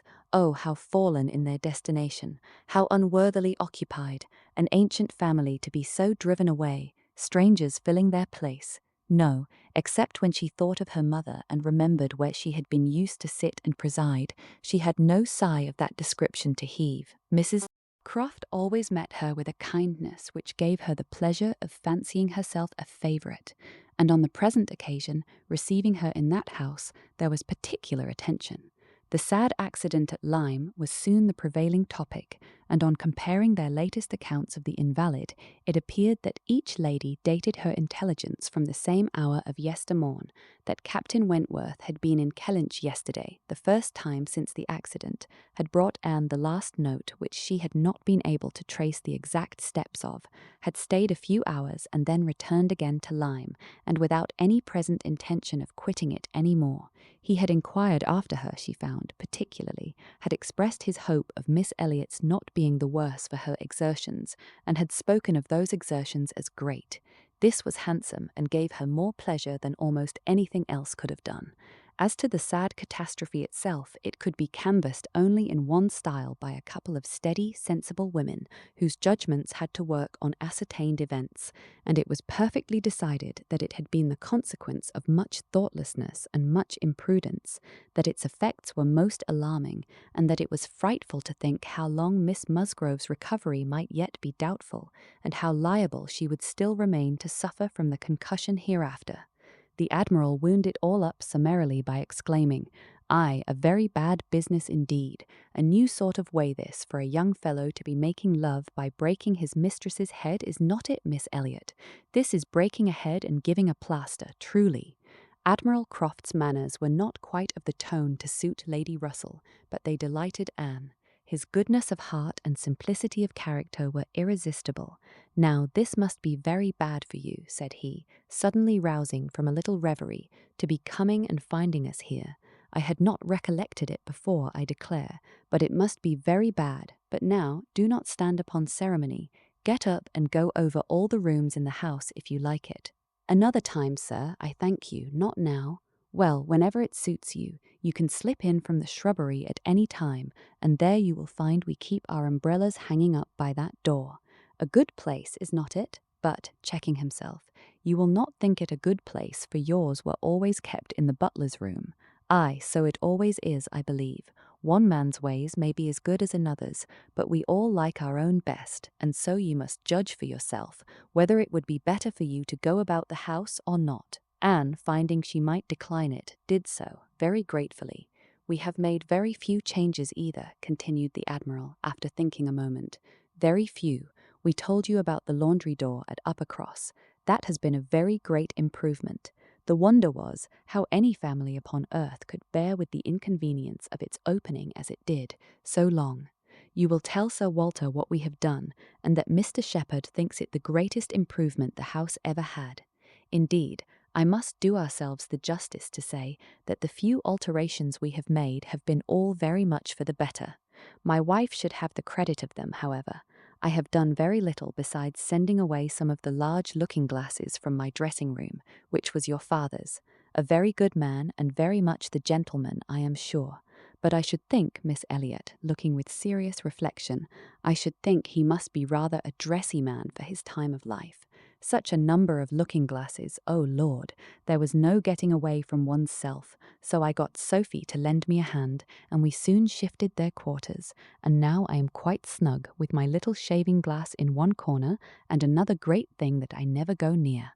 Anne, amused in spite of herself, was rather distressed for an answer, and the Admiral, fearing he might not have been civil enough, took up the subject again to say, "The next time you write to your good father, Miss Elliot, pray give my compliments and Mrs. Croft's, and say that we are settled here quite to our liking, and have no fault at all to find with the place. The breakfast-room chimney smokes a little, I grant you, but it is only when the wind is due north and blows hard, which may not happen 3 times a winter. And take it altogether, now that we have been into most of the houses hereabouts and can judge, there is not one that we like better than this. Pray say so, with my compliments. He will be glad to hear it." Lady Russell and Mrs. Croft were very well pleased with each other, but the acquaintance which this visit began was fated not to proceed far at present, for when it was returned, the Crofts announced themselves to be going away for a few weeks to visit their connections in the north of the county, and probably might not be at home again before Lady Russell would be removing to Bath. So ended all danger to Anne of meeting Captain Wentworth at Kellynch Hall, or of seeing him in company with her friend. Everything was safe enough, and she smiled over the many anxious feelings she had wasted on the subject. XXIV. Though Charles and Mary had remained at Lyme much longer after Mr. and Mrs. Musgrove's going than Anne conceived they could have been at all wanted, they were yet the first of the family to be at home again, and as soon as possible after their return to Uppercross they drove over to the lodge. They had left Louisa beginning to sit up, but her head, though clear, was exceedingly weak, and her nerves susceptible to the highest extreme of tenderness, and though she might be pronounced to be altogether doing very well, it was still impossible to say when she might be able to bear the removal home, and her father and mother, who must return in time to receive their younger children for the Christmas holidays, had hardly a hope of being allowed to bring her with them. They had been all in lodgings together. Mrs. Musgrove had got Mrs. Harville's children away as much as she could. Every possible supply from Uppercross had been furnished to lighten the inconvenience to the Harvilles, while the Harvilles had been wanting them to come to dinner every day, and in short it seemed to have been only a struggle on each side as to which should be most disinterested and hospitable. Mary had had her evils, but upon the whole, as was evident by her staying so long, she had found more to enjoy than to suffer. Charles Hayter had been at Lyme oftener than suited her, and when they dined with the Harvilles there had been only a maidservant to wait, and at first Mrs. Harville had always given Mrs. Musgrove precedence, but then she had received so very handsome an apology from her on finding out whose daughter she was, and there had been so much going on every day, there had been so many walks between their lodgings and the Harvilles, and she had got books from the library, and changed them so often, that the balance had certainly been much in favour of Lyme. She had been taken to Charmouth too, and she had bathed, and she had gone to church, and there were a great many more people to look at in the church at Lyme than at Uppercross, and all this, joined to the sense of being so very useful, had made really an agreeable fortnight. Anne inquired after Captain Benwick. Mary's face was clouded directly. Charles laughed. "Oh, Captain Benwick is very well, I believe, but he is a very odd young man. I do not know what he would be at. We asked him to come home with us for a day or two. Charles undertook to give him some shooting, and he seemed quite delighted, and for my part, I thought it was all settled, when behold, on Tuesday night, he made a very awkward sort of excuse. He never shot, and he had been quite misunderstood, and he had promised this and he had promised that, and the end of it was, I found, that he did not mean to come. I suppose he was afraid of finding it dull, but upon my word I should have thought we were lively enough at the cottage for such a heartbroken man as Captain Benwick." Charles laughed again and said, "Now, Mary, you know very well how it really was. It was all your doing," turning to Anne. "He fancied that if he went with us he should find you close by. He fancied everybody to be living in Uppercross, and when he discovered that Lady Russell lived 3 miles off, his heart failed him, and he had not courage to come. That is the fact, upon my honour. Mary knows it is." But Mary did not give into it very graciously, whether from not considering Captain Benwick entitled by birth and situation to be in love with an Elliot, or from not wanting to believe Anne a greater attraction to Uppercross than herself, must be left to be guessed. Anne's goodwill, however, was not to be lessened by what she heard. She boldly acknowledged herself flattered, and continued her inquiries. "Oh, he talks of you," cried Charles, "in such terms." Mary interrupted him. "I declare, Charles, I never heard him mention Anne twice all the time I was there." "I declare, Anne, he never talks of you at all." "No," admitted Charles, "I do not know that he ever does in a general way, but however, it is a very clear thing that he admires you exceedingly. His head is full of some books that he is reading upon your recommendation, and he wants to talk to you about them. He has found out something or other in one of them which he thinks, oh, I cannot pretend to remember it, but it was something very fine. I overheard him telling Henrietta all about it, and then Miss Elliot was spoken of in the highest terms. Now, Mary, I declare it was so. I heard it myself, and you were in the other room. Elegance, sweetness, beauty, oh, there was no end of Miss Elliot's charms. And I am sure, cried Mary warmly, it was very little to his credit if he did. Miss Harville only died last June. Such a heart is very little worth having, is it, Lady Russell? I am sure you will agree with me. I must see Captain Benwick before I decide, said Lady Russell, smiling, and that you are very likely to do very soon, I can tell you, ma'am, said Charles, though he had not nerves for coming away with us and setting off again afterwards to pay a formal visit here. He will make his way over to Kellynch one day by himself, you may depend on it. I told him the distance and the road, and I told him of the churches being so very well worth seeing, for as he has a taste for those sort of things, I thought that would be a good excuse, and he listened with all his understanding and soul, and I am sure from his manner that you will have him calling here soon. So I give you notice, Lady Russell. Any acquaintance of Anne's will always be welcome to me, was Lady Russell's kind answer. Oh, as to being Anne's acquaintance, said Mary, I think he is rather my acquaintance, for I have been seeing him every day this last fortnight. Well, as your joint acquaintance, then, I shall be very happy to see Captain Benwick. You will not find anything very agreeable in him, I assure you, ma'am. He is one of the dullest young men that ever lived. He has walked with me sometimes from one end of the sands to the other without saying a word. He is not at all a well-bred young man. I am sure you will not like him. There we differ, Mary, said Anne. I think Lady Russell would like him. I think she would be so much pleased with his mind that she would very soon see no deficiency in his manner. So do I, Anne, said Charles. I am sure Lady Russell would like him. He is just Lady Russell's sort. Give him a book, and he will read all day long. "Yes, that he will," exclaimed Mary tauntingly. "He will sit poring over his book and not know when a person speaks to him, or when one drops one's scissors, or anything that happens. Do you think Lady Russell would like that?" Lady Russell could not help laughing. "Upon my word," said she, "I should not have supposed that my opinion of anyone could have admitted of such difference of conjecture, steady and matter-of-fact as I may call myself. I have really a curiosity to see the person who can give occasion to such directly opposite notions. I wish he may be induced to call here, and when he does, Mary, you may depend upon hearing my opinion, but I am determined not to judge him beforehand. You will not like him, I will answer for it." Lady Russell began talking of something else. Mary spoke with animation of their meeting with, or rather missing, Mr. Elliot so extraordinarily. "He is a man," said Lady Russell, "whom I have no wish to see. His declining to be on cordial terms with the head of his family has left a very strong impression in his disfavour with me." This decision checked Mary's eagerness and stopped her short in the midst of the Elliot countenance.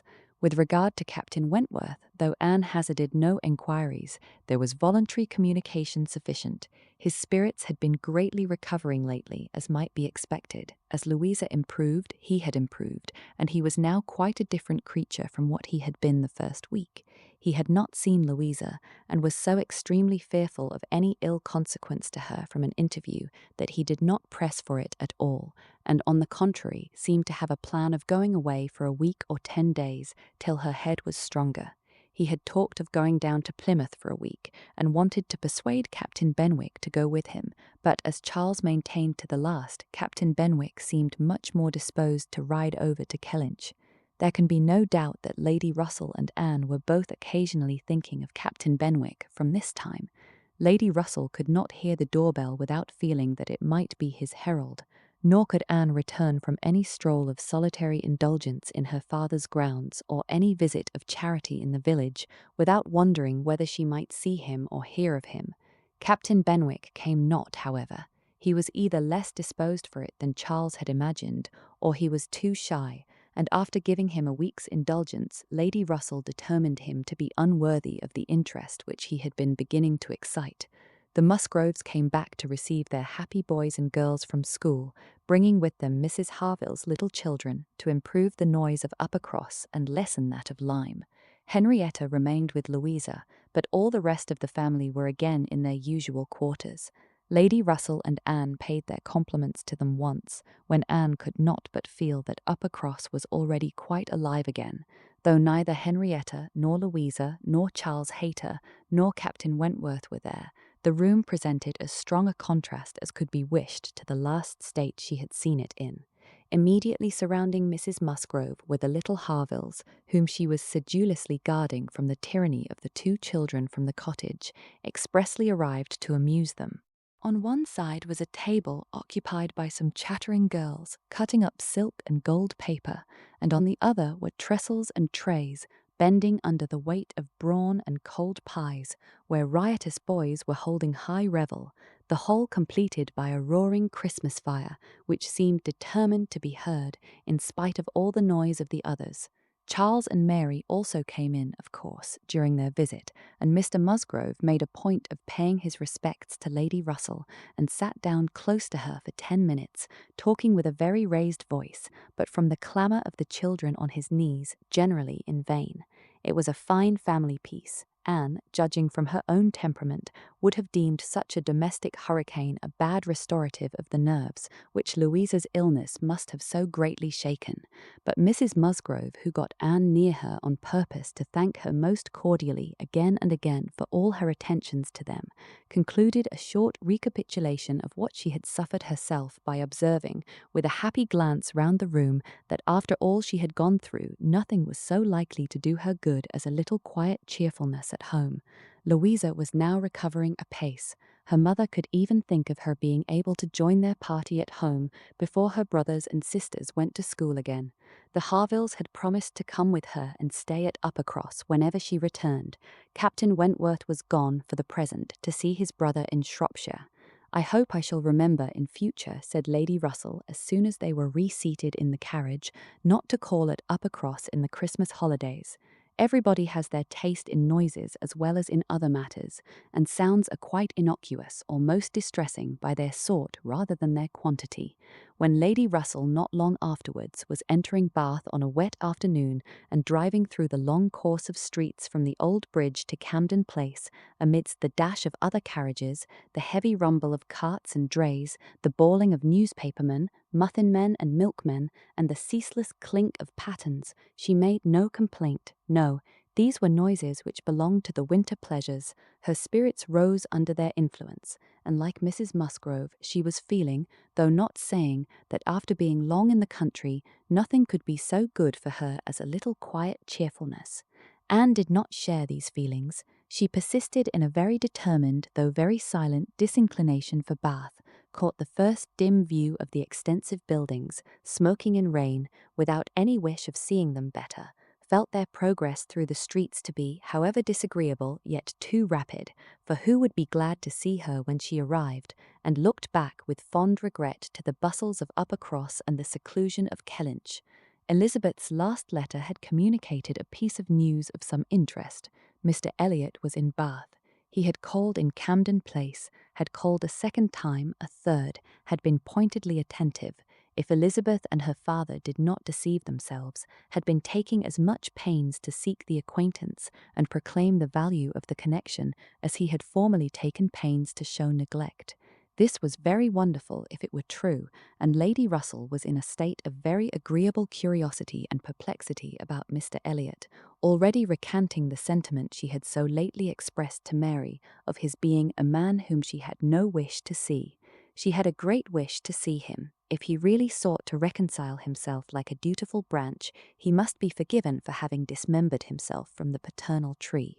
Anne was not animated to an equal pitch by the circumstance, but she felt that she would rather see Mr. Elliot again than not, which was more than she could say for many other persons in Bath.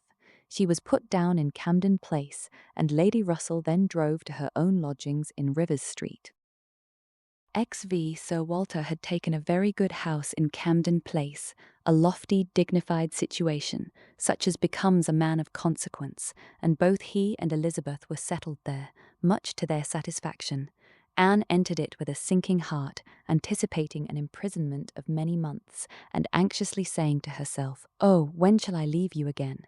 A degree of unexpected cordiality, however, in the welcome she received, did her good. Her father and sister were glad to see her, for the sake of showing her the house and furniture, and met her with kindness. Her making a fourth when they sat down to dinner was noticed as an advantage. Mrs. Clay was very pleasant and very smiling, but her courtesies and smiles were more a matter of course. Anne had always felt that she would pretend what was proper on her arrival, but the complaisance of the others was unlooked for. They were evidently in excellent spirits, and she was soon to listen to the causes. They had no inclination to listen to her.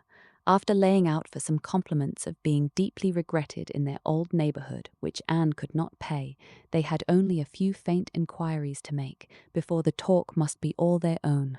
Uppercross excited no interest, Kellynch very little. It was all Bath.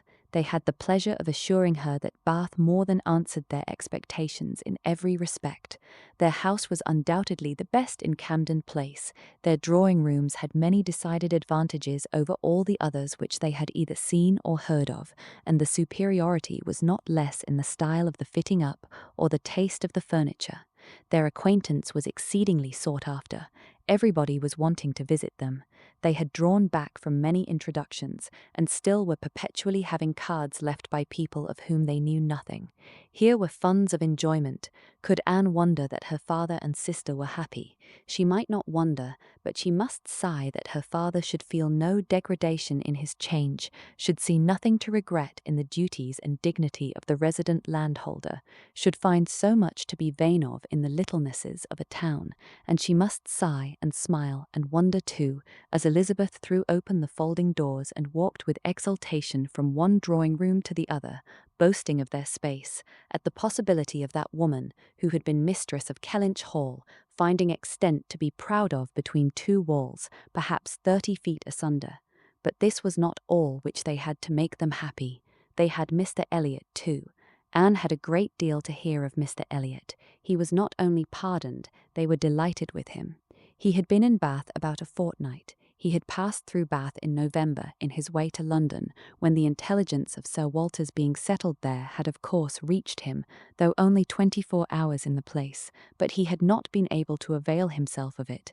But he had now been a fortnight in Bath, and his first object on arriving had been to leave his card in Camden Place, following it up by such assiduous endeavours to meet, and when they did meet, by such great openness of conduct, such readiness to apologise for the past, such solicitude to be received as a relation again, that their former good understanding was completely re-established.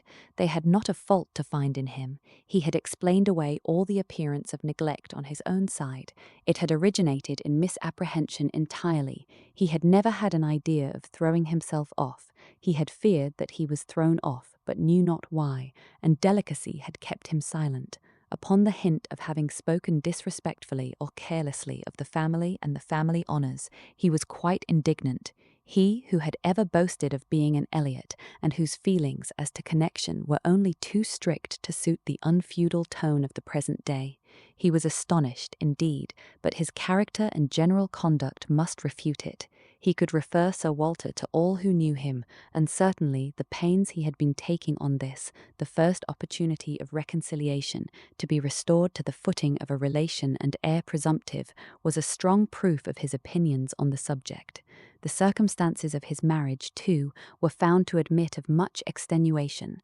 This was an article not to be entered on by himself, but a very intimate friend of his, a Colonel Wallis, a highly respectable man, perfectly the gentleman, and not an ill-looking man, Sir Walter added, who was living in very good style in Marlborough Buildings, and had, at his own particular request, been admitted to their acquaintance through Mr. Elliot, had mentioned one or two things relative to the marriage, which made a material difference in the discredit of it.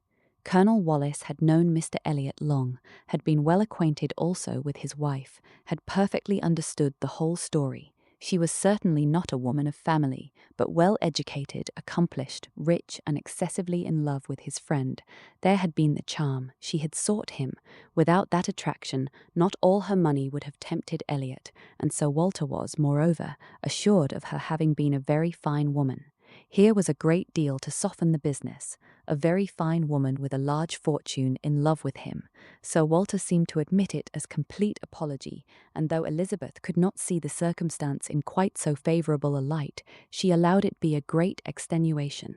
Mr. Elliot had called repeatedly, had dined with them once, evidently delighted by the distinction of being asked, for they gave no dinners in general. Delighted, in short, by every proof of cousinly notice, and placing his whole happiness in being on intimate terms in Camden Place. Anne listened, but without quite understanding it. Allowances, large allowances, she knew, must be made for the ideas of those who spoke. She heard it all under embellishment. All that sounded extravagant or irrational in the progress of the reconciliation might have no origin but in the language of the relators. Still, however, she had the sensation of there being something more than immediately appeared in Mr. Elliot's wishing, after an interval of so many years, to be well received by them. In a worldly view, he had nothing to gain by being on terms with Sir Walter, nothing to risk by a state of variance. In all probability he was already the richer of the two, and the Kellynch estate would as surely be his hereafter as the title. A sensible man, and he had looked like a very sensible man. Why should it be an object to him? She could only offer one solution. It was, perhaps, for Elizabeth's sake. There might really have been a liking formerly, though convenience and accident had drawn him a different way, and now that he could afford to please himself, he might mean to pay his addresses to her. Elizabeth was certainly very handsome, with well-bred, elegant manners, and her character might never have been penetrated by Mr. Elliot, knowing her but in public, and when very young himself. How her temper and understanding might bear the investigation of his present keener time of life was another concern, and rather a fearful one. Most earnestly did she wish that he might not be too nice or too observant if Elizabeth were his object, and that Elizabeth was disposed to believe herself so, and that her friend Mrs. Clay was encouraging the idea, seemed apparent by a glance or two between them, while Mr. Elliot's frequent visits were talked of. Anne mentioned the glimpses she had had of him at Lyme, but without being much attended to. Oh yes, perhaps it had been Mr. Elliot. They did not know. It might be him, perhaps. They could not listen to her description of him. They were describing him themselves, Sir Walter especially. He did justice to his very gentlemanlike appearance, his air of elegance and fashion, his good-shaped face, his sensible eye, but, at the same time, must lament his being very much underhung, a defect which time seemed to have increased, nor could he pretend to say that 10 years had not altered almost every feature for the worse. Mr. Elliot appeared to think that he, Sir Walter, was looking exactly as he had done when they last parted, but Sir Walter had not been able to return the compliment entirely, which had embarrassed him. He did not mean to complain, however. Mr. Elliot was better to look at than most men, and he had no objection to being seen with him anywhere. Mr. Elliot and his friends in Marlborough Buildings were talked of the whole evening. Colonel Wallis had been so impatient to be introduced to them, and Mr. Elliot so anxious that he should, and there was a Mrs. Wallis, at present known only to them by description, as she was in daily expectation of her confinement, but Mr. Elliot spoke of her as a most charming woman, quite worthy of being known in Camden Place, and as soon as she recovered they were to be acquainted. Sir Walter thought much of Mrs. Wallis. She was said to be an excessively pretty woman, beautiful. He longed to see her. He hoped she might make some amends for the many very plain faces he was continually passing in the streets. The worst of Bath was the number of its plain women. He did not mean to say that there were no pretty women, but the number of the plain was out of all proportion. He had frequently observed, as he walked, that one handsome face would be followed by 30 or 35 frights, and once, as he had stood in a shop in Bond Street, he had counted 87 women go by, one after another, without there being a tolerable face among them. It had been a frosty morning, to be sure, a sharp frost which hardly one woman in 1,000 could stand the test of, but still there certainly were a dreadful multitude of ugly women in Bath, and as for the men, they were infinitely worse, such scarecrows as the streets were full of. It was evident how little the women were used to the sight of anything tolerable, by the effect which a man of decent appearance produced. He had never walked anywhere arm in arm with Colonel Wallis, who was a fine military figure, though sandy-haired, without observing that every woman's eye was upon him. Every woman's eye was sure to be upon Colonel Wallis. Modest Sir Walter. He was not allowed to escape, however. His daughter and Mrs. Clay united in hinting that Colonel Wallis's companion might have as good a figure as Colonel Wallis, and certainly was not sandy-haired. "How is Mary looking?" said Sir Walter, in the height of his good humour. "The last time I saw her she had a red nose, but I hope that may not happen every day." "Oh no, that must have been quite accidental. In general she has been in very good health and very good looks since Michaelmas. If I thought it would not tempt her to go out in sharp winds and grow coarse, I would send her a new hat and pelisse." Anne was considering whether she should venture to suggest that a gown or a cap would not be liable to any such misuse, when a knock at the door suspended everything. A knock at the door, and so late. It was 10 o'clock. Could it be Mr. Elliot? They knew he was to dine in Lansdowne Crescent. It was possible that he might stop in his way home to ask them how they did. They could think of no one else. Mrs. Clay decidedly thought it Mr. Elliot's knock.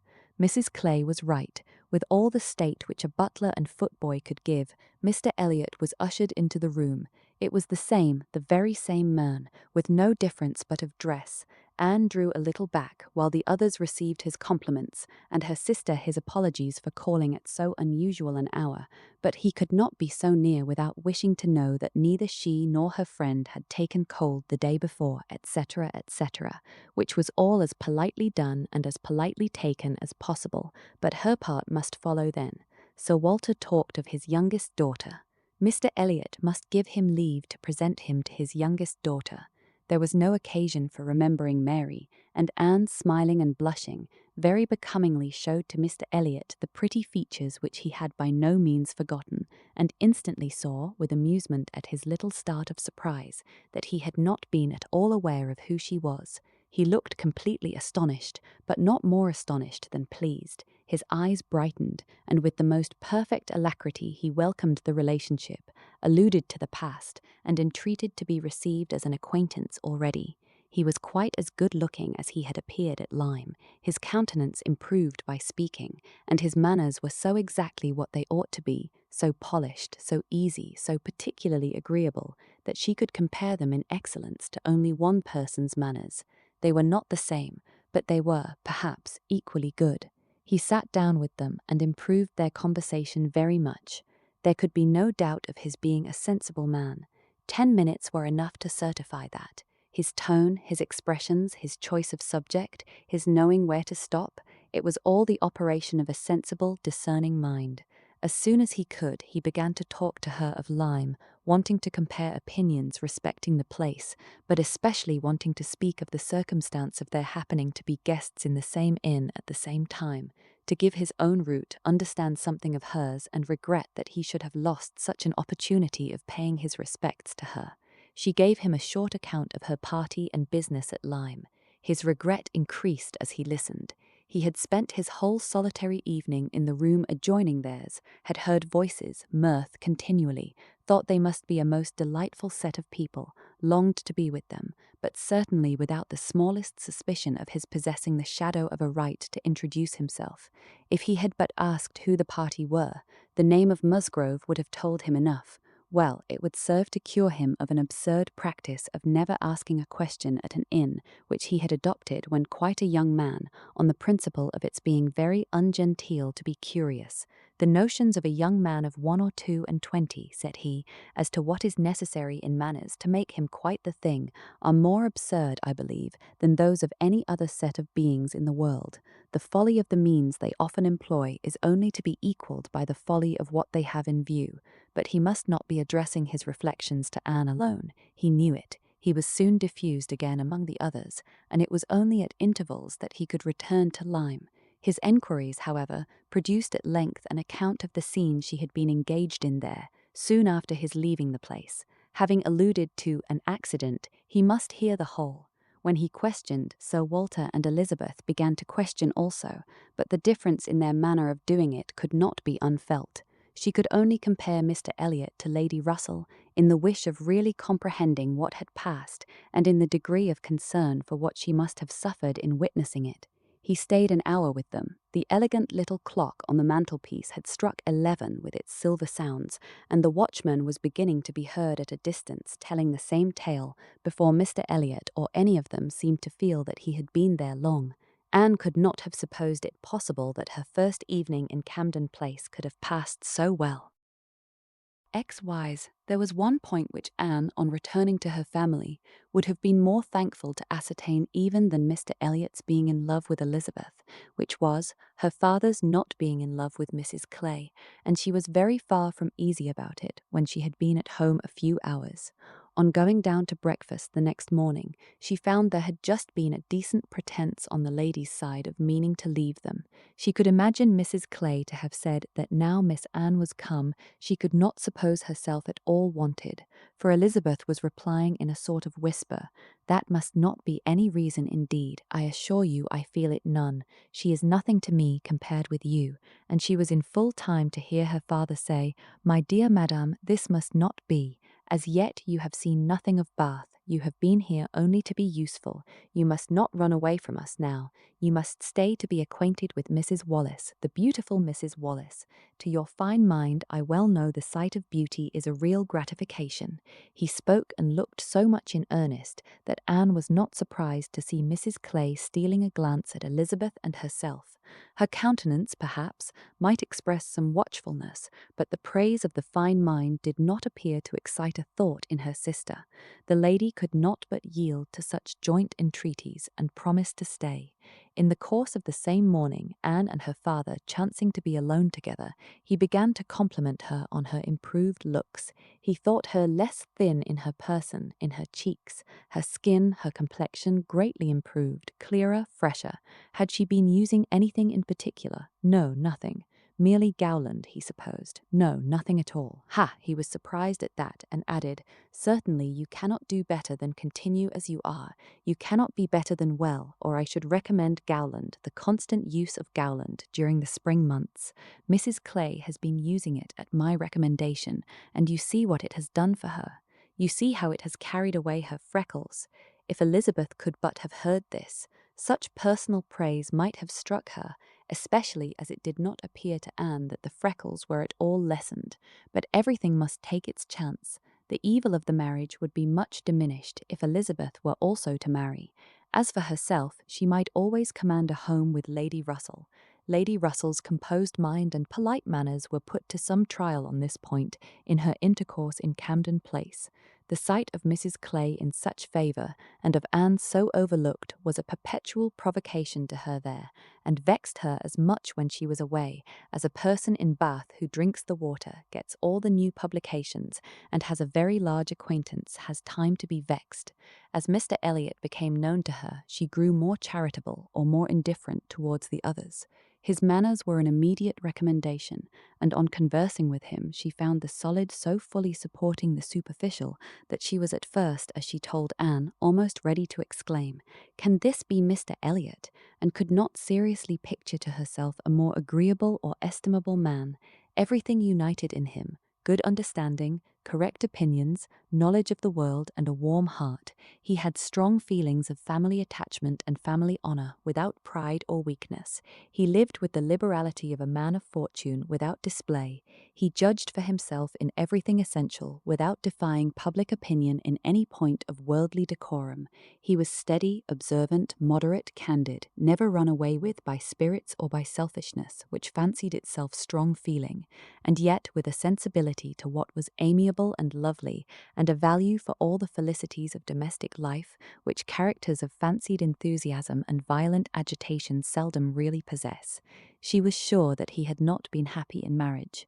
Colonel Wallis said it, and Lady Russell saw it, but it had been no unhappiness to sour his mind, nor, she began pretty soon to suspect, to prevent his thinking of a second choice. Her satisfaction in Mr. Elliot outweighed all the plague of Mrs. Clay. It was now some years since Anne had begun to learn that she and her excellent friend could sometimes think differently, and it did not surprise her, therefore, that Lady Russell should see nothing suspicious or inconsistent, nothing to require more motives than appeared, in Mr. Elliot's great desire of a reconciliation. In Lady Russell's view, it was perfectly natural that Mr. Elliot, at a mature time of life, should feel it a most desirable object, and what would very generally recommend him among all sensible people, to be on good terms with the head of his family, the simplest process in the world of time upon a head naturally clear, and only erring in the heyday of youth. Anne presumed, however, still to smile about it, and at last to mention Elizabeth. Lady Russell listened and looked, and made only this cautious reply: "Elizabeth, very well, time will explain." It was a reference to the future, which Anne, after a little observation, felt she must submit to. She could determine nothing at present. In that house Elizabeth must be first, and she was in the habit of such general observance as Miss Elliot, that any particularity of attention seemed almost impossible. Mr. Elliot, too, it must be remembered, had not been a widower 7 months. A little delay on his side might be very excusable. In fact, Anne could never see the crape round his hat without fearing that she was the inexcusable one in attributing to him such imaginations, for though his marriage had not been very happy, still it had existed so many years that she could not comprehend a very rapid recovery from the awful impression of its being dissolved. However it might end, he was without any question their pleasantest acquaintance in Bath. She saw nobody equal to him, and it was a great indulgence now and then to talk to him about Lyme, which he seemed to have as lively a wish to see again, and to see more of, as herself. They went through the particulars of their first meeting a great many times. He gave her to understand that he had looked at her with some earnestness. She knew it well, and she remembered another person's look also. They did not always think alike. His value for rank and connection she perceived to be greater than hers. It was not merely complacence, it must be a liking to the cause, which made him enter warmly into her father and sister's solicitudes on a subject which she thought unworthy to excite them.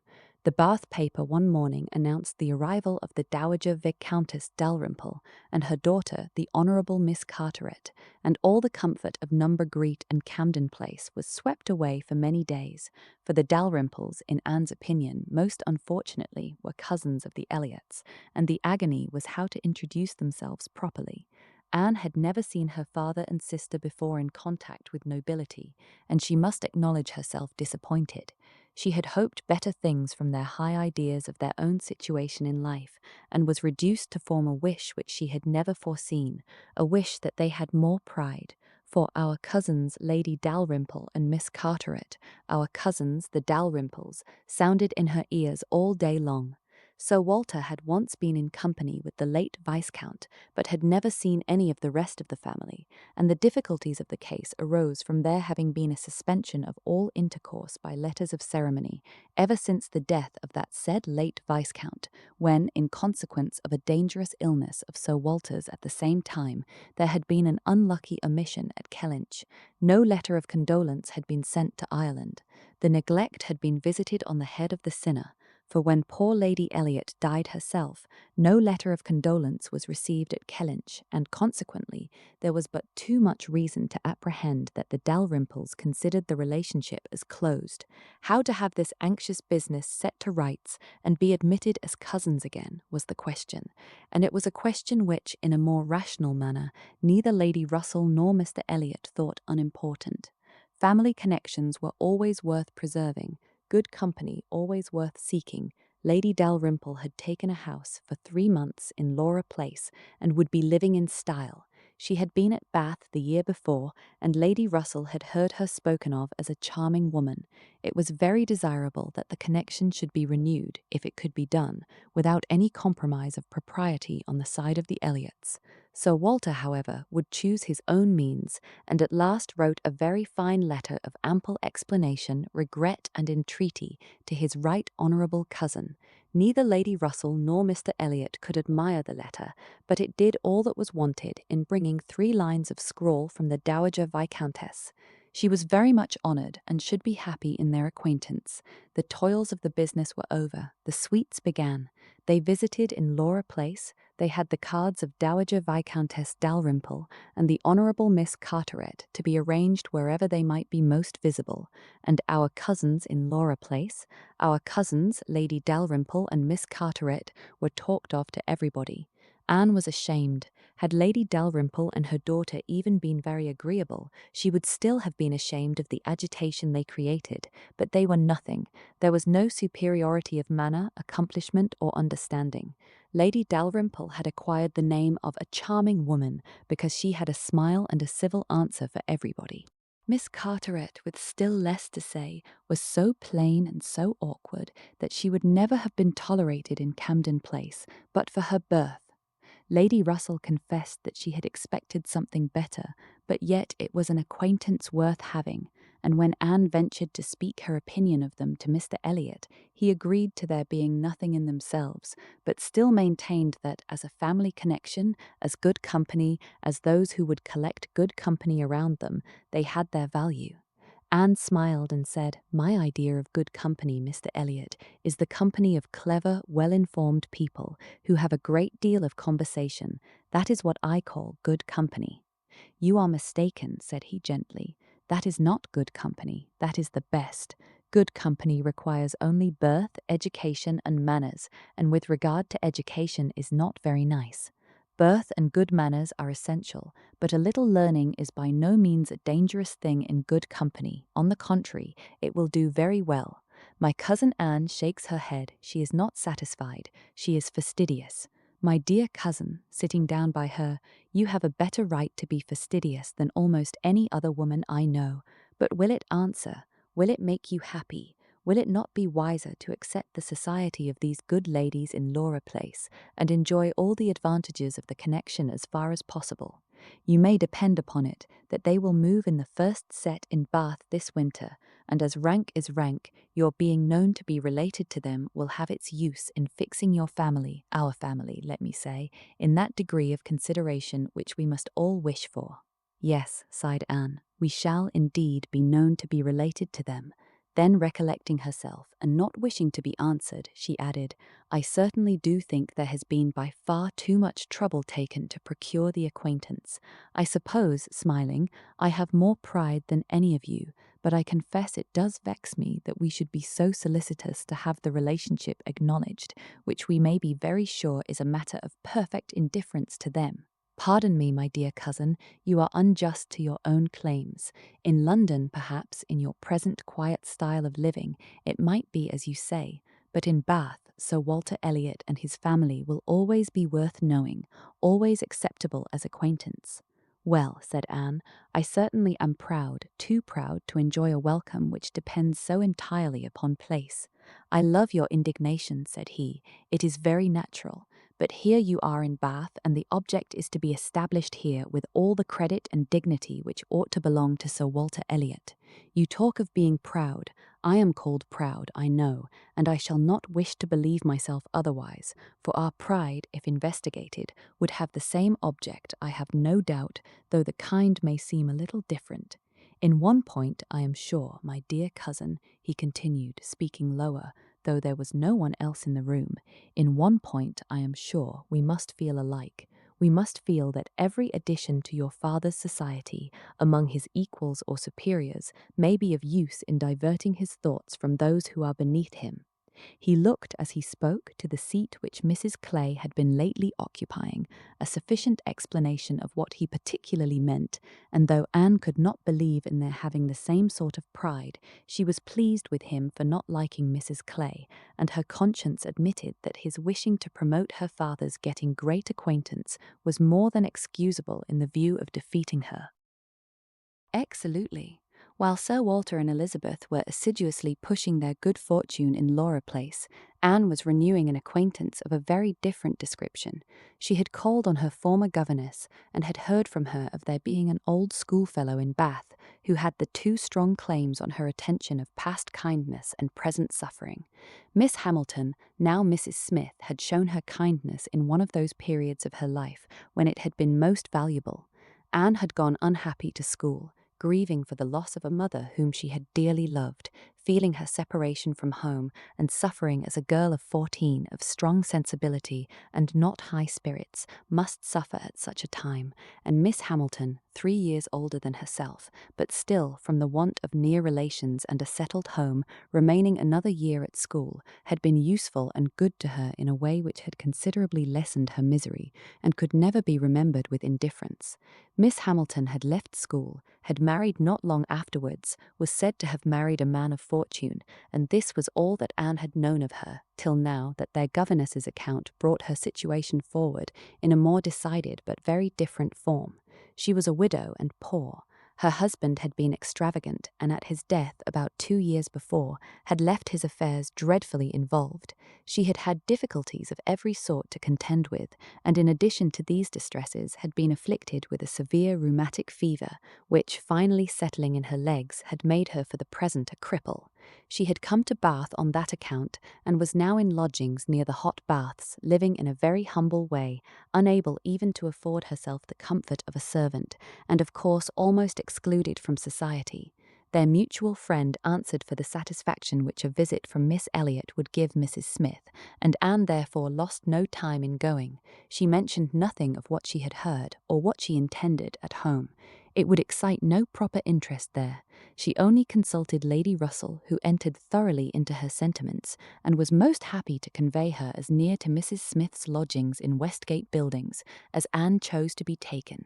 The visit was paid, their acquaintance re-established, their interest in each other more than rekindled. The first 10 minutes had its awkwardness and its emotion. 12 years were gone since they had parted, and each presented a somewhat different person from what the other had imagined. 12 years had changed Anne from the blooming, silent, unformed girl of 15 to the elegant little woman of 27, with every beauty excepting bloom, and with manners as consciously right as they were invariably gentle. And 12 years had transformed the fine-looking, well-grown Miss Hamilton, in all the glow of health and confidence of superiority, into a poor, infirm, helpless widow, receiving the visit of her former protégé as a favour.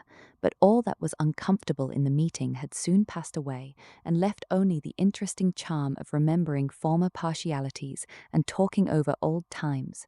Anne found in Mrs. Smith the good sense and agreeable manners which she had almost ventured to depend on, and a disposition to converse and be cheerful beyond her expectation. Neither the dissipations of the past, and she had lived very much in the world, nor the restrictions of the present, neither sickness nor sorrow seemed to have closed her heart or ruined her spirits. In the course of a second visit she talked with great openness, and Anne's astonishment increased. She could scarcely imagine a more cheerless situation in itself than Mrs. Smith's. She had been very fond of her husband. She had buried him. She had been used to affluence. It was gone. She had no child to connect her with life and happiness again, no relations to assist in the arrangement of perplexed affairs, no health to make all the rest supportable. Her accommodations were limited to a noisy parlour and a dark bedroom behind, with no possibility of moving from one to the other without assistance, which there was only one servant in the house to afford, and she never quitted the house but to be conveyed into the warm bath. Yet, in spite of all this, Anne had reason to believe that she had moments only of languor and depression, to hours of occupation and enjoyment. How could it be? She watched, observed, reflected, and finally determined that this was not a case of fortitude or of resignation only. A submissive spirit might be patient, a strong understanding would supply resolution, but here was something more. Here was that elasticity of mind, that disposition to be comforted, that power of turning readily from evil to good, and of finding employment which carried her out of herself, which was from nature alone. It was the choicest gift of heaven, and Anne viewed her friend as one of those instances in which, by a merciful appointment, it seems designed to counterbalance almost every other want. There had been a time, Mrs. Smith told her, when her spirits had nearly failed. She could not call herself an invalid now, compared with her state on first reaching Bath. Then she had, indeed, been a pitiable object, for she had caught cold on the journey, and had hardly taken possession of her lodgings before she was again confined to her bed and suffering under severe and constant pain, and all this among strangers, with the absolute necessity of having a regular nurse, and finances at that moment particularly unfit to meet any extraordinary expense. She had weathered it, however, and could truly say that it had done her good. It had increased her comforts by making her feel herself to be in good hands. She had seen too much of the world to expect sudden or disinterested attachment anywhere, but her illness had proved to her that her landlady had a character to preserve, and would not use her ill, and she had been particularly fortunate in her nurse as a sister of her landlady, a nurse by profession, and who had always a home in that house when unemployed, chanced to be at liberty just in time to attend her. And she, said Mrs. Smith, besides nursing me most admirably, has really proved an invaluable acquaintance. As soon as I could use my hands, she taught me to knit, which has been a great amusement, and she put me in the way of making these little thread cases, pin-cushions, and card-racks, which you always find me so busy about, and which supply me with the means of doing a little good to one or two very poor families in this neighbourhood. She has a large acquaintance, of course, professionally, among those who can afford to buy, and she disposes of my merchandise. She always takes the right time for applying. Everybody's heart is open, you know, when they have recently escaped from severe pain or are recovering the blessing of health, and Nurse Rooke thoroughly understands when to speak. She is a shrewd, intelligent, sensible woman. Hers is a line for seeing human nature, and she has a fund of good sense and observation, which, as a companion, make her infinitely superior to thousands of those who, having only received the best education in the world, know nothing worth attending to. Call it gossip, if you will, but when Nurse Rooke has half an hour's leisure to bestow on me, she is sure to have something to relate that is entertaining and profitable, something that makes one know one's species better. One likes to hear what is going on, to be au fait as to the newest modes of being trifling and silly. To me, who live so much alone, her conversation, I assure you, is a treat. Anne, far from wishing to cavil at the pleasure, replied, "I can easily believe it. Women of that class have great opportunities, and if they are intelligent, may be well worth listening to. Such varieties of human nature as they are in the habit of witnessing, and it is not merely in its follies that they are well read, for they see it occasionally under every circumstance that can be most interesting or affecting. What instances must pass before them of ardent, disinterested, self-denying attachment, of heroism, fortitude, patience, resignation, of all the conflicts and all the sacrifices that ennoble us most. A sick chamber may often furnish the worth of volumes. Yes, said Mrs. Smith more doubtingly, sometimes it may, though I fear its lessons are not often in the elevated style you describe. Here and there, human nature may be great in times of trial, but generally speaking, it is its weakness and not its strength that appears in a sick chamber. It is selfishness and impatience rather than generosity and fortitude that one hears of. There is so little real friendship in the world, and unfortunately, speaking low and tremulously, there are so many who forget to think seriously till it is almost too late. Anne saw the misery of such feelings. The husband had not been what he ought, and the wife had been led among that part of mankind which made her think worse of the world than she hoped it deserved. It was but a passing emotion, however, with Mrs. Smith. She shook it off and soon added in a different tone, I do not suppose the situation my friend Mrs. Rook is in at present will furnish much either to interest or edify me. She is only nursing Mrs. Wallace of Marlborough Buildings, a mere pretty, silly, expensive, fashionable woman, I believe, and of course will have nothing to report but of lace and finery. I mean to make my profit of Mrs. Wallace, however. She has plenty of money, and I intend she shall buy all the high-priced things I have in hand now. Anne had called several times on her friend before the existence of such a person was known in Camden Place. At last it became necessary to speak of her. Sir Walter, Elizabeth, and Mrs. Clay returned one morning from Laura Place with a sudden invitation from Lady Dalrymple for the same evening, and Anne was already engaged to spend that evening in Westgate Buildings. She was not sorry for the excuse. They were only asked, she was sure, because Lady Dalrymple, being kept at home by a bad cold, was glad to make use of the relationship which had been so pressed on her, and she declined on her own account with great alacrity. She was engaged to spend the evening with an old schoolfellow. They were not much interested in anything relative to Anne, but still there were questions enough asked to make it understood what this old schoolfellow was, and Elizabeth was disdainful, and Sir Walter severe. Westgate Buildings, said he, and who is Miss Anne Elliot to be visiting in Westgate Buildings? A Mrs. Smith, a widow Mrs. Smith, and who was her husband? One of the 5,000 Mr. Smiths whose names are to be met with everywhere. And what is her attraction? That she is old and sickly. Upon my word, Miss Anne Elliot, you have the most extraordinary taste. Everything that revolts other people, low company, paltry rooms, foul air, disgusting associations are inviting to you. But surely you may put off this old lady till tomorrow. She is not so near her end, I presume, but that she may hope to see another day. What is her age, 40? No, sir, she is not 31, but I do not think I can put off my engagement, because it is the only evening for some time which will at once suit her and myself. She goes into the warm bath tomorrow, and for the rest of the week, you know, we are engaged. But what does Lady Russell think of this acquaintance? Asked Elizabeth. She sees nothing to blame in it, replied Anne. On the contrary, she approves it, and has generally taken me when I have called on Mrs. Smith. Westgate Buildings must have been rather surprised by the appearance of a carriage drawn up near its pavement, observed Sir Walter.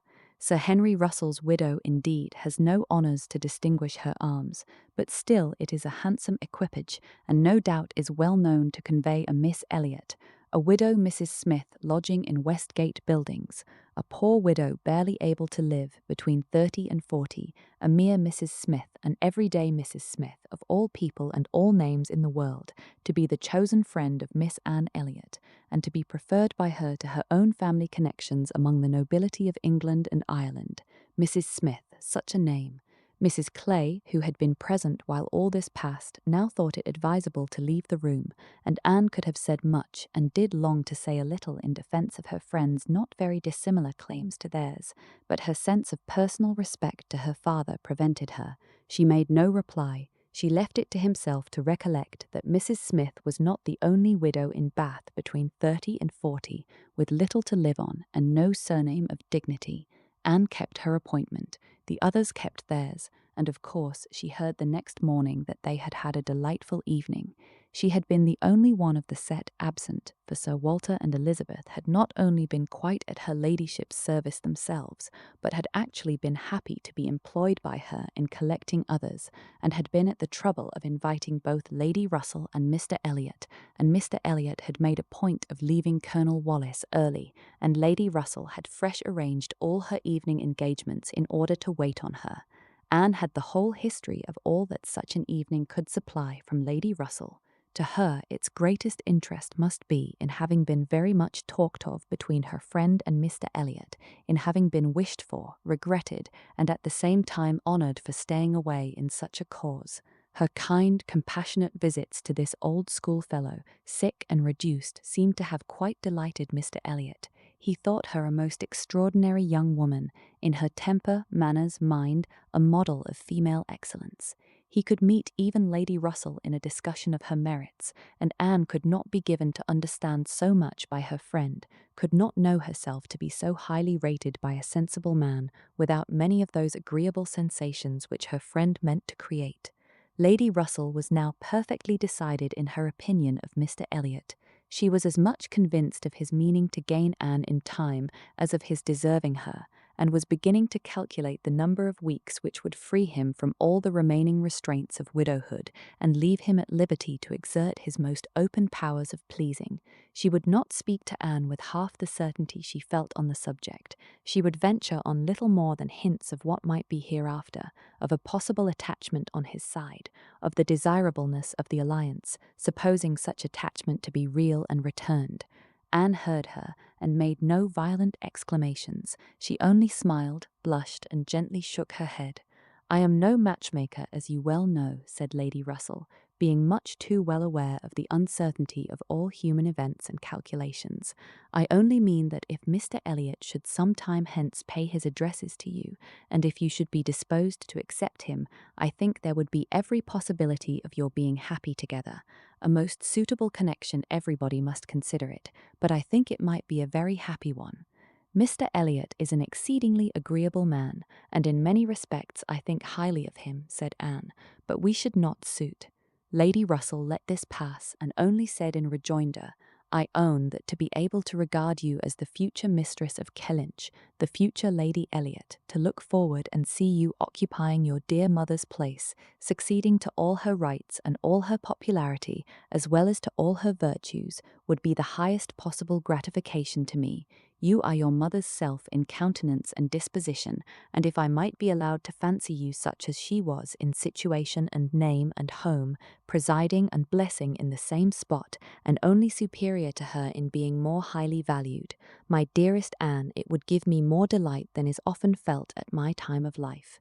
Anne was obliged to turn away, to rise, to walk to a distant table, and, leaning there in pretended employment, try to subdue the feelings this picture excited.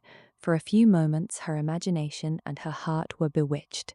The idea of becoming what her mother had been, of having the precious name of Lady Elliot first revived in herself, of being restored to Kellynch, calling it her home again, her home for ever, was a charm which she could not immediately resist. Lady Russell said not another word, willing to leave the matter to its own operation, and believing that, could Mr. Elliot at that moment with propriety have spoken for himself, she believed, in short, what Anne did not believe. The same image of Mr. Elliot speaking for himself brought Anne to composure again. The charm of Kellynch and of Lady Elliot all faded away. She never could accept him, and it was not only that her feelings were still adverse to any man save one, her judgment on a serious consideration of the possibilities of such a case was against Mr. Elliot. Though they had now been acquainted a month, she could not be satisfied that she really knew his character. That he was a sensible man, an agreeable man, that he talked well, professed good opinions, seemed to judge properly and as a man of principle, this was all clear enough. He certainly knew what was right, nor could she fix on any one article of moral duty evidently transgressed, but yet she would have been afraid to answer for his conduct. She distrusted the past, if not the present. The names which occasionally dropped of former associates, the allusions to former practices and pursuits, suggested suspicions not favourable of what he had been.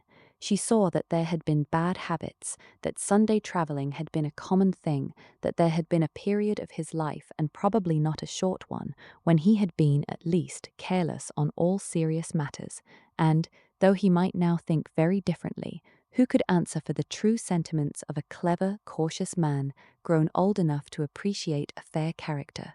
How could it ever be ascertained that his mind was truly cleansed? Mr. Elliot was rational, discreet, polished, but he was not open. There was never any burst of feeling, any warmth of indignation or delight at the evil or good of others. This, to Anne, was a decided imperfection.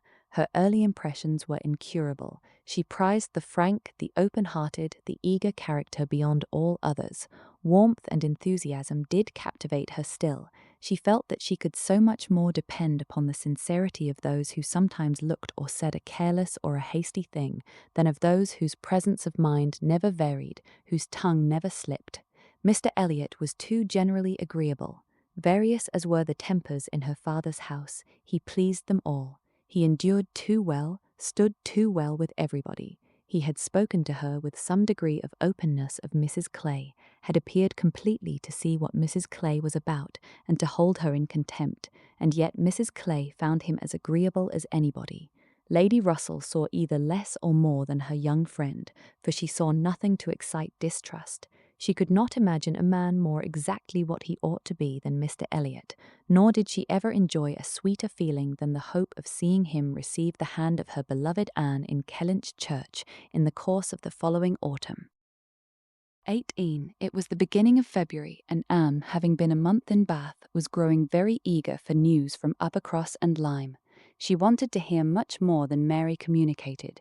It was 3 weeks since she had heard it all. She only knew that Henrietta was at home again, and that Louisa, though considered to be recovering fast, was still at Lyme, and she was thinking of them all very intently one evening, when a thicker letter than usual from Mary was delivered to her, and, to quicken the pleasure and surprise, with Admiral and Mrs. Croft's compliments. The Crofts must be in Bath, a circumstance to interest her. They were people whom her heart turned to very naturally. "What is this?" cried Sir Walter. "The Crofts arrived in Bath, the Crofts who rent Kellynch? What have they brought you?" "A letter from Uppercross Cottage, sir." "Oh, those letters are convenient passports. They secure an introduction. I should have visited Admiral Croft, however, at any rate. I know what is due to my tenant." Anne could listen no longer. She could not even have told how the poor Admiral's complexion escaped. Her letter engrossed her. It had been begun several days back. February 1st, my dear Anne, I make no apology for my silence, because I know how little people think of letters in such a place as Bath. You must be a great deal too happy to care for Uppercross, which, as you well know, affords little to write about. We have had a very dull Christmas. Mr. and Mrs. Musgrove have not had one dinner party all the holidays. I do not reckon the Hayters as anybody. The holidays, however, are over at last. I believe no children ever had such long ones. I am sure I had not. The house was cleared yesterday, except of the little Harvilles, but you will be surprised to hear that they have never gone home. Mrs. Harville must be an odd mother to part with them so long. I do not understand it. They are not at all nice children, in my opinion, but Mrs. Musgrove seems to like them quite as well, if not better, than her grandchildren. What dreadful weather we have had! It may not be felt in Bath with your nice pavements, but in the country it is of some consequence. I have not had a creature call on me since the 2nd week in January, except Charles Hayter, who has been calling much oftener than was welcome. Between ourselves, I think it a great pity Henrietta did not remain at Lyme as long as Louisa. It would have kept her a little out of his way. The carriage is gone today to bring Louisa and the Harvilles tomorrow. We are not asked to dine with them, however, till the day after. Mrs. Musgrove is so afraid of her being fatigued by the journey, which is not very likely, considering the care that will be taken of her, and it would be much more convenient to me to dine there tomorrow. I am glad you find Mr. Elliot so agreeable, and wish I could be acquainted with him too, but I have my usual luck. I am always out of the way when anything desirable is going on, always the last of my family to be noticed. What an immense time Mrs. Clay has been staying with Elizabeth. Does she never mean to go away? But perhaps if she were to leave the room vacant, we might not be invited. Let me know what you think of this. I do not expect my children to be asked, you know. I can leave them at the great house very well for a month or 6 weeks. I have this moment heard that the Crofts are going to Bath almost immediately. They think the Admiral gouty. Charles heard it quite by chance. They have not had the civility to give me any notice or offer to take anything. I do not think they improve at all as neighbours. We see nothing of them, and this is really an instance of gross inattention. Charles joins me in love and everything proper. Yours affectionately, Mary M. Malini. I am sorry to say that I am very far from well, and Jemima has just told me that the butcher says there is a bad sore throat very much about. I dare say I shall catch it, and my sore throats, you know, are always worse than anybody's. So ended the first part, which had been afterwards put into an envelope containing nearly as much more. I kept my letter open that I might send you word how Louisa bore her journey, and now I am extremely glad I did, having a great deal to add. In the first place, I had a note from Mrs. Croft yesterday, offering to convey anything to you, a very kind, friendly note indeed, addressed to me just as it ought. I shall therefore be able to make my letter as long as I like. The Admiral does not seem very ill, and I sincerely hope Bath will do him all the good he wants. I shall be truly glad to have them back again. Our neighbourhood cannot spare such a pleasant family. But now for Louisa. I have something to communicate that will astonish you not a little. She and the Harvilles came on Tuesday very safely, and in the evening we went to ask her how she did, when we were rather surprised not to find Captain Benwick of the party, for he had been invited as well as the Harvilles. And what do you think was the reason? Neither more nor less than his being in love with Louisa, and not choosing to venture to Uppercross till he had had an answer from Mr. Musgrove, for it was all settled between him and her before she came away, and he had written to her father by Captain Harville. True, upon my honour. Are not you astonished? I shall be surprised at least if you ever received a hint of it, for I never did. Mrs. Musgrove protests solemnly that she knew nothing of the matter. We are all very well pleased, however, for though it is not equal to her marrying Captain Wentworth, it is infinitely better than Charles Hayter, and Mr. Musgrove has written his consent, and Captain Benwick is expected today. Mrs. Harville says her husband feels a good deal on his poor sister's account, but, however, Louisa is a great favourite with both. Indeed, Mrs. Harville and I quite agree that we love her the better for having nursed her. Charles wonders what Captain Wentworth will say, but if you remember, I never thought him attached to Louisa. I never could see anything of it. And this is the end, you see, of Captain Benwick's being supposed to be an admirer of yours. How Charles could take such a thing into his head was always incomprehensible to me. I hope he will be more agreeable now. Certainly not a great match for Louisa Musgrove, but 1,000,000 times better than marrying among the Hayters. Mary need not have feared her sister's being in any degree prepared for the news. She had never in her life been more astonished. Captain Benwick and Louisa Musgrove. It was almost too wonderful for belief, and it was with the greatest effort that she could remain in the room, preserve an air of calmness, and answer the common questions of the moment. Happily for her, they were not many. Sir Walter wanted to know whether the Crofts travelled with 4 horses, and whether they were likely to be situated in such a part of Bath as it might suit Miss Elliot and himself to visit in, but had little curiosity beyond. "How is Mary?" said Elizabeth, and without waiting for an answer, "and pray what brings the Crofts to Bath?" "They come on the Admiral's account. He is thought to be gouty." "Gout and decrepitude," said Sir Walter. "Poor old gentleman." "Have they any acquaintance here?" asked Elizabeth. "I do not know, but I can hardly suppose that at Admiral Croft's time of life and in his profession he should not have many acquaintance in such a place as this." "I suspect," said Sir Walter coolly, "that Admiral Croft will be best known in Bath as the renter of Kellynch Hall. Elizabeth, may we venture to present him and his wife in Laura Place?" "Oh no, I think not. Situated as we are with Lady Dalrymple, cousins, we ought to be very careful not to embarrass her with acquaintance she might not approve. If we were not related, it would not signify, but as cousins she would feel scrupulous as to any proposal of ours. We had better leave the Crofts to find their own level. There are several odd-looking men walking about here who, I am told, are sailors. The Crofts will associate with them." This was Sir Walter and Elizabeth's share of interest in the letter. when Mrs. Clay had paid her tribute of more decent attention in an enquiry after Mrs. Charles Musgrove and her fine little boys, Anne was at liberty. In her own room she tried to comprehend it. Well might Charles wonder how Captain Wentworth would feel. Perhaps he had quitted the field, had given Louisa up, had ceased to love, had found he did not love her. She could not endure the idea of treachery or levity or anything akin to ill usage between him and his friend. She could not endure that such a friendship as theirs should be severed unfairly. Captain Benwick and Louisa Musgrove, the high-spirited, joyous-talking Louisa Musgrove and the dejected, thinking, feeling, reading Captain Benwick, seemed each of them everything that would not suit the other, their minds most dissimilar. Where could have been the attraction? The answer soon presented itself. It had been in situation. They had been thrown together several weeks, they had been living in the same small family party. Since Henrietta's coming away, they must have been depending almost entirely on each other, and Louisa, just recovering from illness, had been in an interesting state, and Captain Benwick was not inconsolable. That was a point which Anne had not been able to avoid suspecting before, and instead of drawing the same conclusion as Mary from the present course of events, they served only to confirm the idea of his having felt some dawning of tenderness toward herself.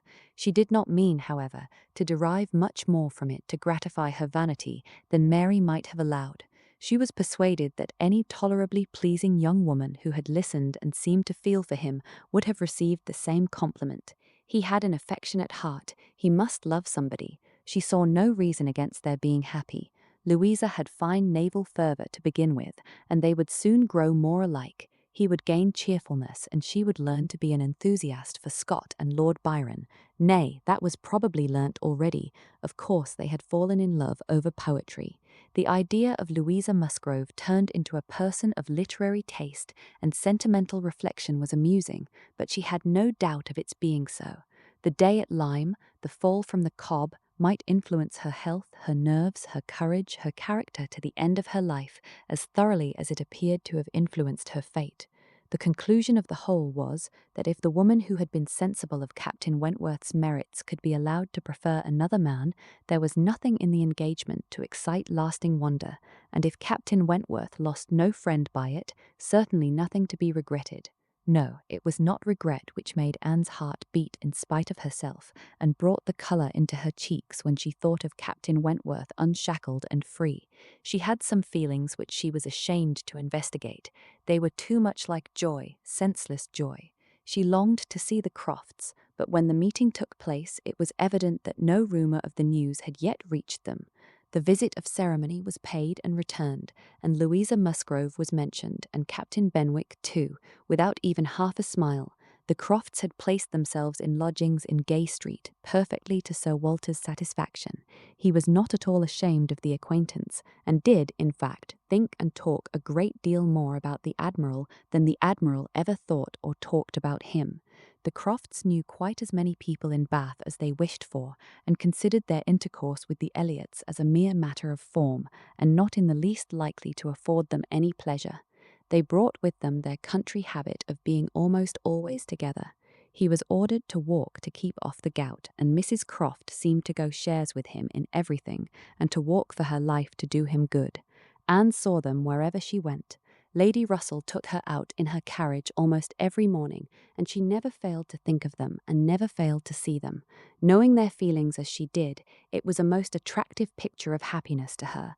She always watched them as long as she could, delighted to fancy she understood what they might be talking of as they walked along in happy independence, or equally delighted to see the Admiral's hearty shake of the hand when he encountered an old friend, and observe their eagerness of conversation when occasionally forming into a little knot of the navy, Mrs. Croft looking as intelligent and keen as any of the officers around her.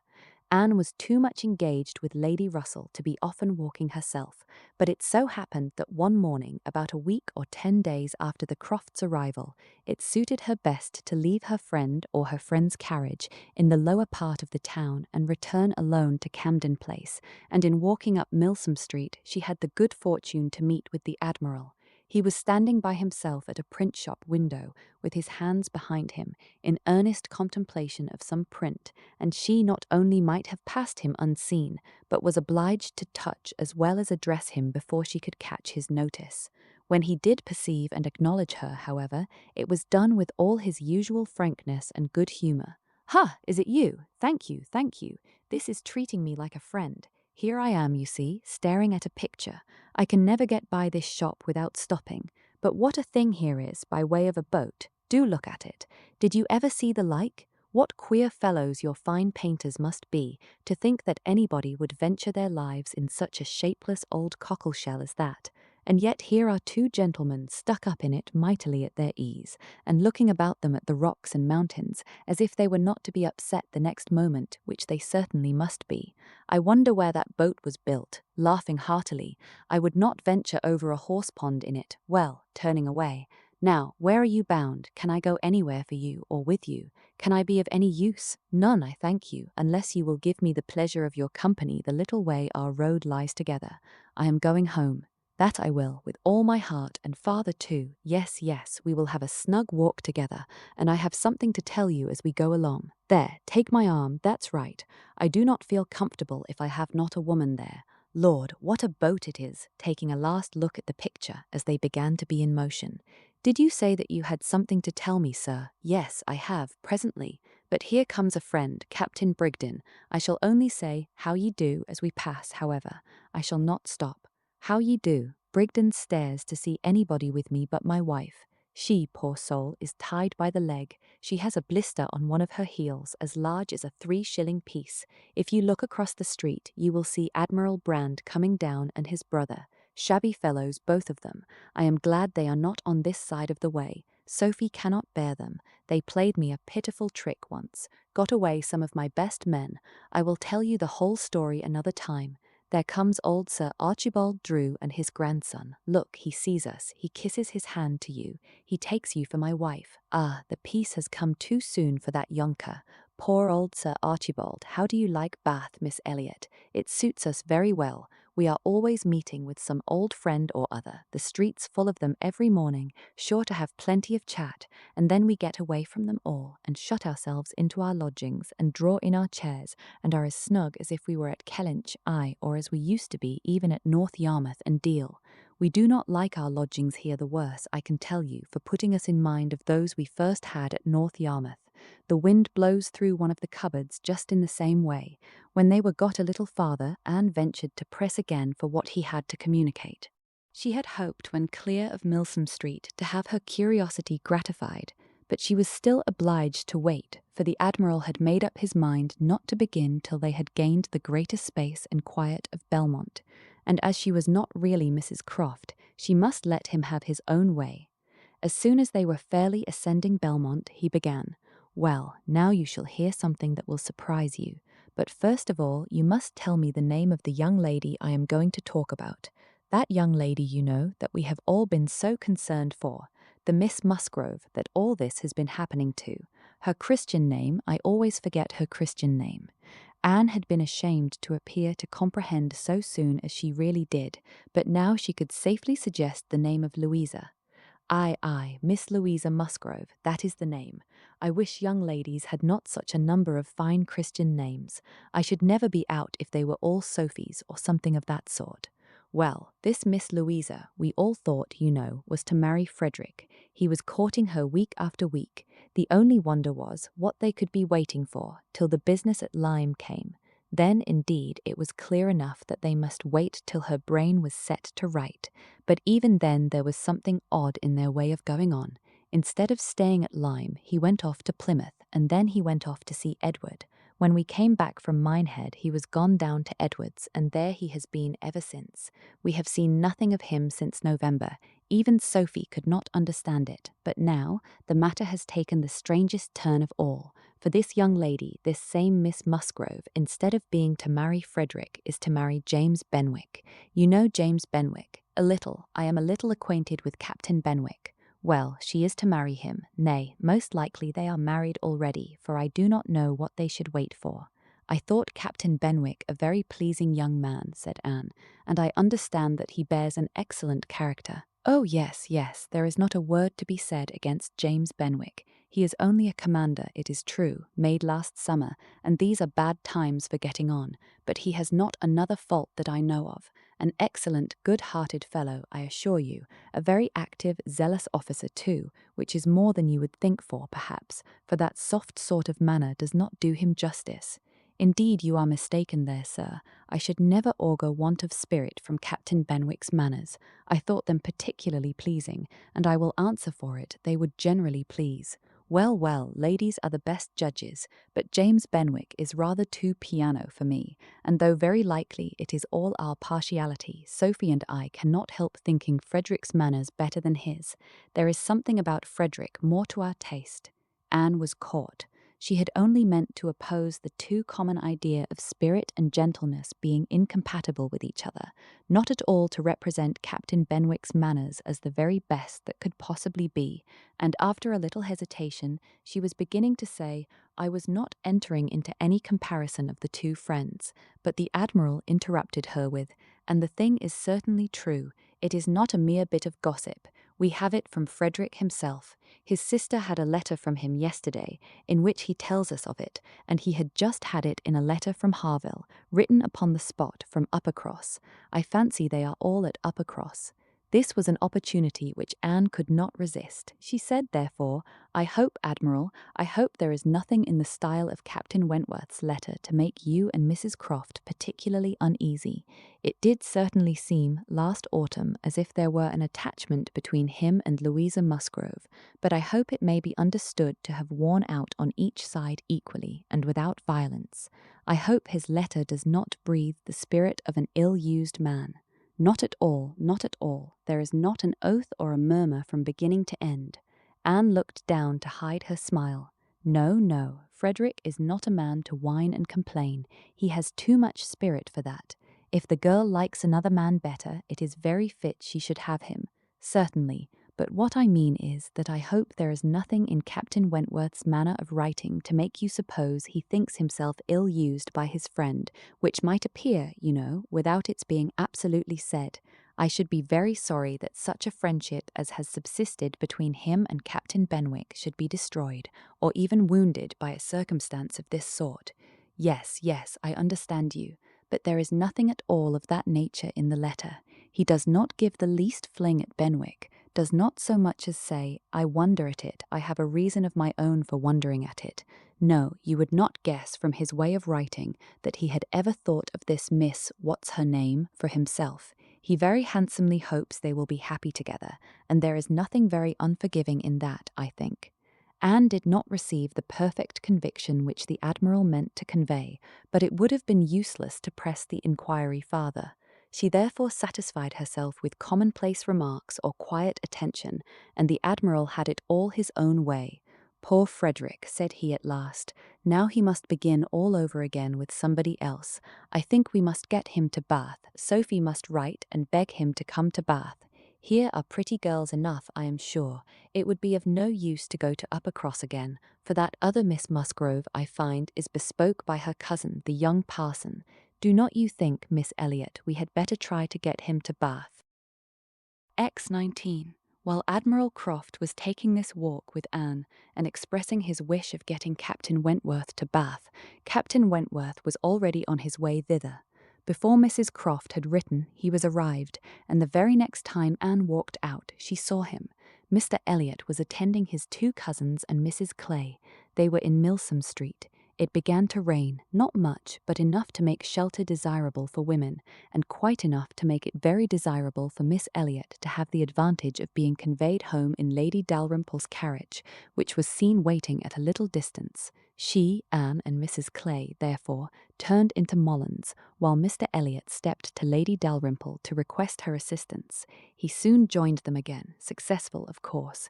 Lady Dalrymple would be most happy to take them home, and would call for them in a few minutes. Her ladyship's carriage was a barouche, and did not hold more than 4 with any comfort. Miss Carteret was with her mother. Consequently, it was not reasonable to expect accommodation for all the 3 Camden Place ladies. There could be no doubt as to Miss Elliot. Whoever suffered inconvenience, she must suffer none, but it occupied a little time to settle the point of civility between the other 2. The rain was a mere trifle, and Anne was most sincere in preferring a walk with Mr. Elliot, but the rain was also a mere trifle to Mrs. Clay. She would hardly allow it even to drop at all, and her boots were so thick, much thicker than Miss Anne's, and in short her civility rendered her quite as anxious to be left to walk with Mr. Elliot as Anne could be, and it was discussed between them with a generosity so polite and so determined that the others were obliged to settle it for them, Miss Elliot maintaining that Mrs. Clay had a little cold already, and Mr. Elliot deciding on appeal that his cousin Anne's boots were rather the thickest. It was fixed accordingly that Mrs. Clay should be of the party in the carriage, and they had just reached this point when Anne, as she sat near the window, descried most decidedly and distinctly Captain Wentworth walking down the street. Her start was perceptible only to herself, but she instantly felt that she was the greatest simpleton in the world, the most unaccountable and absurd. For a few minutes she saw nothing before her. It was all confusion. She was lost, and when she had scolded back her senses, she found the others still waiting for the carriage, and Mr. Elliot, always obliging, just setting off the Union Street on a commission of Mrs. Clay's. She now felt a great inclination to go to the outer door. She wanted to see if it rained. Why was she to suspect herself of another motive? Captain Wentworth must be out of sight. She left her seat. She would go. One half of her should not be always so much wiser than the other half, or always suspecting the other of being worse than it was. She would see if it rained. She was sent back, however, in a moment by the entrance of Captain Wentworth himself, among a party of gentlemen and ladies, evidently his acquaintance, and whom he must have joined a little below Milsom Street. He was more obviously struck and confused by the sight of her than she had ever observed before. He looked quite red. For the first time since their renewed acquaintance, she felt that she was betraying the least sensibility of the 2. She had the advantage of him in the preparation of the last few moments. All the overpowering, blinding, bewildering first effects of strong surprise were over with her. Still, however, she had enough to feel. It was agitation, pain, pleasure, a something between delight and misery. He spoke to her and then turned away. The character of his manner was embarrassment. She could not have called it either cold or friendly, or anything so certainly as embarrassed. After a short interval, however, he came towards her and spoke again. Mutual inquiries on common subjects passed, neither of them probably much the wiser for what they heard, and Anne continuing fully sensible of his being less at ease than formerly. They had, by dint of being so very much together, got to speak to each other with a considerable portion of apparent indifference and calmness, but he could not do it now. Time had changed him, or Louisa had changed him. There was consciousness of some sort or other. He looked very well, not as if he had been suffering in health or spirits, and he talked of Uppercross, of the Musgroves, nay, even of Louisa, and had even a momentary look of his own arch significance as he named her, but yet it was Captain Wentworth, not comfortable, not easy, not able to feign that he was. It did not surprise, but it grieved Anne to observe that Elizabeth would not know him. She saw that he saw Elizabeth, that Elizabeth saw him, that there was complete internal recognition on each side. She was convinced that he was ready to be acknowledged as an acquaintance, expecting it, and she had the pain of seeing her sister turn away with unalterable coldness. Lady Dalrymple's carriage, for which Miss Elliot was growing very impatient, now drew up. The servant came in to announce it. It was beginning to rain again, and altogether there was a delay and a bustle and a talking, which must make all the little crowd in the shop understand that Lady Dalrymple was calling to convey Miss Elliot. At last Miss Elliot and her friend, unattended but by the servant, for there was no cousin returned, were walking off, and Captain Wentworth, watching them, turned again to Anne, and by manner rather than words was offering his services to her. "I am much obliged to you," was her answer, "but I am not going with them. The carriage would not accommodate so many. I walk. I prefer walking. But it rains. Oh, very little. Nothing that I regard." After a moment's pause, he said, "Though I came only yesterday, I have equipped myself properly for Bath already, you see. pointing to a new umbrella. "I wish you would make use of it if you are determined to walk, though I think it would be more prudent to let me get you a chair." She was very much obliged to him, but declined it all, repeating her conviction that the rain would come to nothing at present, and adding, "I am only waiting for Mr. Elliot. He will be here in a moment, I am sure." She had hardly spoken the words when Mr. Elliot walked in. Captain Wentworth recollected him perfectly. There was no difference between him and the man who had stood on the steps at Lyme, admiring Anne as she passed, except in the air and look and manner of the privileged relation and friend. He came in with eagerness, appeared to see and think only of her, apologized for his stay, was grieved to have kept her waiting, and anxious to get her away without further loss of time, and before the rain increased, and in another moment they walked off together, her arm under his, a gentle and embarrassed glance, and a "good morning to you" being all that she had time for, as she passed away. As soon as they were out of sight, the ladies of Captain Wentworth's party began talking of them. "Mr. Elliot does not dislike his cousin, I fancy." "Oh, no, that is clear enough. One can guess what will happen there. He is always with them, half lives in the family, I believe." "What a very good-looking man!" "Yes, and Miss Atkinson, who dined with him once at the Wallaces, says he is the most agreeable man she ever was in company with. She is pretty, I think, Anne Elliot, very pretty, when one comes to look at her. It is not the fashion to say so, but I confess I admire her more than her sister." "Oh, so do I. And so do I, no comparison, but the men are all wild after Miss Elliot. Anne is too delicate for them." Anne would have been particularly obliged to her cousin if he would have walked by her side all the way to Camden Place without saying a word. She had never found it so difficult to listen to him, though nothing could exceed his solicitude and care, and though his subjects were principally such as were wont to be always interesting, praise, warm, just, and discriminating, of Lady Russell, and insinuations highly rational against Mrs. Clay. But just now she could think only of Captain Wentworth. She could not understand his present feelings, whether he were really suffering much from disappointment or not.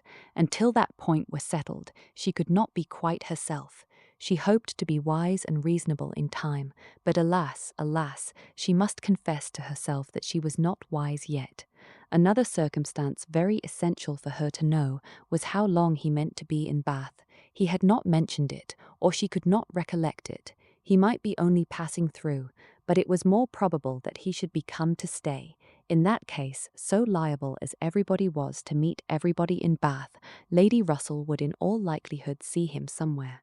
Would she recollect him? How would it all be? She had already been obliged to tell Lady Russell that Louisa Musgrove was to marry Captain Benwick. It had cost her something to encounter Lady Russell's surprise, and now, if she were by any chance to be thrown into company with Captain Wentworth, her imperfect knowledge of the matter might add another shade of prejudice against him. The following morning Anne was out with her friend, and for the first hour in an incessant and fearful sort of watch for him in vain, but at last, in returning down Pulteney Street, she distinguished him on the right-hand pavement at such a distance as to have him in view the greater part of the street. There were many other men about him, many groups walking the same way, but there was no mistaking him. She looked instinctively at Lady Russell, but not from any mad idea of her recognizing him so soon as she did herself. No, it was not to be supposed that Lady Russell would perceive him till they were nearly opposite. She looked at her, however, from time to time, anxiously, and when the moment approached which must point him out, though not daring to look again, for her own countenance she knew was unfit to be seen, she was yet perfectly conscious of Lady Russell's eyes being turned exactly in the direction for him, of her being, in short, intently observing him. She could thoroughly comprehend the sort of fascination he must possess over Lady Russell's mind, the difficulty it must be for her to withdraw her eyes, the astonishment she must be feeling that 8 or 9 years should have passed over him, and in foreign climes and in active service too, without robbing him of one personal grace. At last Lady Russell drew back her head. Now, how would she speak of him? "You will wonder," said she, "what has been fixing my eye so long, but I was looking after some window curtains which Lady Alicia and Mrs. Frankland were telling me of last night.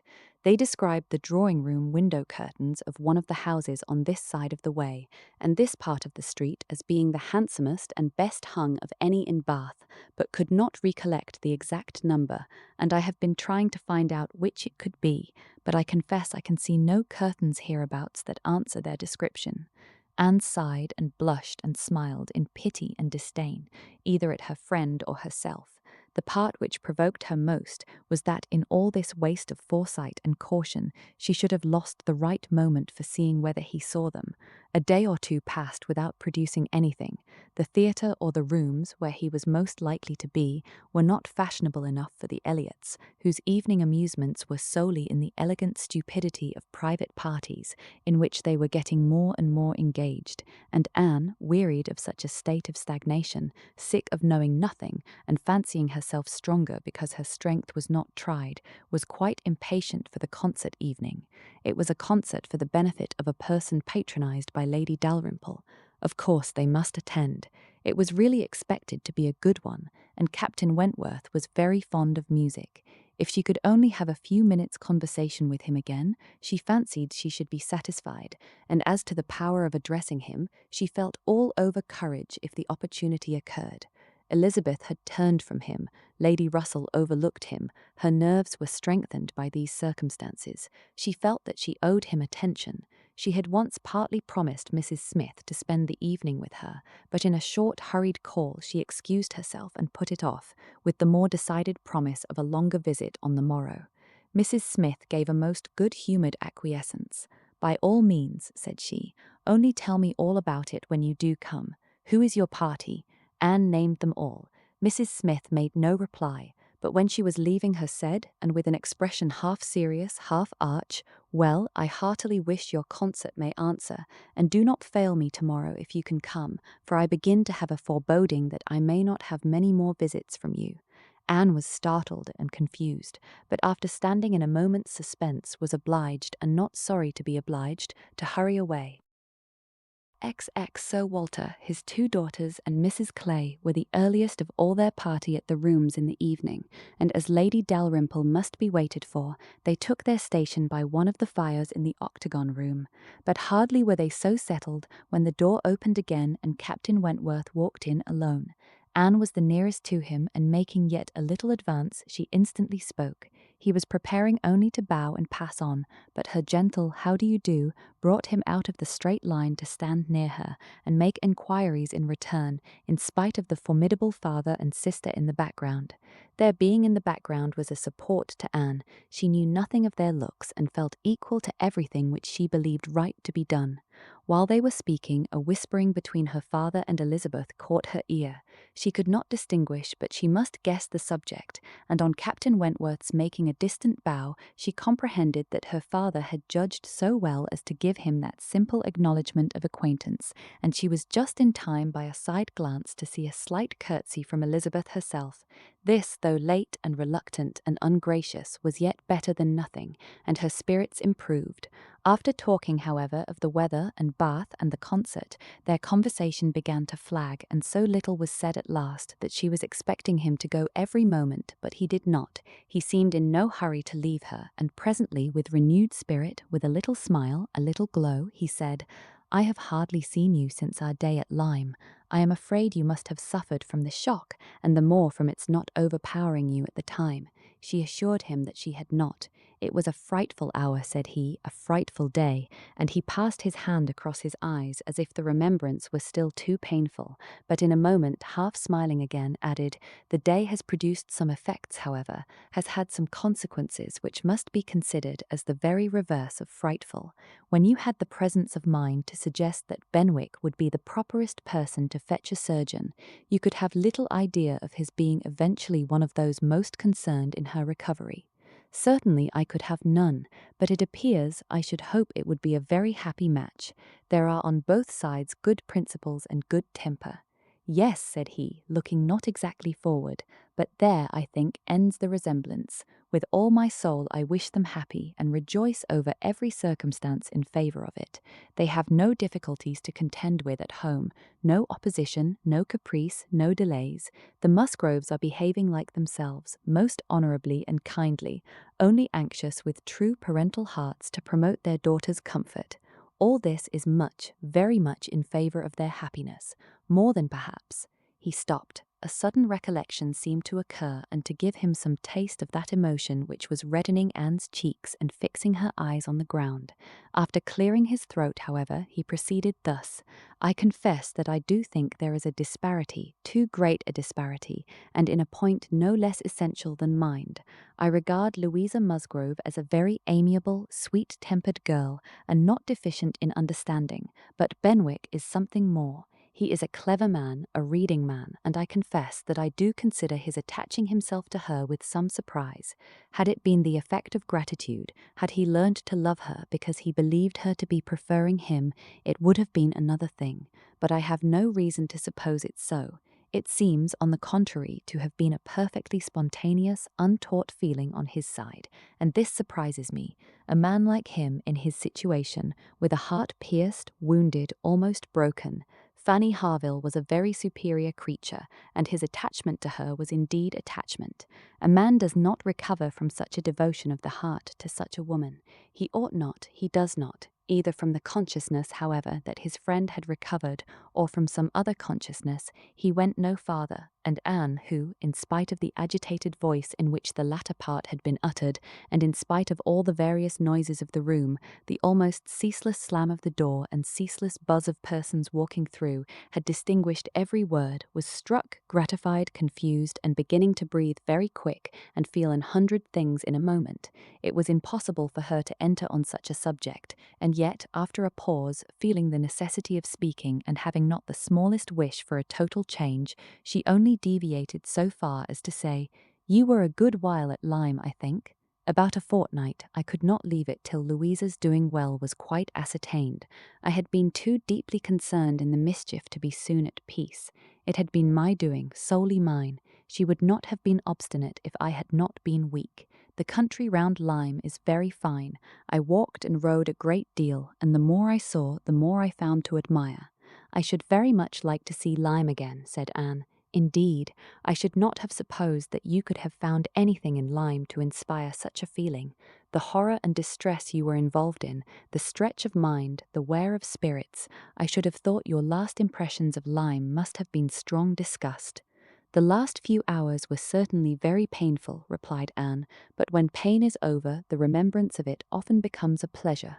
One does not love a place the less for having suffered in it, unless it has been all suffering, nothing but suffering, which was by no means the case at Lyme. We were only in anxiety and distress during the last 2 hours, and previously there had been a great deal of enjoyment, so much novelty and beauty. I have travelled so little that every fresh place would be interesting to me, but there is real beauty at Lyme, and in short, with a faint blush at some recollections, altogether my impressions of the place are very agreeable." As she ceased, the entrance door opened again, and the very party appeared for whom they were waiting.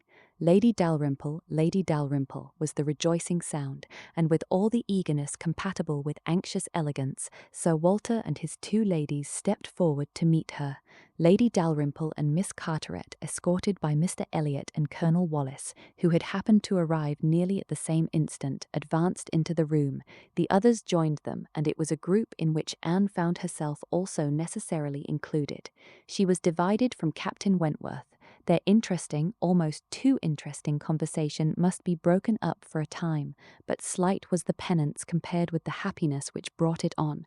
She had learnt in the last 10 minutes more of his feelings towards Louisa, more of all his feelings than she dared to think of, and she gave herself up to the demands of the party, to the needful civilities of the moment, with exquisite though agitated sensations.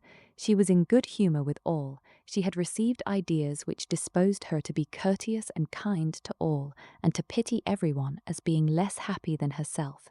The delightful emotions were a little subdued when, on stepping back from the group to be joined again by Captain Wentworth, she saw that he was gone. She was just in time to see him turn into the concert room. He was gone. He had disappeared. She felt a moment's regret, but they should meet again. He would look for her. He would find her out long before the evening were over, and at present perhaps it was as well to be asunder. She was in need of a little interval for recollection. Upon Lady Russell's appearance soon afterwards, the whole party was collected, and all that remained was to marshal themselves and proceed into the concert room, and be of all the consequence in their power, draw as many eyes, excite as many whispers, and disturb as many people as they could. Very, very happy were both Elizabeth and Anne Elliot as they walked in, Elizabeth arm in arm with Miss Carteret, and looking on the broad back of the Dowager Viscountess Dalrymple before her, had nothing to wish for which did not seem within her reach, and Anne, but it would be an insult to the nature of Anne's felicity to draw any comparison between it and her sisters, the origin of one all selfish vanity, of the other all generous attachment. Anne saw nothing, thought nothing of the brilliancy of the room. Her happiness was from within. Her eyes were bright and her cheeks glowed, but she knew nothing about it. She was thinking only of the last half hour, and as they passed to their seats her mind took a hasty range over it. His choice of subjects, his expressions, and still more his manner and look, had been such as she could see in only one light: his opinion of Louisa Musgrove's inferiority, an opinion which he had seemed solicitous to give, his wonder at Captain Benwick, his feelings as to a first strong attachment, sentences begun which he could not finish, his half-averted eyes and more than half-expressive glance, all declared that he had a heart returning to her at least, that anger, resentment, avoidance were no more, and that they were succeeded not merely by friendship and regard, but by the tenderness of the past. Yes, some share of the tenderness of the past. She could not contemplate the change as implying less. He must love her. These were thoughts, with their attendant visions, which occupied and flurried her too much to leave her any power of observation, and she passed along the room without having a glimpse of him, without even trying to discern him. When their places were determined on, and they were all properly arranged, she looked round to see if he should happen to be in the same part of the room, but he was not. Her eye could not reach him, and the concert being just opening, she must consent for a time to be happy in an humbler way. The party was divided and disposed of on two contiguous benches. Anne was among those on the foremost, and Mr. Elliot had manoeuvred so well, with the assistance of his friend Colonel Wallis, as to have a seat by her. Miss Elliot, surrounded by her cousins and the principal object of Colonel Wallis's gallantry, was quite contented. Anne's mind was in a most favourable state for the entertainment of the evening. It was just occupation enough. She had feelings for the tender, spirits for the gay, attention for the scientific, and patience for the wearisome, and had never liked a concert better, at least during the first act. Towards the close of it, in the interval succeeding an Italian song, she explained the words of the song to Mr. Elliot. They had a concert bill between them.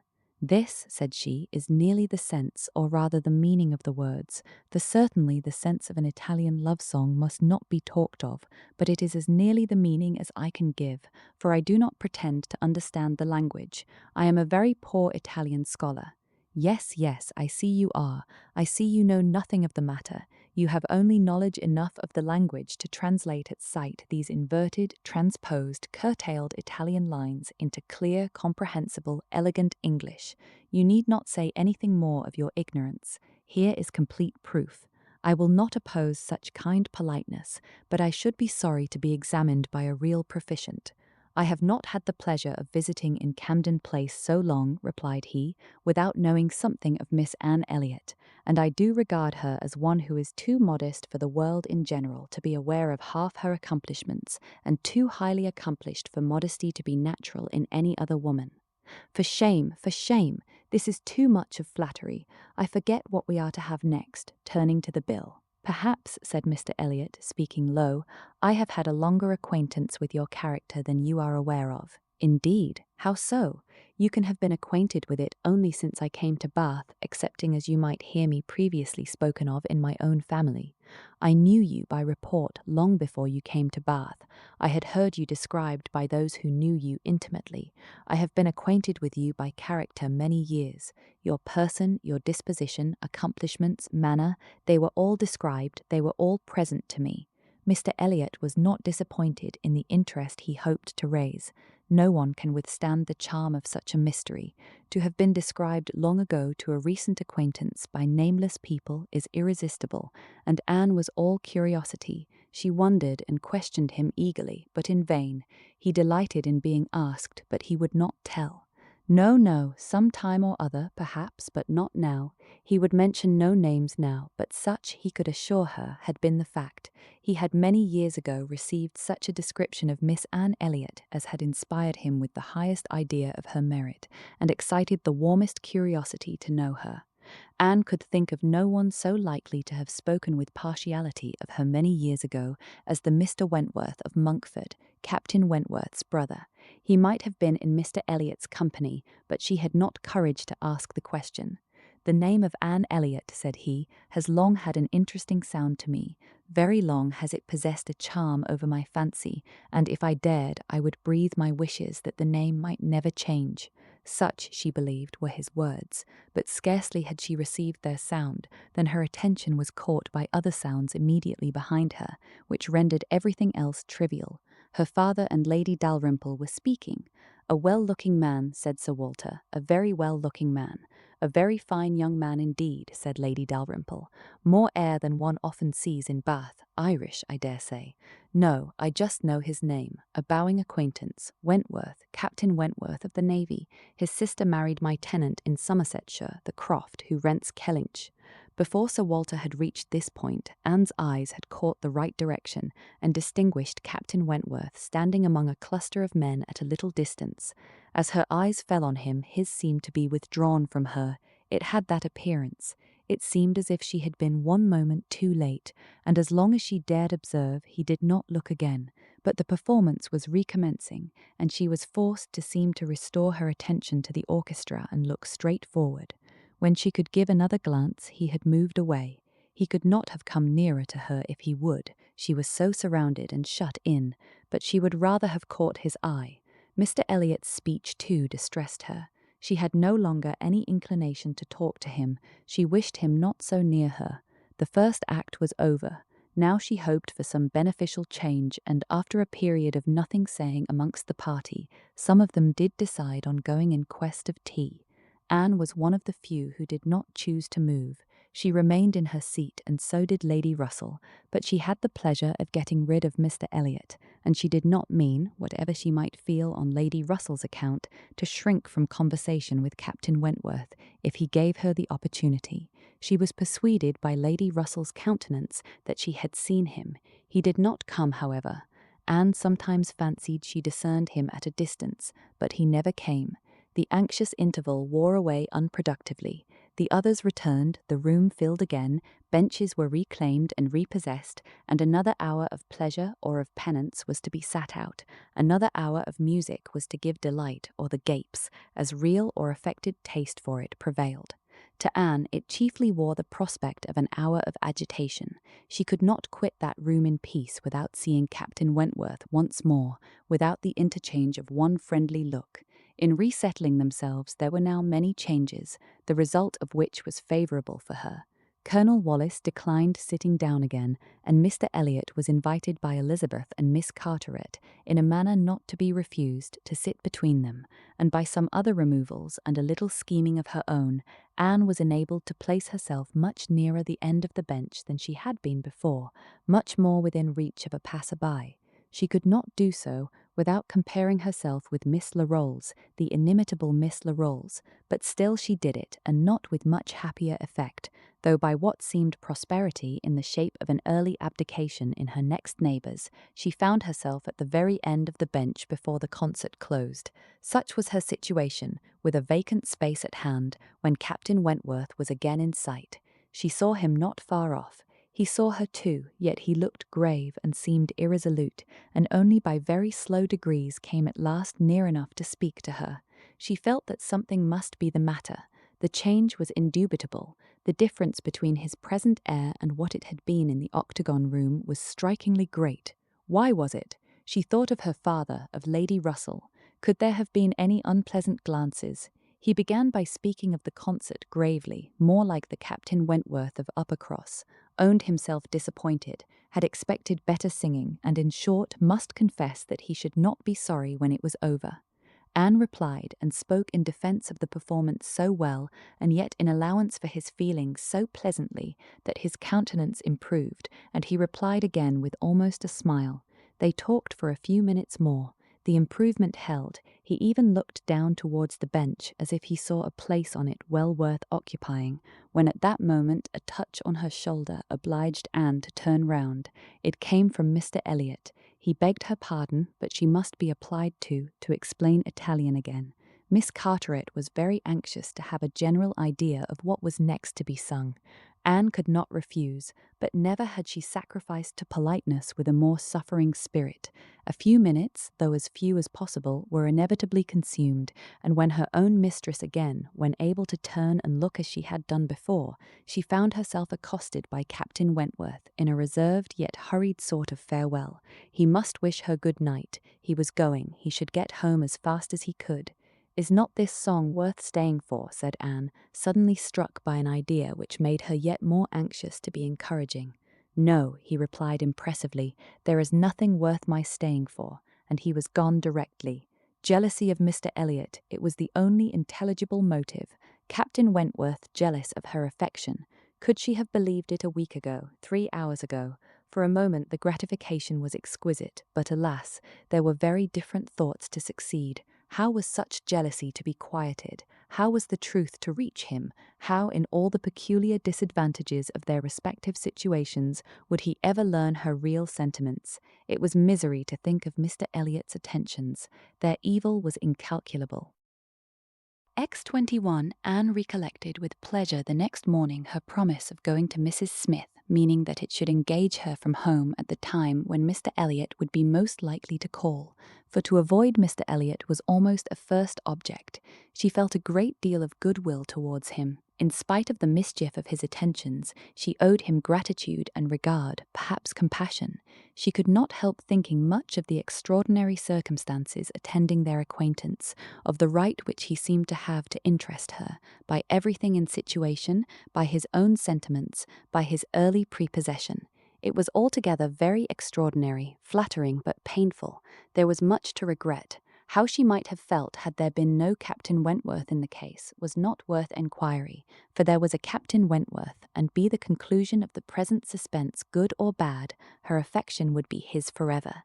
Their union, she believed, could not divide her more from other men than their final separation. Prettier musings of high-wrought love and eternal constancy could never have passed along the streets of Bath than Anne was sporting with from Camden Place to Westgate Buildings. It was almost enough to spread purification and perfume all the way. She was sure of a pleasant reception, and her friend seemed this morning particularly obliged to her for coming, seemed hardly to have expected her, though it had been an appointment. An account of the concert was immediately claimed, and Anne's recollections of the concert were quite happy enough to animate her features and make her rejoice to talk of it. All that she could tell she told most gladly, but the all was little for one who had been there, and unsatisfactory for such an enquirer as Mrs. Smith, who had already heard, through the short-cut of a laundress and a waiter, rather more of the general success and produce of the evening than Anne could relate, and who now asked in vain for several particulars of the company. Everybody of any consequence or notoriety in Bath was well known by name to Mrs. Smith. "The little Durans were there, I conclude," said she, with their mouths open to catch the music, like unfledged sparrows ready to be fed. "They never miss a concert." "Yes, I did not see them myself, but I heard Mr. Elliot say they were in the room." "The Ibbotsons, were they there, and the 2 new beauties with the tall Irish officer who is talked of for one of them?" "I do not know. I do not think they were." "Old Lady Mary Maclean, I need not ask after her. She never misses, I know, and you must have seen her. She must have been in your own circle, for as you went with Lady Dalrymple, you were in the seats of grandeur, round the orchestra, of course." "No, that was what I dreaded. It would have been very unpleasant to me in every respect, but happily Lady Dalrymple always chooses to be farther off, and we were exceedingly well placed, that is, for hearing. I must not say for seeing, because I appear to have seen very little." "Oh, you saw enough for your own amusement. I can understand. There is a sort of domestic enjoyment to be known even in a crowd, and this you had. You were a large party in yourselves, and you wanted nothing beyond. But I ought to have looked about me more, said Anne, conscious while she spoke that there had in fact been no want of looking about, that the object only had been deficient. No, no, you were better employed. You need not tell me that you had a pleasant evening. I see it in your eye. I perfectly see how the hours passed, that you had always something agreeable to listen to. In the intervals of the concert, it was conversation. Anne half smiled and said, Do you see that in my eye? Yes, I do. Your countenance perfectly informs me that you were in company last night with the person whom you think the most agreeable in the world, the person who interests you at this present time more than all the rest of the world put together. A blush overspread Anne's cheeks. She could say nothing. And such being the case, continued Mrs. Smith after a short pause, I hope you believe that I do know how to value your kindness in coming to me this morning. It is really very good of you to come and sit with me when you must have so many pleasanter demands upon your time. Anne heard nothing of this. She was still in the astonishment and confusion excited by her friend's penetration, unable to imagine how any report of Captain Wentworth could have reached her. After another short silence, Pray, said Mrs. Smith, is Mr. Elliot aware of your acquaintance with me? Does he know that I am in Bath? Mr. Elliot, repeated Anne, looking up surprised. A moment's reflection showed her the mistake she had been under. She caught it instantaneously, and recovering courage with the feeling of safety, soon added, more composedly, Are you acquainted with Mr. Elliot? I have been a good deal acquainted with him, replied Mrs. Smith gravely, but it seems worn out now. It is a great while since we met. I was not at all aware of this. You never mentioned it before. Had I known it, I would have had the pleasure of talking to him about you. To confess the truth, said Mrs. Smith, assuming her usual air of cheerfulness, that is exactly the pleasure I want you to have. I want you to talk about me to Mr. Elliot. I want your interest with him. He can be of essential service to me, and if you would have the goodness, my dear Miss Elliot, to make it an object to yourself, of course it is done. I should be extremely happy. I hope you cannot doubt my willingness to be of even the slightest use to you, replied Anne, but I suspect that you are considering me as having a higher claim on Mr. Elliot, a greater right to influence him than is really the case. I am sure you have, somehow or other, imbibed such a notion. You must consider me only as Mr. Elliot's relation.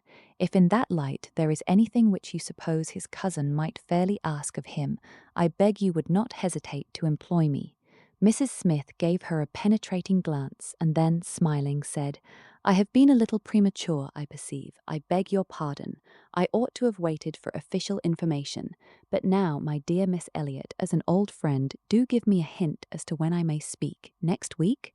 To be sure, by next week I may be allowed to think it all settled and build my own selfish schemes on Mr. Elliot's good fortune. No, replied Anne, nor next week, nor next, nor next. I assure you that nothing of the sort you are thinking of will be settled any week. I am not going to marry Mr. Elliot. I should like to know why you imagine I am. Mrs. Smith looked at her again, looked earnestly, smiled, shook her head, and exclaimed, Now, how I do wish I understood you. How I do wish I knew what you were at. I have a great idea that you do not design to be cruel when the right moment comes. Till it does come, you know, we women never mean to have anybody. It is a thing of course among us that every man is refused till he offers. But why should you be cruel? Let me plead for my present friend, I cannot call him, but for my former friend. Where can you look for a more suitable match? Where could you expect a more gentlemanlike, agreeable man? Let me recommend Mr. Elliot. I am sure you hear nothing but good of him from Colonel Wallis, and who can know him better than Colonel Wallis? My dear Mrs. Smith, Mr. Elliot's wife has not been dead much above half a year. He ought not to be supposed to be paying his addresses to anyone.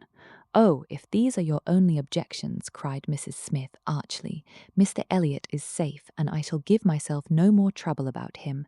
Do not forget me when you are married, that's all. Let him know me to be a friend of yours, and then he will think little of the trouble required, which it is very natural for him now, with so many affairs and engagements of his own, to avoid and get rid of as he can. Very natural, perhaps. 99 out of 100 would do the same. Of course, he cannot be aware of the importance to me. Well, my dear Miss Elliot, I hope and trust you will be very happy. Mr. Elliot has sense to understand the value of such a woman. Your peace will not be shipwrecked as mine has been. You are safe in all worldly matters and safe in his character. He will not be led astray. He will not be misled by others to his ruin. No, said Anne, I can readily believe all that of my cousin. He seems to have a calm, decided temper, not at all open to dangerous impressions. I consider him with great respect. I have no reason, from anything that has fallen within my observation, to do otherwise. But I have not known him long, and he is not a man, I think, to be known intimately soon. Will not this manner of speaking of him, Mrs. Smith, convince you that he is nothing to me? Surely this must be calm enough, and upon my word he is nothing to me. Should he ever propose to me, which I have very little reason to imagine he has any thought of doing, I shall not accept him. I assure you I shall not. I assure you Mr. Elliot had not the share which you have been supposing, in whatever pleasure the concert of last night might afford. Not Mr. Elliot. It is not Mr. Elliot that— She stopped, regretting with a deep blush that she had implied so much, but less would hardly have been sufficient. Mrs. Smith would hardly have believed so soon in Mr. Elliot's failure, but from the perception of there being a somebody else. As it was, she instantly submitted, and with all the semblance of seeing nothing beyond, and Anne, eager to escape farther notice, was impatient to know why Mrs. Smith should have fancied she was to marry Mr. Elliot, where she could have received the idea or from whom she could have heard it. Do tell me how it first came into your head. It first came into my head, replied Mrs. Smith, upon finding how much you were together and feeling it to be the most probable thing in the world to be wished for by everybody belonging to either of you, and you may depend upon it that all your acquaintance have disposed of you in the same way, but I never heard it spoken of till 2 days ago. And has it indeed been spoken of? Did you observe the woman who opened the door to you when you called yesterday? No. Was not it Mrs. Speed as usual, or the maid? I observed no one in particular. It was my friend Mrs. Rook, Nurse Rook, who, by the by, had a great curiosity to see you, and was delighted to be in the way to let you in. She came away from Marlborough Buildings only on Sunday, and she it was who told me you were to marry Mr. Elliot. She had had it from Mrs. Wallace herself, which did not seem bad authority. She sat an hour with me on Monday evening, and gave me the whole history. The whole history, repeated Anne, laughing. She could not make a very long history, I think, of one such little article of unfounded news. Mrs. Smith said nothing. But, continued Anne presently, though there is no truth in my having this claim on Mr. Elliot, I should be extremely happy to be of use to you in any way that I could. Shall I mention to him your being in Bath? Shall I take any message? No, I thank you. No, certainly not. In the warmth of the moment, and under a mistaken impression, I might perhaps have endeavoured to interest you in some circumstances, but not now. No, I thank you, I have nothing to trouble you with. I think you spoke of having known Mr. Elliot many years? I did. Not before he was married, I suppose. Yes, he was not married when I knew him first. And were you much acquainted? Intimately. Indeed, then do tell me what he was at that time of life. I have a great curiosity to know what Mr. Elliot was as a very young man. Was he at all such as he appears now? I have not seen Mr. Elliot these 3 years, was Mrs. Smith's answer, given so gravely that it was impossible to pursue the subject farther, and Anne felt that she had gained nothing but an increase of curiosity. They were both silent, Mrs. Smith very thoughtful. At last, I beg your pardon, my dear Miss Elliot, she cried, in her natural tone of cordiality. I beg your pardon for the short answers I have been giving you, but I have been uncertain what I ought to do. I have been doubting and considering as to what I ought to tell you. There were many things to be taken into the account. One hates to be officious, to be giving bad impressions, making mischief. Even the smooth surface of family union seems worth preserving, though there may be nothing durable beneath. However, I have determined, I think I am right, I think you ought to be made acquainted with Mr. Elliot's real character, though I fully believe that at present you have not the smallest intention of accepting him. There is no saying what may happen. You might, some time or other, be differently affected towards him. Hear the truth, therefore, now, while you are unprejudiced. Mr. Elliot is a man without heart or conscience, a designing, wary, cold-blooded being who thinks only of himself, who, for his own interest or ease, would be guilty of any cruelty or any treachery that could be perpetrated without risk of his general character. He has no feeling for others. Those whom he has been the chief cause of leading into ruin, he can neglect and desert without the smallest compunction. He is totally beyond the reach of any sentiment of justice or compassion. Oh, he is black at heart, hollow and black. Anne's astonished air and exclamation of wonder made her pause, and in a calmer manner she added, "My expressions startle you. You must allow for an injured, angry woman, but I will try to command myself. I will not abuse him. I will only tell you what I have found him. Facts shall speak. He was the intimate friend of my dear husband, who trusted and loved him, and thought him as good as himself. The intimacy had been formed before our marriage. I found them most intimate friends, and I, too, became excessively pleased with Mr. Elliot, and entertained the highest opinion of him. At 19, you know, one does not think very seriously, but Mr. Elliot appeared to me quite as good as others, and much more agreeable than most others, and we were almost always together.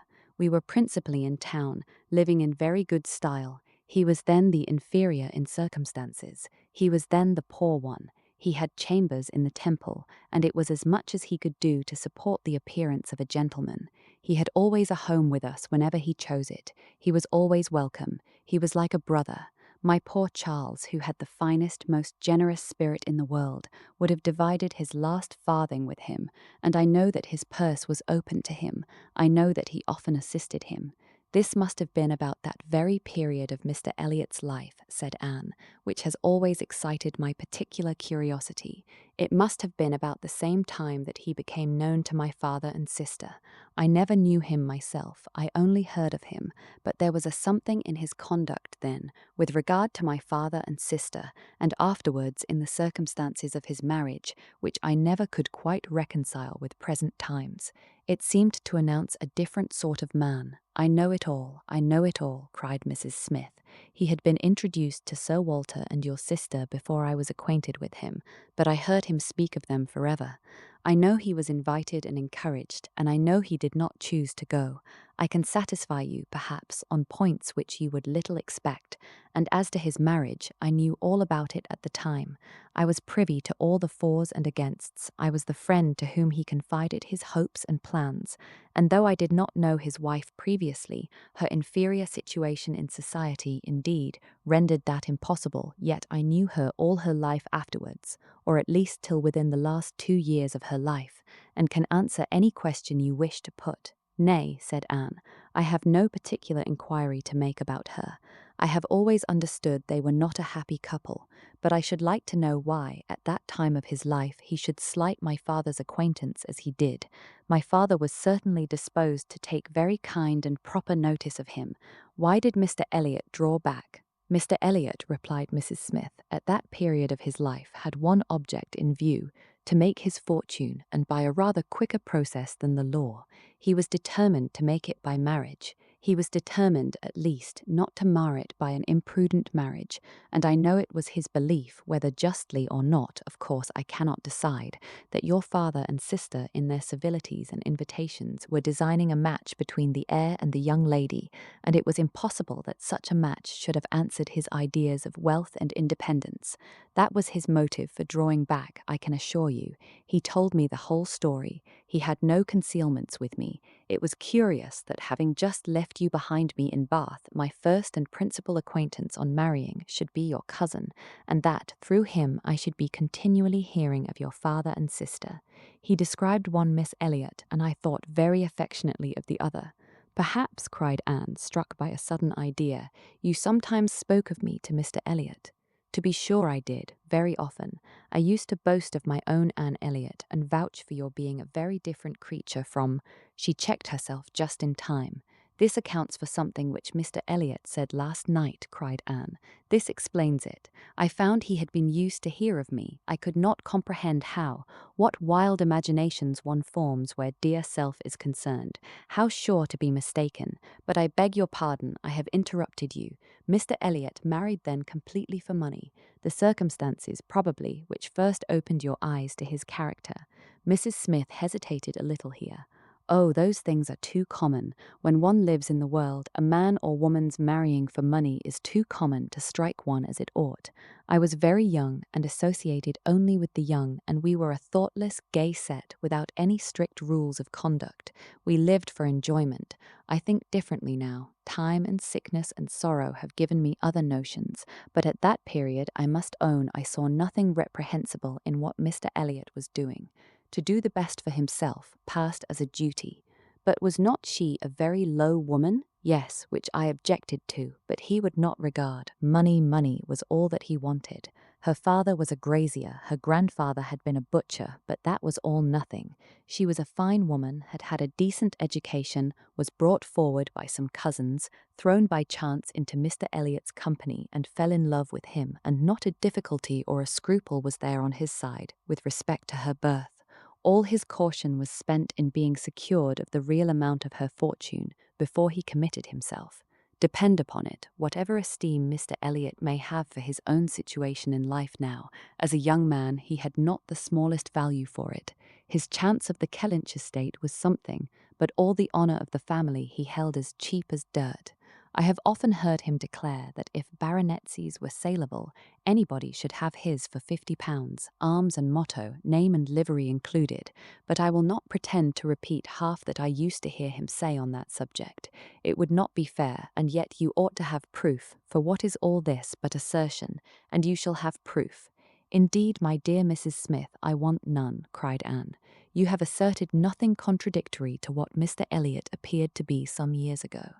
This is all in confirmation, rather, of what we used to hear and believe. I am more curious to know why he should be so different now. But for my satisfaction, if you will have the goodness to ring for Mary, stay, I am sure you will have the still greater goodness of going yourself into my bedroom and bringing me the small inlaid box which you will find on the upper shelf of the closet. Anne, seeing her friend to be earnestly bent on it, did as she was desired. The box was brought and placed before her, and Mrs. Smith, sighing over it as she unlocked it, said, "This is full of papers belonging to him, to my husband, a small portion only of what I had to look over when I lost him. The letter I am looking for was one written by Mr. Elliot to him before our marriage, and happened to be saved. Why, one can hardly imagine, but he was careless and immethodical, like other men, about those things, and when I came to examine his papers, I found it with others still more trivial, from different people scattered here and there, while many letters and memorandums of real importance had been destroyed. Here it is. I would not burn it, because being even then very little satisfied with Mr. Elliot, I was determined to preserve every document of former intimacy. I have now another motive for being glad that I can produce it. This was the letter, directed to Charles Smith, SQL, Tunbridge Wells, and dated from London as far back as July 1803. Dear Smith, I have received yours. Your kindness almost overpowers me. I wish nature had made such hearts as yours more common, but I have lived 23 years in the world, and have seen none like it. At present, believe me, I have no need of your services, being in cash again. Give me joy, I have got rid of Sir Walter and Miss. They are gone back to Kellynch, and almost made me swear to visit them this summer, but my first visit to Kellynch will be with a surveyor, to tell me how to bring it with best advantage to the hammer. The baronet, nevertheless, is not unlikely to marry again. He is quite fool enough. If he does, however, they will leave me in peace, which may be a decent equivalent for the reversion. He is worse than last year. I wish I had any name but Elliot. I am sick of it. The name of Walter I can drop, thank God, and I desire you will never insult me with my second W again, meaning, for the rest of my life, to be only yours truly, W. M. Elliot." Such a letter could not be read without putting Anne in a glow, and Mrs. Smith, observing the high colour in her face, said, "The language, I know, is highly disrespectful. Though I have forgot the exact terms, I have a perfect impression of the general meaning, but it shows you the man. Mark his professions to my poor husband. Can anything be stronger?" Anne could not immediately get over the shock and mortification of finding such words applied to her father.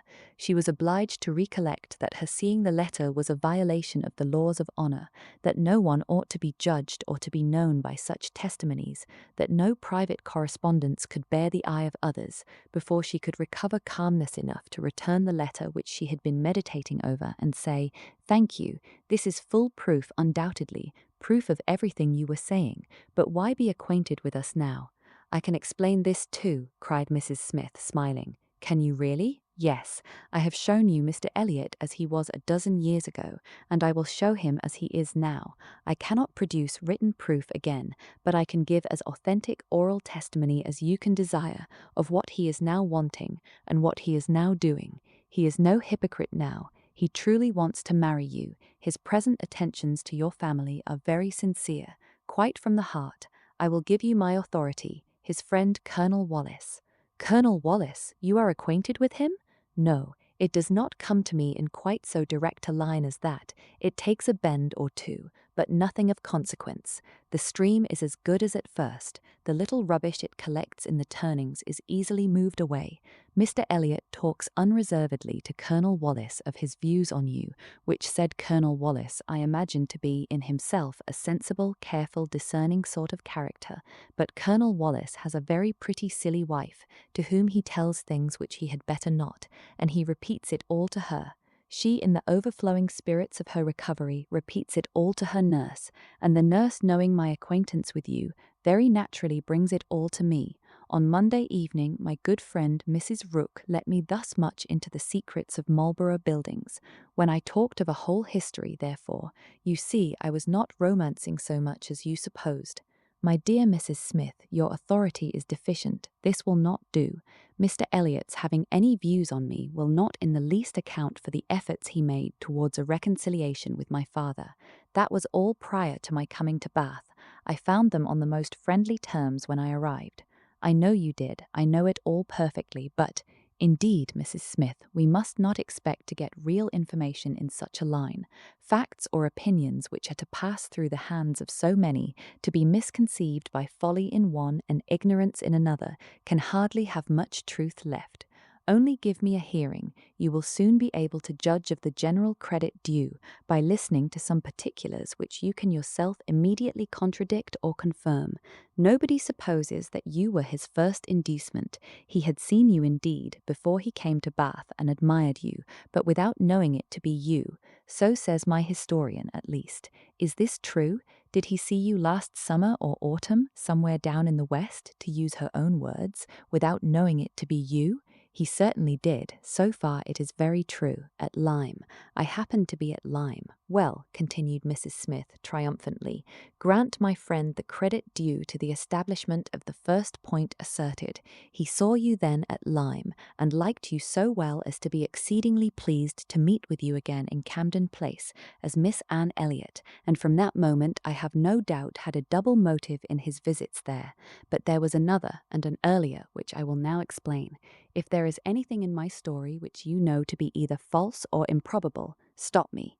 My account states that your sister's friend, the lady now staying with you, whom I have heard you mention, came to Bath with Miss Elliot and Sir Walter as long ago as September, in short, when they first came themselves, and has been staying there ever since, that she is a clever, insinuating, handsome woman, poor and plausible, and altogether such in situation and manner as to give a general idea among Sir Walter's acquaintance of her meaning to be Lady Elliot, and as general a surprise that Miss Elliot should be apparently blind to the danger. Here Mrs. Smith paused a moment, but Anne had not a word to say, and she continued, "This was the light in which it appeared to those who knew the family, long before you returned to it, and Colonel Wallis had his eye upon your father enough to be sensible of it, though he did not then visit in Camden Place, but his regard for Mr. Elliot gave him an interest in watching all that was going on there, and when Mr. Elliot came to Bath for a day or two, as he happened to do a little before Christmas, Colonel Wallis made him acquainted with the appearance of things, and the reports beginning to prevail. Now you are to understand that time had worked a very material change in Mr. Elliot's opinions as to the value of a baronetcy. Upon all points of blood and connection he is a completely altered man. Having long had as much money as he could spend, nothing to wish for on the side of avarice or indulgence, he has been gradually learning to pin his happiness upon the consequence he is heir to. I thought it coming on before our acquaintance ceased, but it is now a confirmed feeling. He cannot bear the idea of not being Sir William. You may guess, therefore, that the news he heard from his friend could not be very agreeable, and you may guess what it produced, the resolution of coming back to Bath as soon as possible, and of fixing himself here for a time, with the view of renewing his former acquaintance and recovering such a footing in the family as might give him the means of ascertaining the degree of his danger, and of circumventing the lady if he found it material. This was agreed upon between the two friends as the only thing to be done, and Colonel Wallis was to assist in every way that he could. He was to be introduced, and Mrs. Wallis was to be introduced, and everybody was to be introduced. Mr. Elliot came back accordingly, and on application was forgiven, as you know, and readmitted into the family, and there it was his constant object, and his only object, till your arrival added another motive, to watch Sir Walter and Mrs. Clay. He omitted no opportunity of being with them, threw himself in their way, called at all hours, but I need not be particular on this subject. You can imagine what an artful man would do, and with this guide perhaps may recollect what you have seen him do. Yes, said Anne, you tell me nothing which does not accord with what I have known or could imagine. There is always something offensive in the details of cunning. The manoeuvres of selfishness and duplicity must ever be revolting, but I have heard nothing which really surprises me. I know those who would be shocked by such a representation of Mr. Elliot, who would have difficulty in believing it, but I have never been satisfied. I have always wanted some other motive for his conduct than appeared. I should like to know his present opinion as to the probability of the event he has been in dread of, whether he considers the danger to be lessening or not. Lessening, I understand, replied Mrs. Smith. He thinks Mrs. Clay afraid of him, aware that he sees through her, and not daring to proceed as she might do in his absence. But since he must be absent some time or other, I do not perceive how he can ever be secure while she holds her present influence. Mrs. Wallis has an amusing idea, as nurse tells me, that it is to be put into the marriage articles when you and Mr. Elliot marry, that your father is not to marry Mrs. Clay. A scheme worthy of Mrs. Wallis's understanding by all accounts, but my sensible nurse Rook sees the absurdity of it. Why, to be sure, ma'am, said she, it would not prevent his marrying anybody else, and indeed, to own the truth, I do not think nurse in her heart is a very strenuous opposer of Sir Walter's making a second match. She must be allowed to be a favourer of matrimony, you know, and since self will intrude, who can say that she may not have some flying visions of attending the next Lady Elliot through Mrs. Wallis's recommendation? I am very glad to know all this, said Anne, after a little thoughtfulness. It will be more painful to me in some respects to be in company with him, but I shall know better what to do. My line of conduct will be more direct. Mr. Elliot is evidently a disingenuous, artificial, worldly man who has never had any better principle to guide him than selfishness. But Mr. Elliot was not yet done with.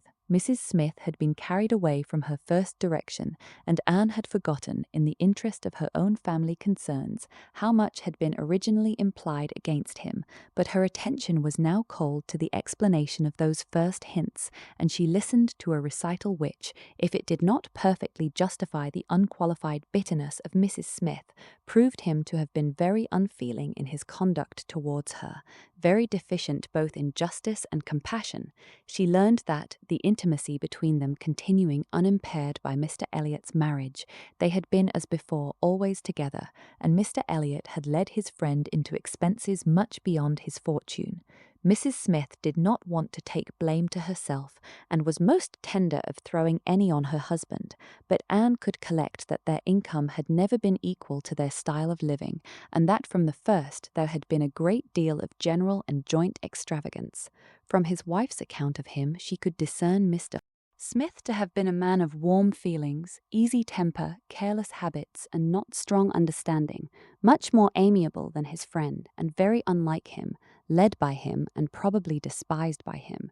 Mr. Elliot, raised by his marriage to great affluence and disposed to every gratification of pleasure and vanity which could be commanded without involving himself, for with all his self-indulgence he had become a prudent man, and beginning to be rich, just as his friend ought to have found himself to be poor, seemed to have had no concern at all for that friend's probable finances, but, on the contrary, had been prompting and encouraging expenses which could end only in ruin, and the Smiths accordingly had been ruined. The husband had died just in time to be spared the full knowledge of it. They had previously known embarrassments enough to try the friendship of their friends, and to prove that Mr. Elliot's had better not be tried, but it was not till his death that the wretched state of his affairs was fully known. With a confidence in Mr. Elliot's regard more creditable to his feelings than his judgment, Mr. Smith had appointed him the executor of his will, but Mr. Elliot would not act, and the difficulties and distresses which this refusal had heaped on her, in addition to the inevitable sufferings of her situation, had been such as could not be related without anguish of spirit, or listened to without corresponding indignation. Anne was shown some letters of his on the occasion, answers to urgent applications from Mrs. Smith, which all breathed the same stern resolution of not engaging in a fruitless trouble, and under a cold civility the same hard-hearted indifference to any of the evils it might bring on her. It was a dreadful picture of ingratitude and inhumanity, and Anne felt at some moments that no flagrant open crime could have been worse. She had a great deal to listen to, all the particulars of past sad scenes, all the minutiae of distress upon distress, which in former conversations had been merely hinted at, were dwelt on now with a natural indulgence. Anne could perfectly comprehend the exquisite relief, and was only the more inclined to wonder at the composure of her friend's usual state of mind. There was one circumstance in the history of her grievances of particular irritation. She had good reason to believe that some property of her husband in the West Indies, which had been for many years under a sort of sequestration for the payment of its own encumbrances, might be recoverable by proper measures, and this property, though not large, would be enough to make her comparatively rich, but there was nobody to stir in it. Mr. Elliot would do nothing, and she could do nothing herself, equally disabled from personal exertion by her state of bodily weakness, and from employing others by her want of money. She had no natural connections to assist her even with their counsel, and she could not afford to purchase the assistance of the law. This was a cruel aggravation of actually straitened means, to feel that she ought to be in better circumstances, that a little trouble in the right place might do it, and to fear that delay might be even weakening her claims, was hard to bear. It was on this point that she had hoped to engage Anne's good offices with Mr. Elliot. She had previously, in the anticipation of their marriage, been very apprehensive of losing her friend by it, but on being assured that he could have made no attempt of that nature, since he did not even know her to be in Bath, it immediately occurred that something might be done in her favour by the influence of the woman he loved, and she had been hastily preparing to interest Anne's feelings, as far as the observances due to Mr. Elliot's character would allow, when Anne's refutation of the supposed engagement changed the face of everything, and while it took from her the new-formed hope of succeeding in the object of her first anxiety, left her at least the comfort of telling the whole story her own way. After listening to this full description of Mr. Elliot, Anne could not but express some surprise at Mrs. Smith's having spoken of him so favourably in the beginning of their conversation. She had seemed to recommend and praise him. "My dear," was Mrs. Smith's reply, "there was nothing else to be done. I considered your marrying him as certain, though he might not yet have made the offer, and I could no more speak the truth of him than if he had been your husband. My heart bled for you as I talked of happiness, and yet he is sensible, he is agreeable, and with such a woman as you, it was not absolutely hopeless. He was very unkind to his first wife. They were wretched together, but she was too ignorant and giddy for respect, and he had never loved her. I was willing to hope that you must fare better." Anne could just acknowledge within herself such a possibility of having been induced to marry him as made her shudder at the idea of the misery which must have followed. It was just possible that she might have been persuaded by Lady Russell, and under such a supposition, which would have been most miserable when time had disclosed all too late, It was very desirable that Lady Russell should be no longer deceived, and one of the concluding arrangements of this important conference, which carried them through the greater part of the morning, was that Anne had full liberty to communicate to her friend everything relative to Mrs. Smith in which his conduct was involved. XXII. Anne went home to think over all that she had heard. In one point her feelings were relieved by this knowledge of Mr. Elliot. There was no longer anything of tenderness due to him. He stood as opposed to Captain Wentworth in all his own unwelcome obtrusiveness, and the evil of his attentions last night, the irremediable mischief he might have done, was considered with sensations unqualified, unperplexed. Pity for him was all over. But this was the only point of relief. In every other respect, in looking around her or penetrating forward, she saw more to distrust and to apprehend. She was concerned for the disappointment and pain Lady Russell would be feeling, for the mortifications which must be hanging over her father and sister, and had all the distress of foreseeing many evils without knowing how to avert any one of them. She was most thankful for her own knowledge of him. She had never considered herself as entitled to reward for not slighting an old friend like Mrs. Smith, but here was a reward indeed springing from it. Mrs. Smith had been able to tell her what no one else could have done. Could the knowledge have been extended through her family? But this was a vain idea. She must talk to Lady Russell, tell her, consult with her, and having done her best, wait the event with as much composure as possible. And after all, her greatest want of composure would be in that quarter of the mind which could not be opened to Lady Russell, in that flow of anxieties and fears which must be all to herself. She found on reaching home that she had, as she intended, escaped seeing Mr. Elliot, that he had called and paid them a long morning visit, but hardly had she congratulated herself and felt safe when she heard that he was coming again in the evening. "I had not the smallest intention of asking him," said Elizabeth with affected carelessness, "but he gave so many hints, so Mrs. Clay says at least. Indeed, I do say it, I never saw anybody in my life spell harder for an invitation. Poor ma'am, I was really in pain for him, for your hard-hearted sister, Miss Anne, seems bent on cruelty." "Oh," cried Elizabeth, "I have been rather too much used to the game to be soon overcome by a gentleman's hints. However, when I found how excessively he was regretting that he should miss my father this morning, I gave way immediately, for I would never really omit an opportunity of bringing him and Sir Walter together.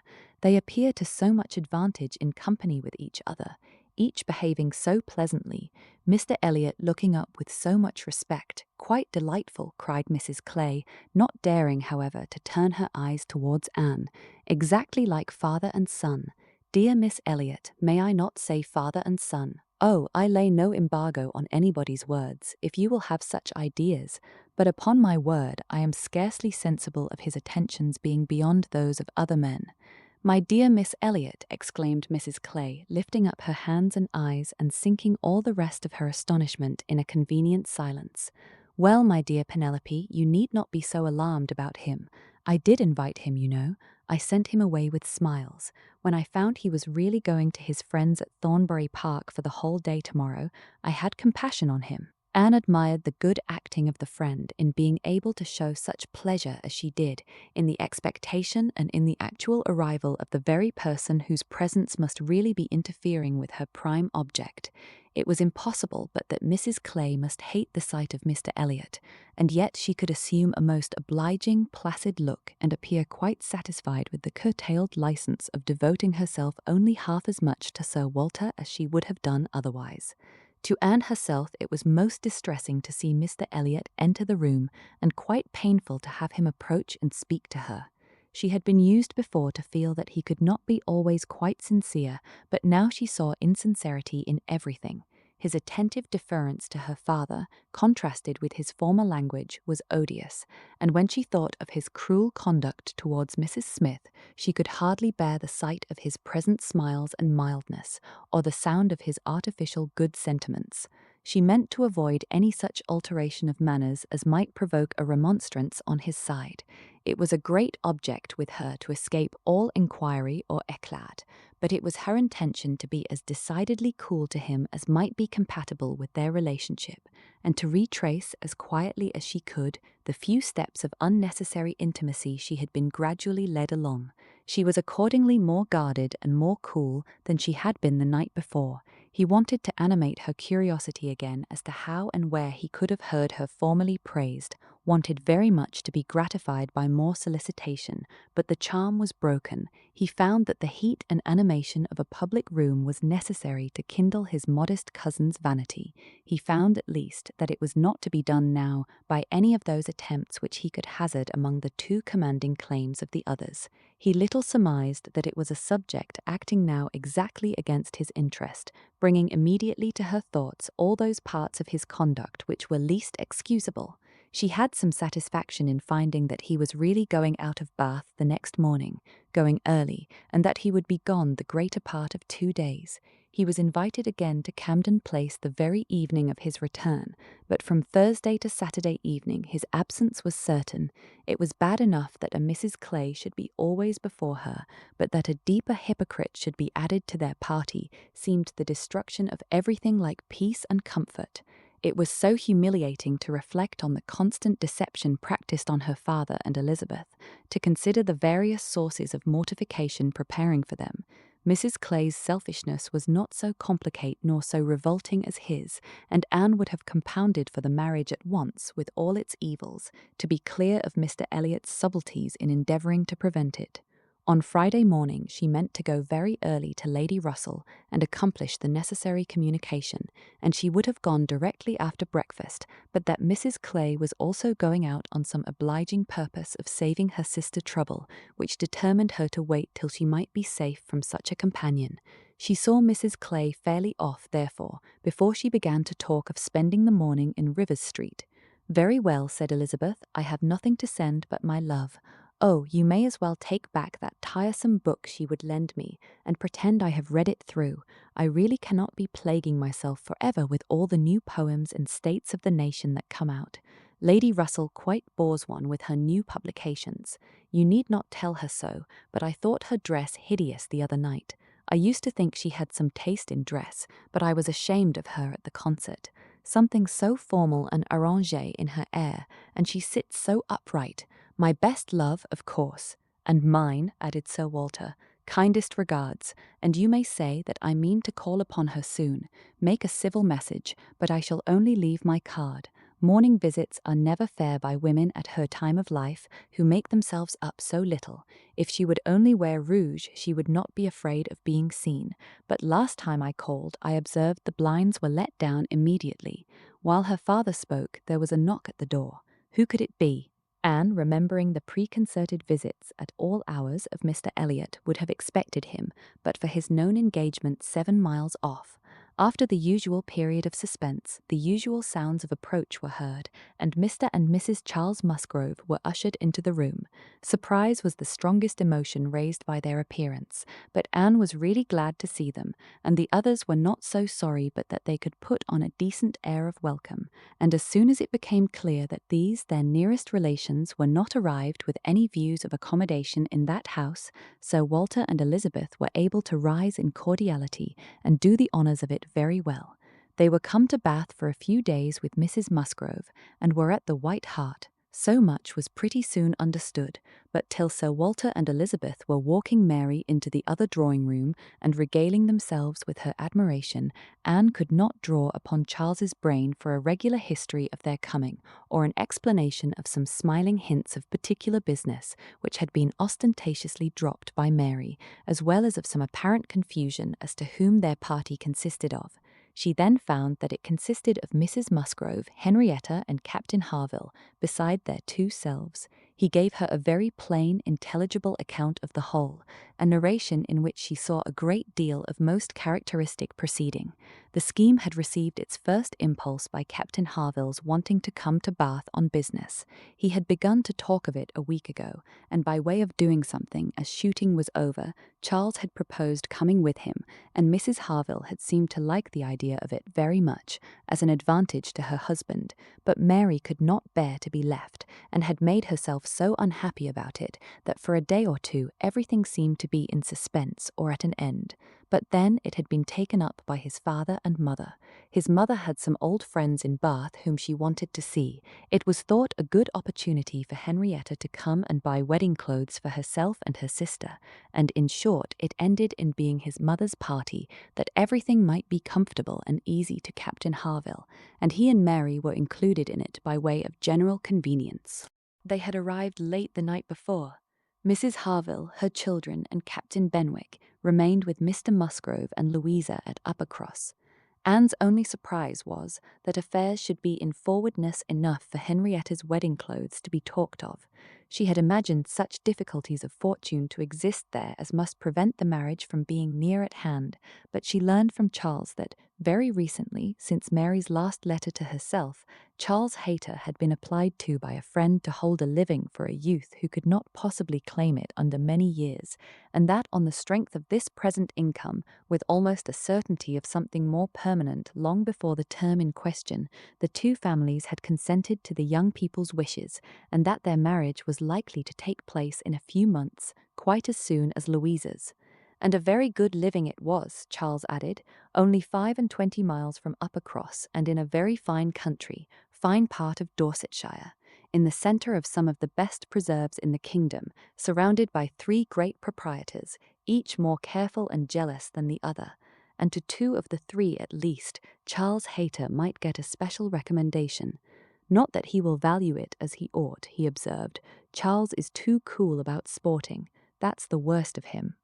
I am extremely glad indeed, cried Anne, particularly glad that this should happen, and that of 2 sisters who both deserve equally well, and who have always been such good friends, the pleasant prospects of one should not be dimming those of the other, that they should be so equal in their prosperity and comfort.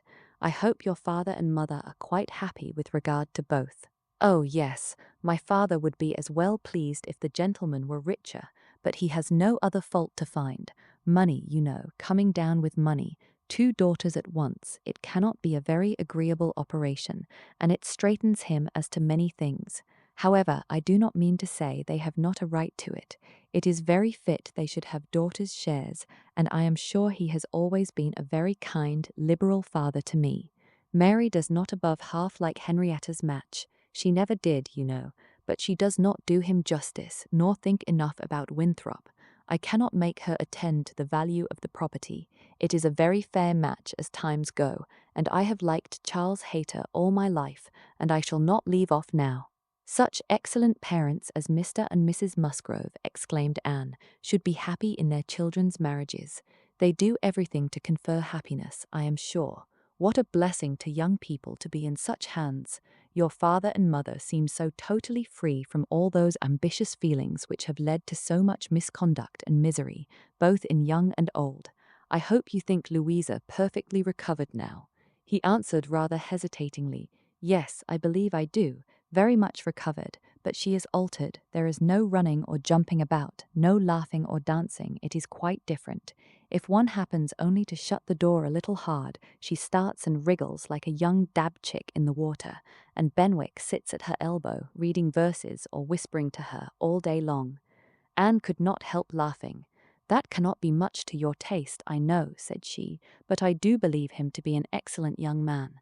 To be sure he is, nobody doubts it, and I hope you do not think I am so illiberal as to want every man to have the same objects and pleasures as myself.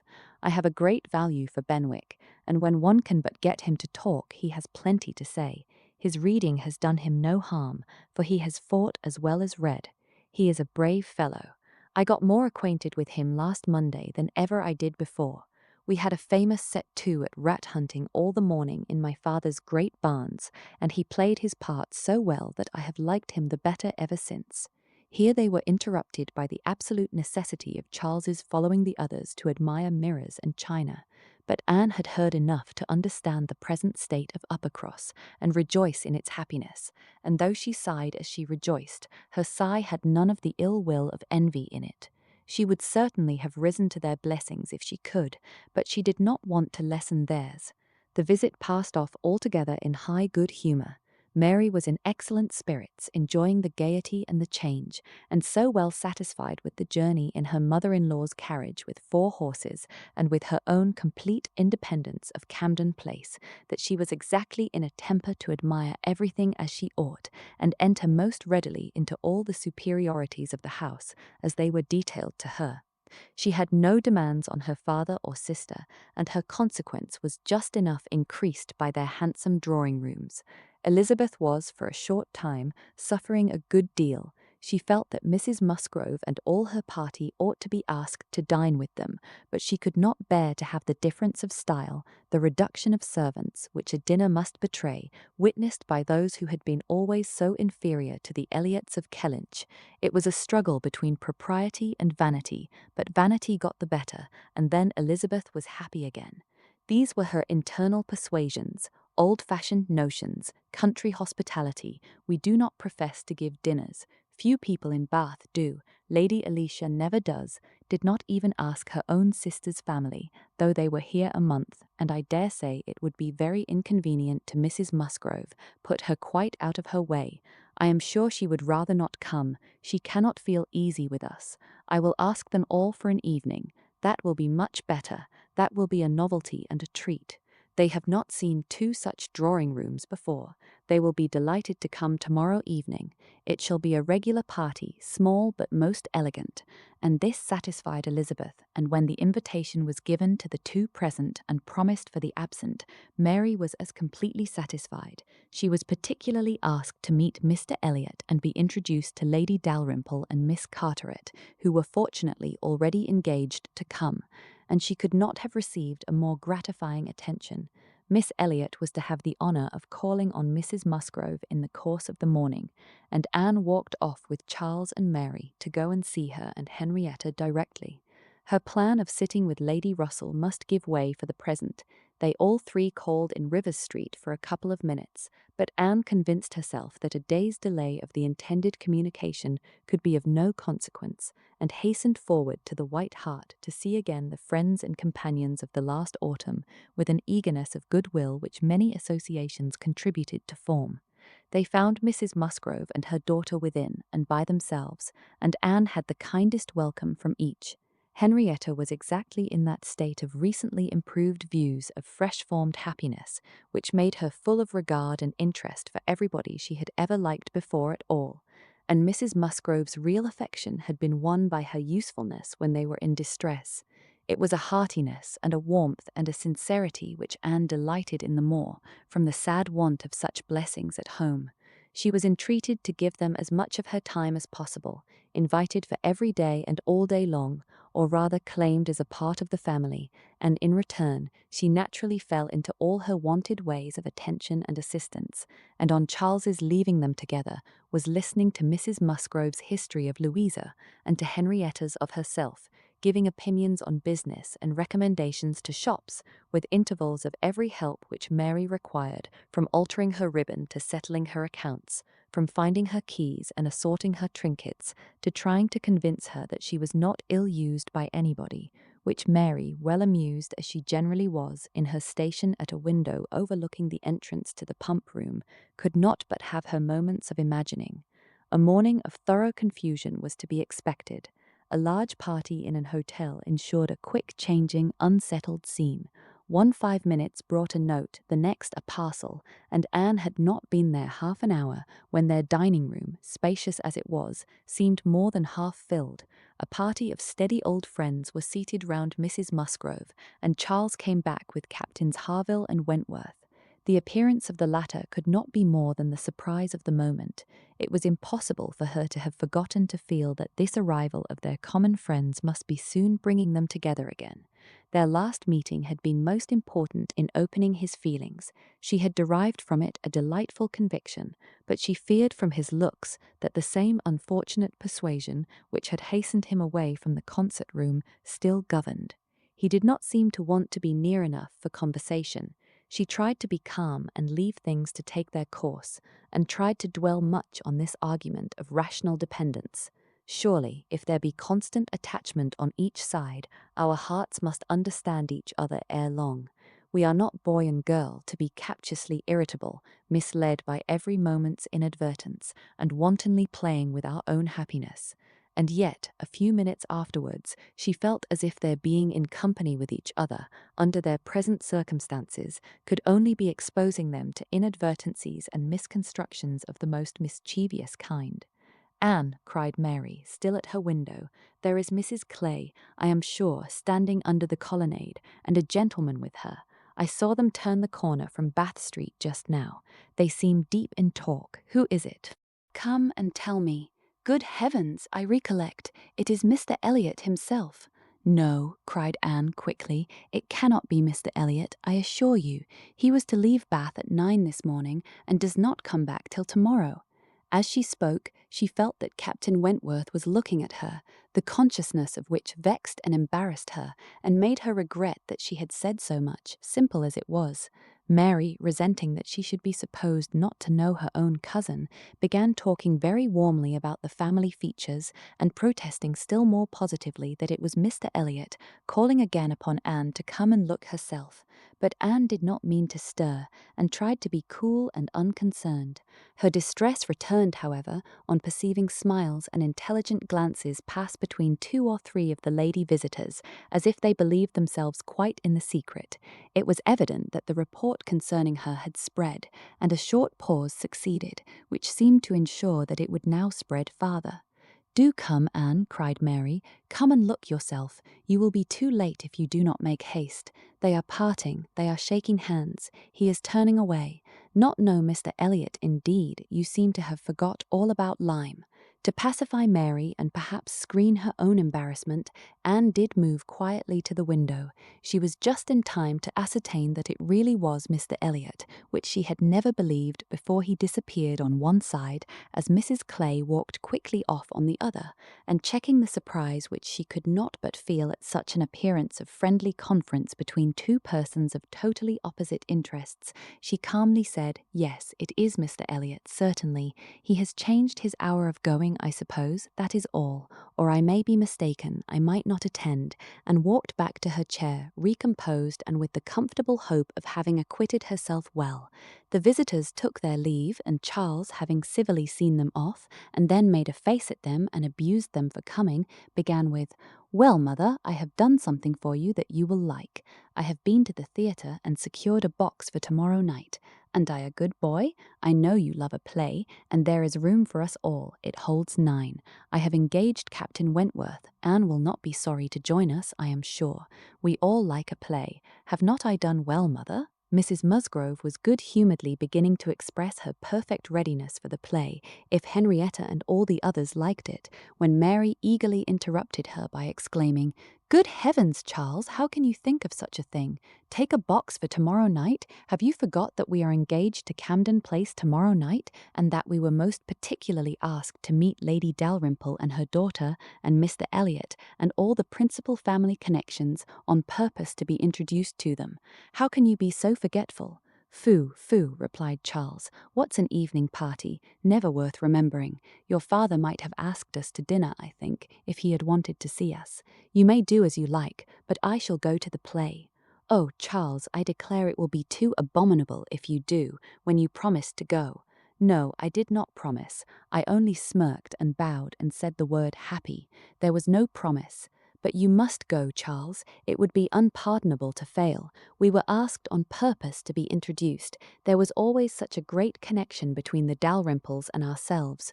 Nothing ever happened on either side that was not announced immediately. We are quite near relations, you know, and Mr. Elliot, too, whom you ought so particularly to be acquainted with. Every attention is due to Mr. Elliot. Consider my father's heir, the future representative of the family."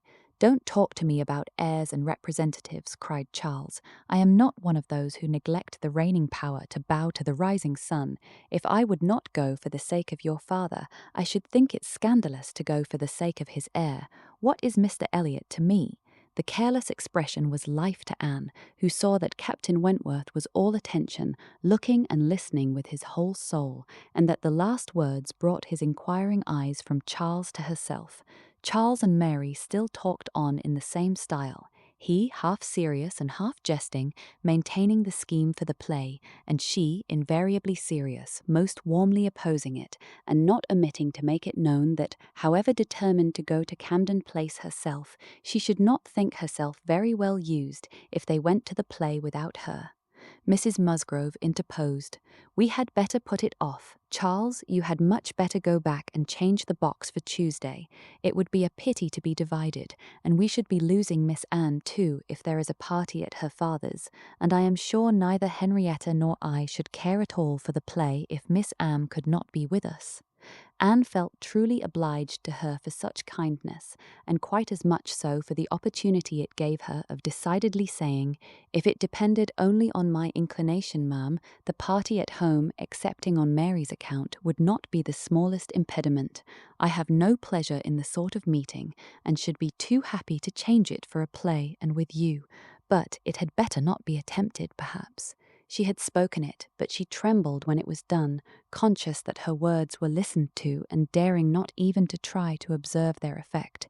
It was soon generally agreed that Tuesday should be the day, Charles only reserving the advantage of still teasing his wife by persisting that he would go to the play tomorrow if nobody else would. Captain Wentworth left his seat and walked to the fireplace, probably for the sake of walking away from it soon afterwards, and taking a station, with less barefaced design, by Anne.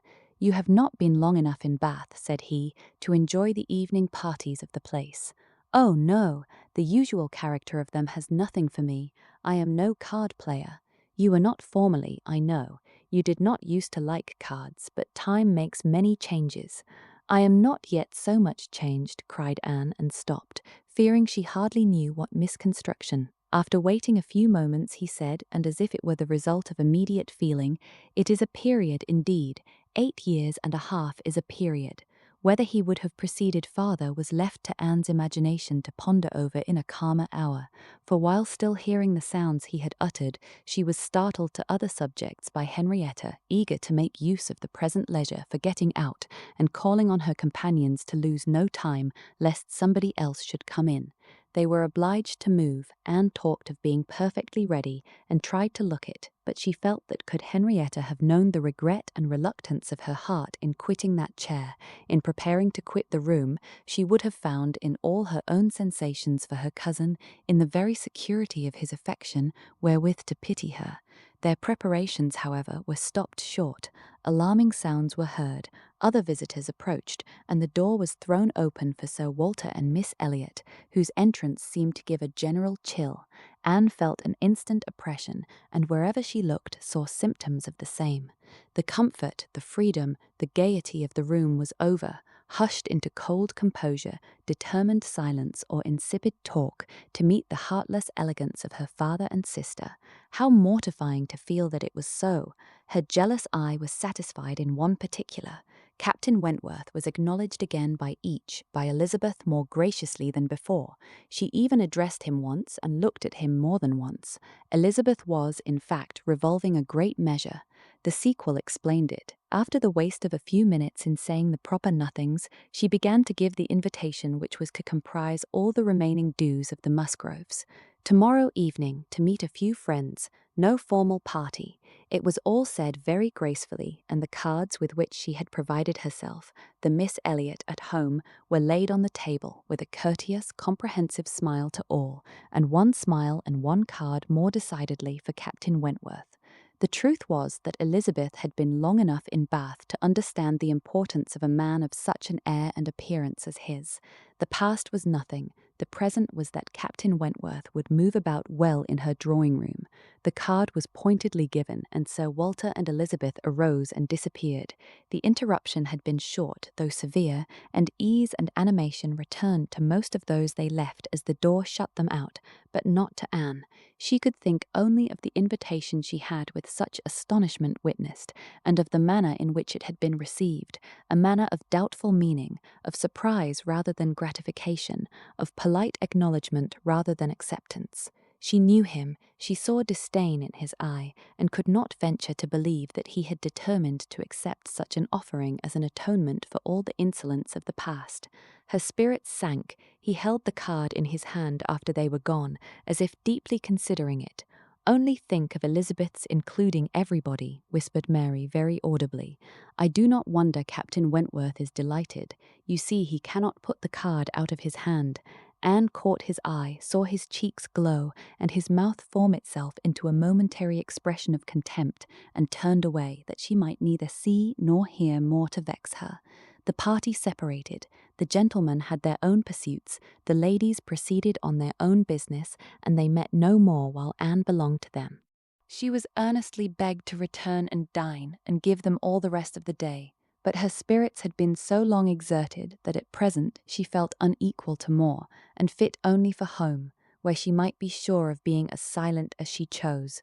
Promising to be with them the whole of the following morning, therefore, she closed the fatigues of the present by a toilsome walk to Camden Place, there to spend the evening chiefly in listening to the busy arrangements of Elizabeth and Mrs. Clay for the morrow's party, the frequent enumeration of the persons invited, and the continually improving detail of all the embellishments which were to make it the most completely elegant of its kind in Bath, while harassing herself in secret with the never-ending question of whether Captain Wentworth would come or not. They were reckoning him as certain, but with her it was a gnawing solicitude never appeased for 5 minutes together. She generally thought he would come, because she generally thought he ought, but it was a case which she could not so shape into any positive act of duty or discretion as inevitably to defy the suggestions of very opposite feelings.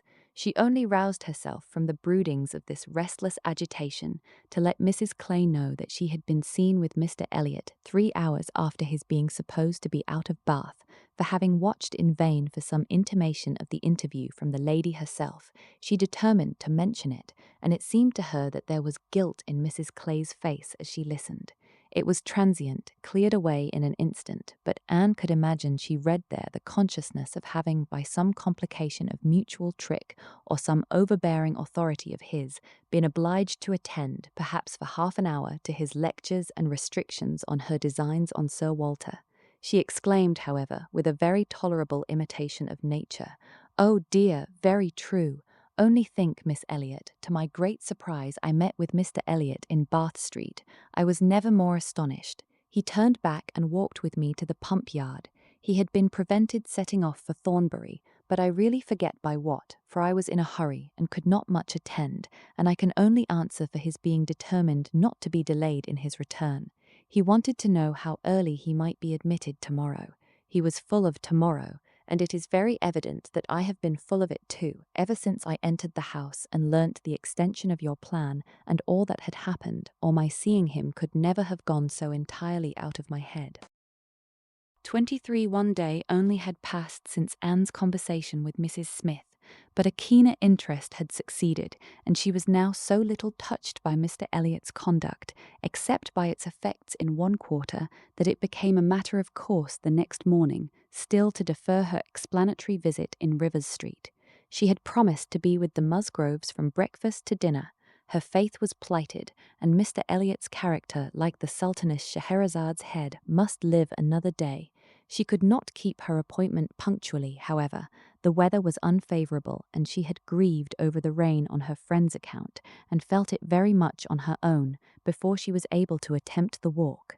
When she reached the White Hart and made her way to the proper apartment, she found herself neither arriving quite in time, nor the first to arrive. The party before her were Mrs. Musgrove, talking to Mrs. Croft, and Captain Harville to Captain Wentworth, and she immediately heard that Mary and Henrietta, too impatient to wait, had gone out the moment it had cleared, but would be back again soon, and that the strictest injunctions had been left with Mrs. Musgrove to keep her there till they returned. She had only to submit, sit down, be outwardly composed, and feel herself plunged at once in all the agitations which she had merely laid her account of tasting a little before the morning closed. There was no delay, no waste of time. She was deep in the happiness of such misery, or the misery of such happiness, instantly. 2 minutes after her entering the room, Captain Wentworth said, We will write the letter we were talking of, Harville, now, if you will give me materials. Materials were all at hand on a separate table. He went to it, and nearly turning his back on them all, was engrossed by writing. Mrs. Musgrove was giving Mrs. Croft the history of her eldest daughter's engagement, and just in that inconvenient tone of voice which was perfectly audible while it pretended to be a whisper. Anne felt that she did not belong to the conversation, and yet, as Captain Harville seemed thoughtful and not disposed to talk, she could not avoid hearing many undesirable particulars, such as how Mr. Musgrove and my brother Hayter had met again and again to talk it over, what my brother Hayter had said one day, and what Mr. Musgrove had proposed the next, and what had occurred to my sister Hayter, and what the young people had wished, and what I said at first I never could consent to, but was afterwards persuaded to think might do very well, and a great deal in the same style of open-hearted communication, minutiae which, even with every advantage of taste and delicacy which good Mrs. Musgrove could not give, could be properly interesting only to the principals. Mrs. Croft was attending with great good humour, and whenever she spoke at all, it was very sensibly. Anne hoped the gentlemen might each be too much self-occupied to hear. "And so, ma'am, all these things considered," said Mrs. Musgrove in her powerful whisper, "though we could have wished it different, yet altogether we did not think it fair to stand out any longer, for Charles Hayter was quite wild about it, and Henrietta was pretty near as bad, and so we thought they had better marry at once and make the best of it, as many others have done before them. At any rate, said I, it will be better than a long engagement." "That is precisely what I was going to observe," cried Mrs. Croft. "I would rather have young people settle on a small income at once and have to struggle with a few difficulties together than be involved in a long engagement. I always think that no mutual—" "Oh, dear Mrs. Croft," cried Mrs. Musgrove, unable to let her finish her speech, "there is nothing I so abominate for young people as a long engagement. It is what I always protested against for my children. It is all very well, I used to say, for young people to be engaged, if there is a certainty of their being able to marry in 6 months, or even in 12, but a long engagement—" "Yes, dear ma'am," said Mrs. Croft, "or an uncertain engagement, an engagement which may be long. To begin without knowing that at such a time there will be the means of marrying, I hold to be very unsafe and unwise, and what I think all parents should prevent as far as they can." Anne found an unexpected interest here. She felt its application to herself, felt it in a nervous thrill all over her, and at the same moment that her eyes instinctively glanced towards the distant table, Captain Wentworth's pen ceased to move, his head was raised, pausing, listening, and he turned round the next instant to give a look, one quick, conscious look at her. The two ladies continued to talk, to re-urge the same admitted truths, and enforce them with such examples of the ill effect of a contrary practice as had fallen within their observation, but Anne heard nothing distinctly. It was only a buzz of words in her ear. Her mind was in confusion. Captain Harville, who had in truth been hearing none of it, now left his seat and moved to a window, and Anne, seeming to watch him, though it was from thorough absence of mind, became gradually sensible that he was inviting her to join him where he stood. He looked at her with a smile and a little motion of the head which expressed, "Come to me, I have something to say," and the unaffected, easy kindness of manner which denoted the feelings of an older acquaintance than he really was, strongly enforced the invitation. She roused herself and went to him. The window at which he stood was at the other end of the room from where the two ladies were sitting, and though nearer to Captain Wentworth's table, not very near. As she joined him, Captain Harville's countenance reassumed the serious, thoughtful expression which seemed its natural character. "Look here," said he, unfolding a parcel in his hand, and displaying a small miniature painting. "Do you know who that is?" "Certainly, Captain Benwick." "Yes, and you may guess who it is for," but, in a deep tone, "it was not done for her. Miss Elliot, do you remember our walking together at Lyme, and grieving for him? I little thought then, but no matter. This was drawn at the Cape. He met with a clever young German artist at the Cape, and in compliance with a promise to my poor sister, sat to him, and was bringing it home for her. And I have now the charge of getting it properly set for another. It was a commission to me, but who else was there to employ? I hope I can allow for him. I am not sorry, indeed, to make it over to another. He undertakes it," looking towards Captain Wentworth. He is writing about it now, and with a quivering lip he wound up the whole by adding, "Poor Fanny, she would not have forgotten him so soon." "No," replied Anne in a low, feeling voice, "that I can easily believe. It was not in her nature, she doted on him. It would not be the nature of any woman who truly loved." Captain Harville smiled, as much as to say, "Do you claim that for your sex?" And she answered the question, smiling also, "Yes, we certainly do not forget you so soon as you forget us. It is perhaps our fate rather than our merit. We cannot help ourselves. We live at home, quiet, confined, and our feelings prey upon us. You are forced on exertion. You have always a profession, pursuits, business of some sort or other to take you back into the world immediately, and continual occupation and change soon weaken impressions. Granting your assertion that the world does all this so soon for men, which, however, I do not think I shall grant, it does not apply to Benwick. He has not been forced upon any exertion. The peace turned him on shore at the very moment, and he has been living with us in our little family circle ever since." "True," said Anne, "very true. I did not recollect. But what shall we say now, Captain Harville? If the change be not from outward circumstances, it must be from within. It must be nature, man's nature, which has done the business for Captain Benwick." "No, no, it is not man's nature. I will not allow it to be more man's nature than woman's to be inconstant and forget those they do love or have loved. I believe the reverse. I believe in a true analogy between our bodily frames and our mental, and that as our bodies are the strongest, so are our feelings, capable of bearing most rough usage and riding out the heaviest weather." "Your feelings may be the strongest," replied Anne, "but the same spirit of analogy will authorize me to assert that ours are the most tender. Man is more robust than woman, but he is not longer lived, which exactly explains my view of the nature of their attachments. Nay, it would be too hard upon you if it were otherwise. You have difficulties and privations and dangers enough to struggle with. You are always labouring and toiling, exposed to every risk and hardship. Your home, country, friends, all quitted, neither time nor health nor life to be called your own. It would be too hard, indeed," with a faltering voice, "if woman's feelings were to be added to all this." "We shall never agree upon this question," Captain Harville was beginning to say, when a slight noise called their attention to Captain Wentworth's hitherto perfectly quiet division of the room. It was nothing more than that his pen had fallen down, but Anne was startled at finding him nearer than she had supposed, and half inclined to suspect that the pen had only fallen because he had been occupied by them, striving to catch sounds which yet she did not think he could have caught. "Have you finished your letter?" said Captain Harville. "Not quite, a few lines more. I shall have done in 5 minutes. There is no hurry on my side. I am only ready whenever you are. I am in very good anchorage here," smiling at Anne, "well supplied and want for nothing. No hurry for a signal at all." "Well, Miss Elliot," lowering his voice, "as I was saying, we shall never agree, I suppose, upon this point. No man and woman would, probably. But let me observe that all histories are against you, all stories, prose and verse. If I had such a memory as Benwick, I could bring you 50 quotations in a moment on my side the argument, and I do not think I ever opened a book in my life which had not something to say upon woman's inconstancy. Songs and proverbs all talk of woman's fickleness. But perhaps you will say these were all written by men. Perhaps I shall, yes, if you please. No reference to examples in books. Men have had every advantage of us in telling their own story.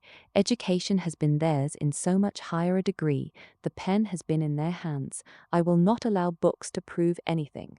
But how shall we prove anything? We never shall, we never can expect to prove anything upon such a point. It is a difference of opinion which does not admit of proof. We each begin, probably, with a little bias towards our own sex, and upon that bias build every circumstance in favour of it which has occurred within our own circle.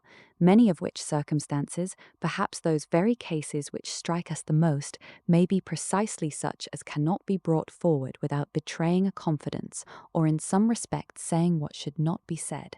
"Ah," cried Captain Harville in a tone of strong feeling, "if I could but make you comprehend what a man suffers when he takes a last look at his wife and children, and watches the boat that he has sent them off in, as long as it is in sight, and then turns away and says, God knows whether we ever meet again. And then, if I could convey to you the glow of his soul when he does see them again, when coming back after a 12 months' absence perhaps, and obliged to put into another port, he calculates how soon it be possible to get them there, pretending to deceive himself and saying, they cannot be here till such a day, but all the while hoping for them 12 hours sooner, and seeing them arrive at last as if heaven had given them wings by many hours sooner still.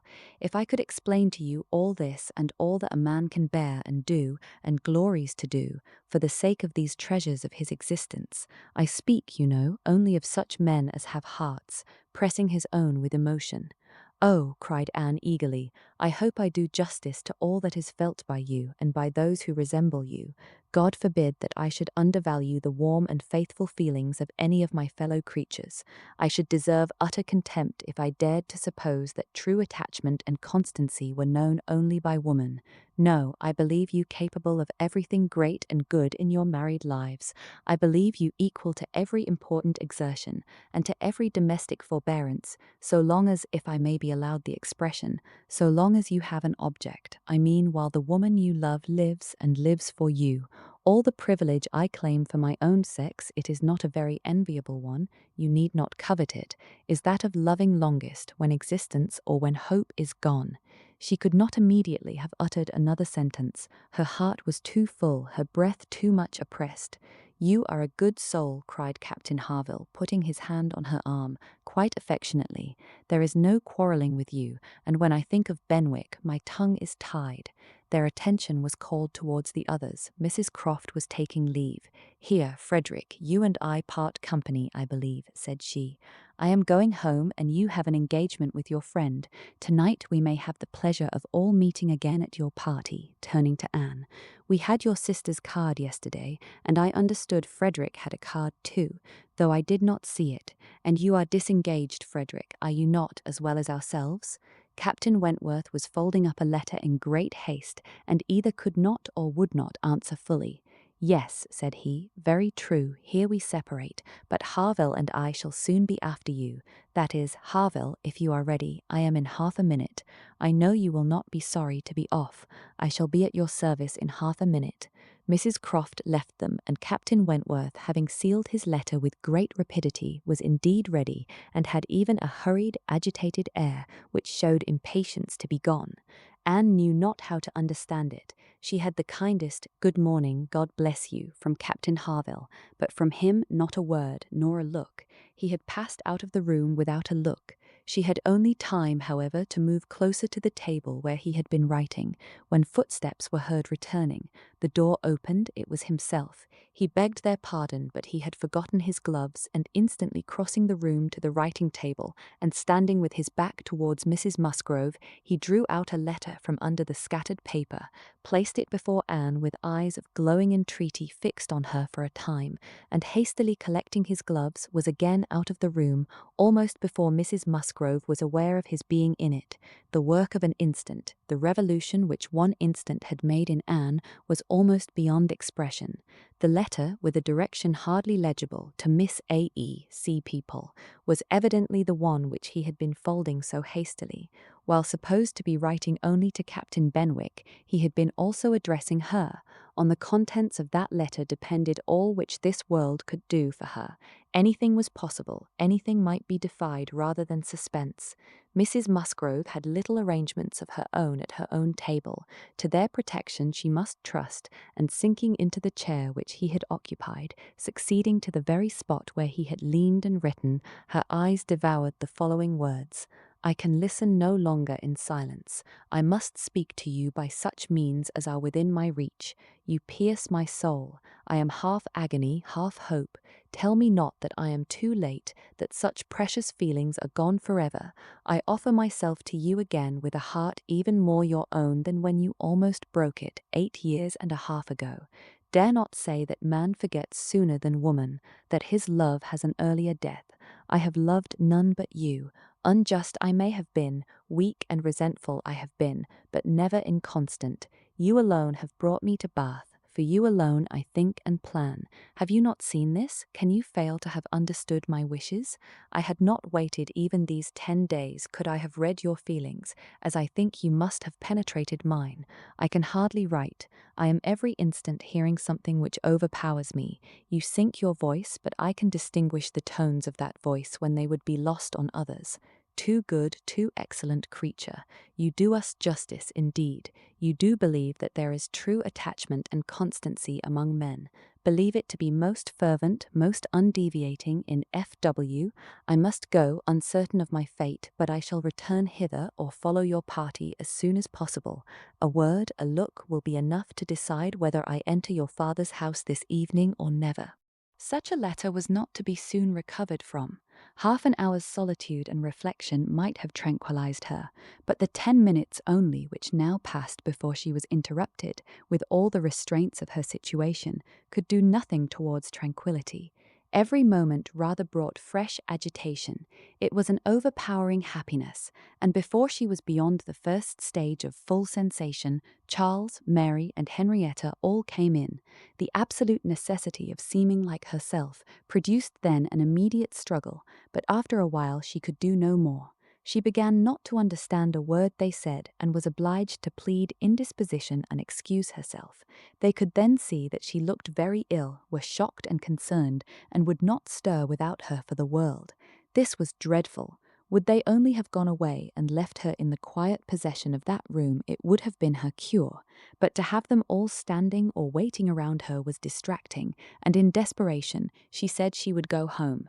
"By all means, my dear," cried Mrs. Musgrove, "go home directly and take care of yourself, that you may be fit for the evening. I wish Sarah was here to doctor you, but I am no doctor myself. Charles, ring and order a chair. She must not walk, but the chair would never do. Worse than all, to lose the possibility of speaking 2 words to Captain Wentworth in the course of her quiet, solitary progress up the town, and she felt almost certain of meeting him, could not be borne. The chair was earnestly protested against, and Mrs. Musgrove, who thought only of one sort of illness, having assured herself with some anxiety that there had been no fall in the case, that Anne had not at any time lately slipped down and got a blow on her head, that she was perfectly convinced of having had no fall, could part with her cheerfully and depend on finding her better at night. Anxious to omit no possible precaution, Anne struggled and said, "I am afraid, ma'am, that it is not perfectly understood. Pray be so good as to mention to the other gentlemen that we hope to see your whole party this evening. I am afraid there has been some mistake, and I wish you particularly to assure Captain Harville and Captain Wentworth that we hope to see them both." "Oh, my dear, it is quite understood, I give you my word. Captain Harville has no thought but of going." "Do you think so? But I am afraid, and I should be so very sorry. Will you promise me to mention it when you see them again? You will see them both again this morning, I dare say. Do promise me." "To be sure I will, if you wish it. Charles, if you see Captain Harville anywhere, remember to give Miss Anne's message. But indeed, my dear, you need not be uneasy. Captain Harville holds himself quite engaged, I'll answer for it, and Captain Wentworth the same, I dare say." Anne could do no more, but her heart prophesied some mischance to damp the perfection of her felicity. It could not be very lasting, however. Even if he did not come to Camden Place himself, it would be in her power to send an intelligible sentence by Captain Harville. Another momentary vexation occurred. Charles, in his real concern and good nature, would go home with her. There was no preventing him. This was almost cruel, but she could not be long ungrateful. He was sacrificing an engagement at a gunsmith's to be of use to her, and she set off with him with no feeling but gratitude apparent. They were in Union Street when a quicker step behind, a something of familiar sound, gave her 2 moments' preparation for the sight of Captain Wentworth. He joined them, but, as if irresolute whether to join or to pass on, said nothing, only looked. Anne could command herself enough to receive that look, and not repulsively. The cheeks which had been pale now glowed, and the movements which had hesitated were decided. He walked by her side. Presently, struck by a sudden thought, Charles said, "Captain Wentworth, which way are you going?" "Only to Gay Street, or farther up the town." "I hardly know," replied Captain Wentworth, surprised. "Are you going as high as Belmont? Are you going near Camden Place? Because if you are, I shall have no scruple in asking you to take my place and give Anne your arm to her father's door. She is rather done for this morning and must not go so far without help, and I ought to be at that fellow's in the market-place. He promised me the sight of a capital gun he is just going to send off, said he would keep it unpacked to the last possible moment that I might see it, and if I do not turn back now, I have no chance. By his description, a good deal like the second-sized double barrel of mine, which you shot with one day round Winthrop. There could not be an objection. There could be only a most proper alacrity, a most obliging compliance for public view, and smiles reined in and spirits dancing in private rapture. In half a minute Charles was at the bottom of Union Street again, and the other two proceeding together, and soon words enough had passed between them to decide their direction towards the comparatively quiet and retired gravel walk, where the power of conversation would make the present hour a blessing indeed, and prepare it for all the immortality which the happiest recollections of their own future lives could bestow. There they exchanged again those feelings and those promises which had once before seemed to secure everything, but which had been followed by so many, many years of division and estrangement. There they returned again into the past, more exquisitely happy, perhaps, in their reunion than when it had been first projected, more tender, more tried, more fixed in a knowledge of each other's character, truth, and attachment, more equal to act, more justified in acting. And there, as they slowly paced the gradual ascent, heedless of every group around them, seeing neither sauntering politicians, bustling housekeepers, flirting girls, nor nursery maids and children, they could indulge in those retrospections and acknowledgments, and especially in those explanations of what had directly preceded the present moment, which were so poignant and so ceaseless in interest. All the little variations of the last week were gone through, and of yesterday and today there could scarcely be an end. She had not mistaken him. Jealousy of Mr. Elliot had been the retarding weight, the doubt, the torment. That had begun to operate in the very hour of first meeting her in Bath. That had returned, after a short suspension, to ruin the concert, and that had influenced him in everything he had said and done, or omitted to say and do, in the last 24 hours. It had been gradually yielding to the better hopes which her looks or words or actions occasionally encouraged. It had been vanquished at last by those sentiments and those tones which had reached him while she talked with Captain Harville, and under the irresistible governance of which he had seized a sheet of paper and poured out his feelings.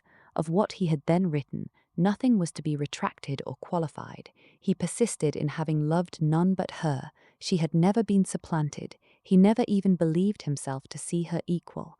Thus much, indeed, he was obliged to acknowledge, that he had been constant unconsciously, nay, unintentionally, that he had meant to forget her and believed it to be done. He had imagined himself indifferent when he had only been angry, and he had been unjust to her merits because he had been a sufferer from them. Her character was now fixed on his mind as perfection itself, maintaining the loveliest medium of fortitude and gentleness, but he was obliged to acknowledge that only at Uppercross had he learnt to do her justice, and only at Lyme had he begun to understand himself. At Lyme he had received lessons of more than one sort.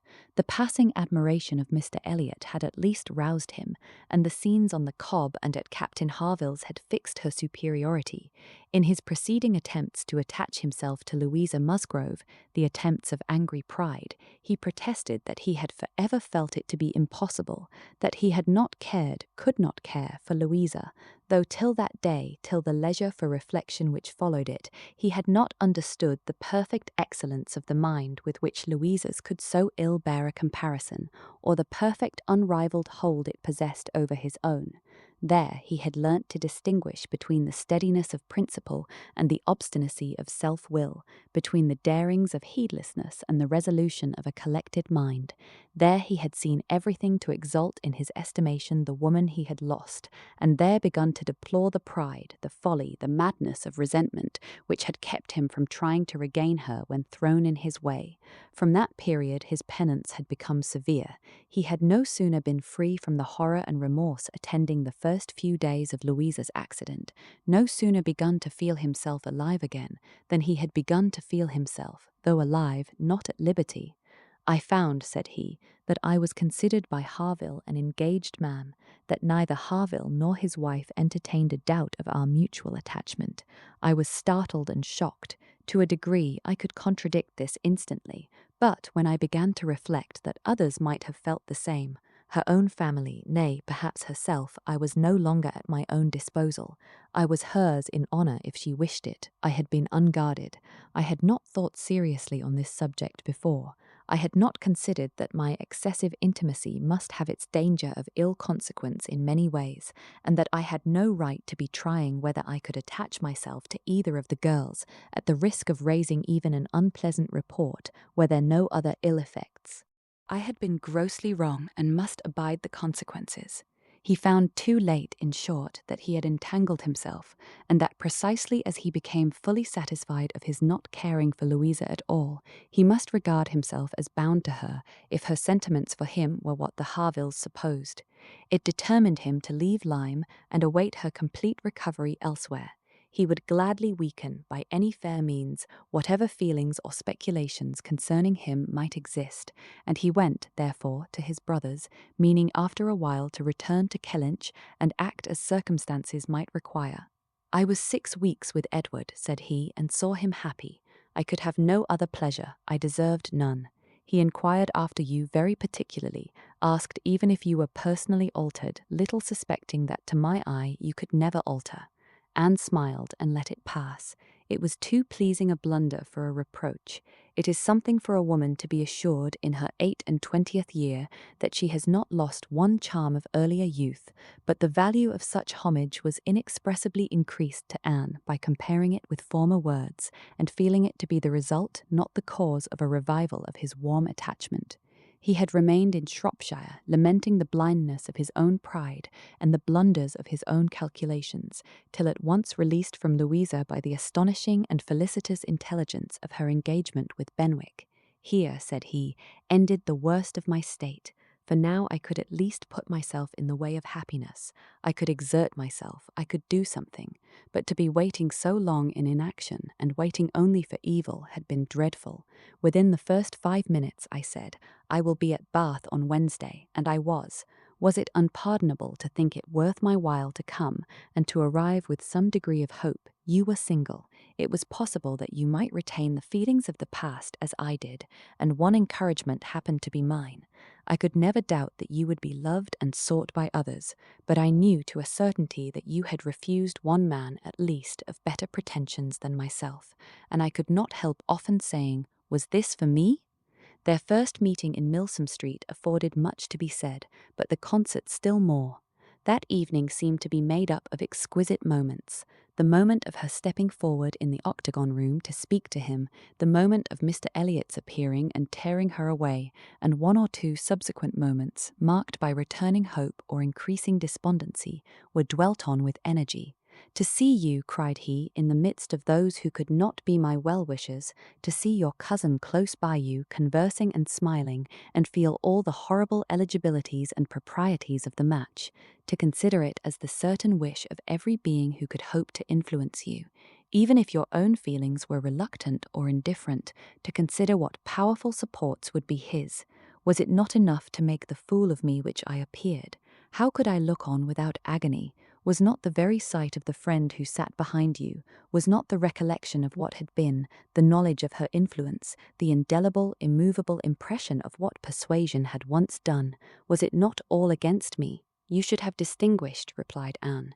You should not have suspected me now, the case so different and my age so different. If I was wrong in yielding to Persuasion once, remember that it was to Persuasion exerted on the side of safety, not of risk. When I yielded, I thought it was to duty, but no duty could be called in aid here. In marrying a man indifferent to me, all risk would have been incurred and all duty violated. Perhaps I ought to have reasoned thus, he replied, but I could not. I could not derive benefit from the late knowledge I had acquired of your character. I could not bring it into play. It was overwhelmed, buried, lost in those earlier feelings which I had been smarting under year after year. I could think of you only as one who had yielded, who had given me up, who had been influenced by anyone rather than by me. I saw you with the very person who had guided you in that year of misery. I had no reason to believe her of less authority now. The force of habit was to be added. I should have thought, said Anne, that my manner to yourself might have spared you much or all of this. No, no, your manner might be only the ease which your engagement to another man would give. I left you in this belief, and yet I was determined to see you again. My spirits rallied with the morning, and I felt that I had still a motive for remaining here. At last Anne was at home again, and happier than anyone in that house could have conceived. All the surprise and suspense and every other painful part of the morning dissipated by this conversation. She re-entered the house so happy as to be obliged to find an alloy in some momentary apprehensions of its being impossible to last. An interval of meditation, serious and grateful, was the best corrective of everything dangerous in such high-wrought felicity, and she went to her room and grew steadfast and fearless in the thankfulness of her enjoyment. The evening came, the drawing-rooms were lighted up, the company assembled. It was but a card party, it was but a mixture of those who had never met before and those who met too often, a commonplace business, too numerous for intimacy, too small for variety. But Anne had never found an evening shorter. Glowing and lovely in sensibility and happiness, and more generally admired than she thought about or cared for, she had cheerful or forbearing feelings for every creature around her. Mr. Elliot was there, she avoided, but she could pity him. The Wallaces, she had amusement in understanding them. Lady Dalrymple and Miss Carteret, they would soon be innocuous cousins to her. She cared not for Mrs. Clay, and had nothing to blush for in the public manners of her father and sister. With the Musgroves there was the happy chat of perfect ease, with Captain Harville the kind-hearted intercourse of brother and sister, with Lady Russell attempts at conversation which a delicious consciousness cut short, with Admiral and Mrs. Croft everything of peculiar cordiality and fervent interest which the same consciousness sought to conceal, and with Captain Wentworth some moments of communications continually occurring, and always the hope of more, and always the knowledge of his being there. It was in one of these short meetings, each apparently occupied in admiring a fine display of greenhouse plants, that she said, "I have been thinking over the past and trying impartially to judge of the right and wrong, I mean with regard to myself, and I must believe that I was right, much as I suffered from it, that I was perfectly right in being guided by the friend whom you will love better than you do now. To me she was in the place of a parent. Do not mistake me, however. I am not saying that she did not err in her advice. It was perhaps one of those cases in which advice is good or bad only as the event decides, and for myself I certainly never should, in any circumstance of tolerable similarity, give such advice. But I mean that I was right in submitting to her, and that if I had done otherwise I should have suffered more in continuing the engagement than I did even in giving it up, because I should have suffered in my conscience. I have now, as far as such a sentiment is allowable in human nature, nothing to reproach myself with, and if I mistake not, a strong sense of duty is no bad part of a woman's portion." He looked at her, looked at Lady Russell, and looking again at her, replied, as if in cool deliberation, "Not yet, but there are hopes of her being forgiven in time. I trust to being in charity with her soon, but I too have been thinking over the past, and a question has suggested itself, whether there may not have been one person more my enemy even than that lady, my own self. Tell me if, when I returned to England in the year VIII, with a few £1,000, and was posted into the Laconia, if I had then written to you, would you have answered my letter?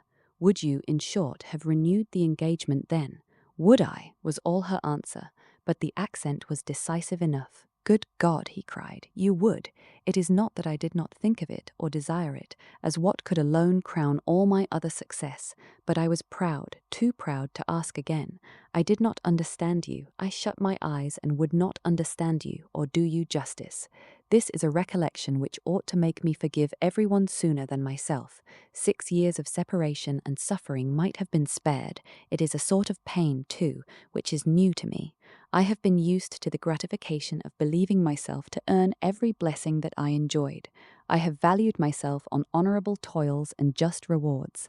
Like other great men under reverses, he added, with a smile, I must endeavour to subdue my mind to my fortune. I must learn to brook being happier than I deserve. XX4. Who can be in doubt of what followed? When any two young people take it into their heads to marry, they are pretty sure by perseverance to carry their point, be they ever so poor or ever so imprudent, or ever so little likely to be necessary to each other's ultimate comfort. This may be bad morality to conclude with, but I believe it to be truth, and if such parties succeed, how should a Captain Wentworth and an Anne Elliot, with the advantage of maturity of mind, consciousness of right, and one independent fortune between them, fail of bearing down every opposition?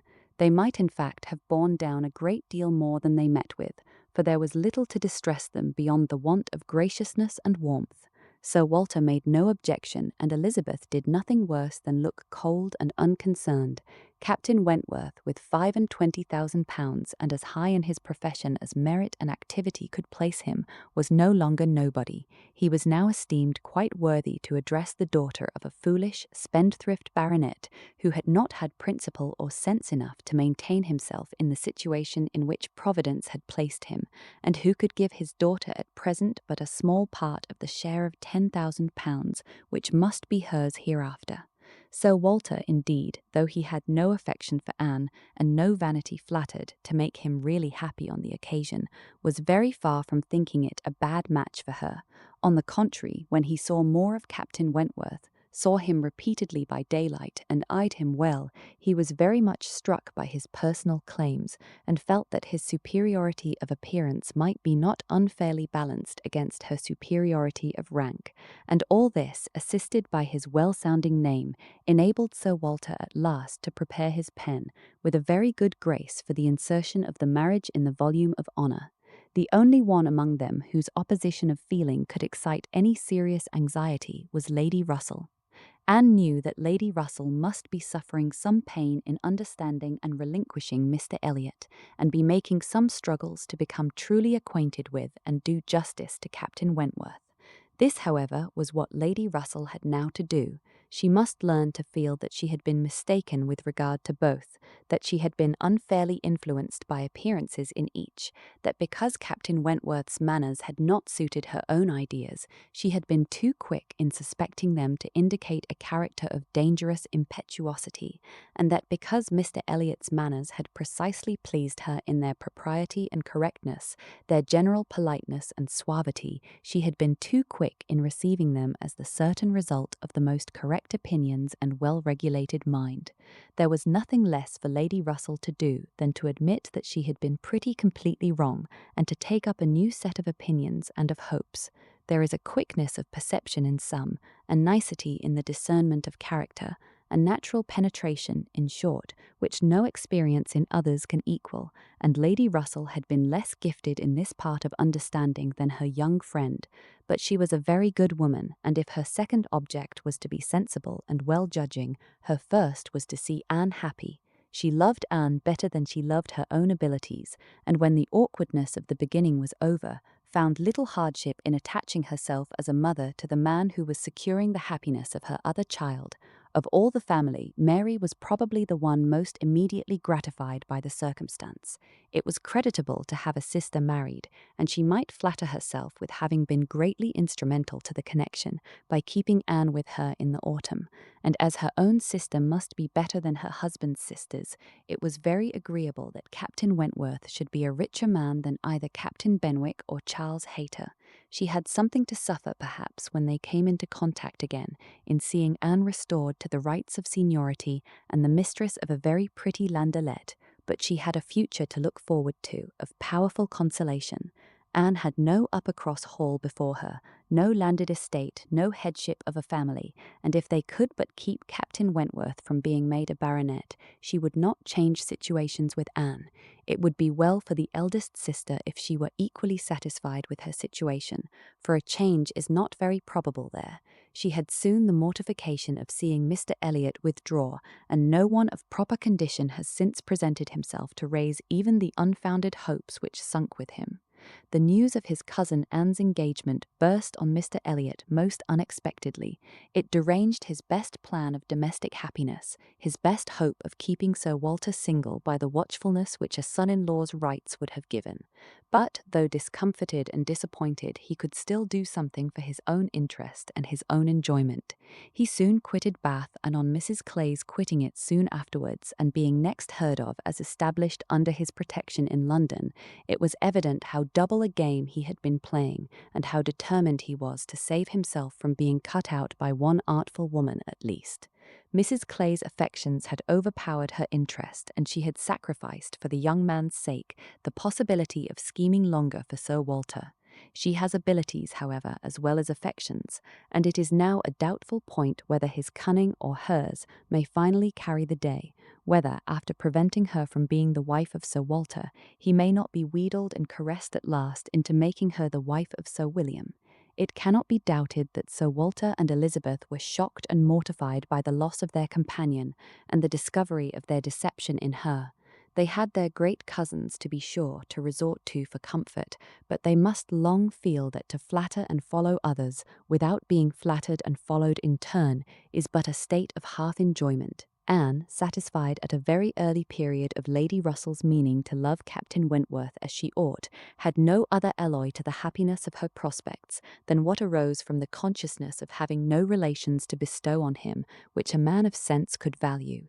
There she felt her own inferiority keenly. The disproportion in their fortune was nothing. It did not give her a moment's regret, but to have no family to receive and estimate him properly, nothing of respectability, of harmony, of goodwill to offer in return for all the worth and all the prompt welcome which met her in his brothers and sisters, was a source of as lively pain as her mind could well be sensible of under circumstances of otherwise strong felicity.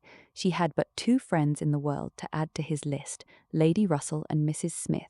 To those, however, he was very well disposed to attach himself. Lady Russell, in spite of all her former transgressions, he could now value from his heart, while he was not obliged to say that he believed her to have been right in originally dividing them. He was ready to say almost everything else in her favour, and as for Mrs. Smith, she had claims of various kinds to recommend her quickly and permanently. Her recent good offices by Anne had been enough in themselves, and their marriage, instead of depriving her of one friend, secured her two. She was their earliest visitor in their settled life, and Captain Wentworth, by putting her in the way of recovering her husband's property in the West Indies, by writing for her, acting for her, and seeing her through all the petty difficulties of the case with the activity and exertion of a fearless man and a determined friend, fully requited the services which she had rendered, or ever meant to render, to his wife. Mrs. Smith's enjoyments were not spoiled by this improvement of income, with some improvement of health, and the acquisition of such friends to be often with, for her cheerfulness and mental alacrity did not fail her, and while these prime supplies of good remained, she might have bid defiance even to greater accessions of worldly prosperity. She might have been absolutely rich and perfectly healthy, and yet be happy. Her spring of felicity was in the glow of her spirits, as her friend Anne's was in the warmth of her heart. Anne was tenderness itself, and she had the full worth of it in Captain Wentworth's affection. His profession was all that could ever make her friends wish that tenderness less, the dread of a future war all that could dim her sunshine. She gloried in being a sailor's wife, but she must pay the tax of quick alarm for belonging to that profession which is, if possible, more distinguished in its domestic virtues than in its national importance.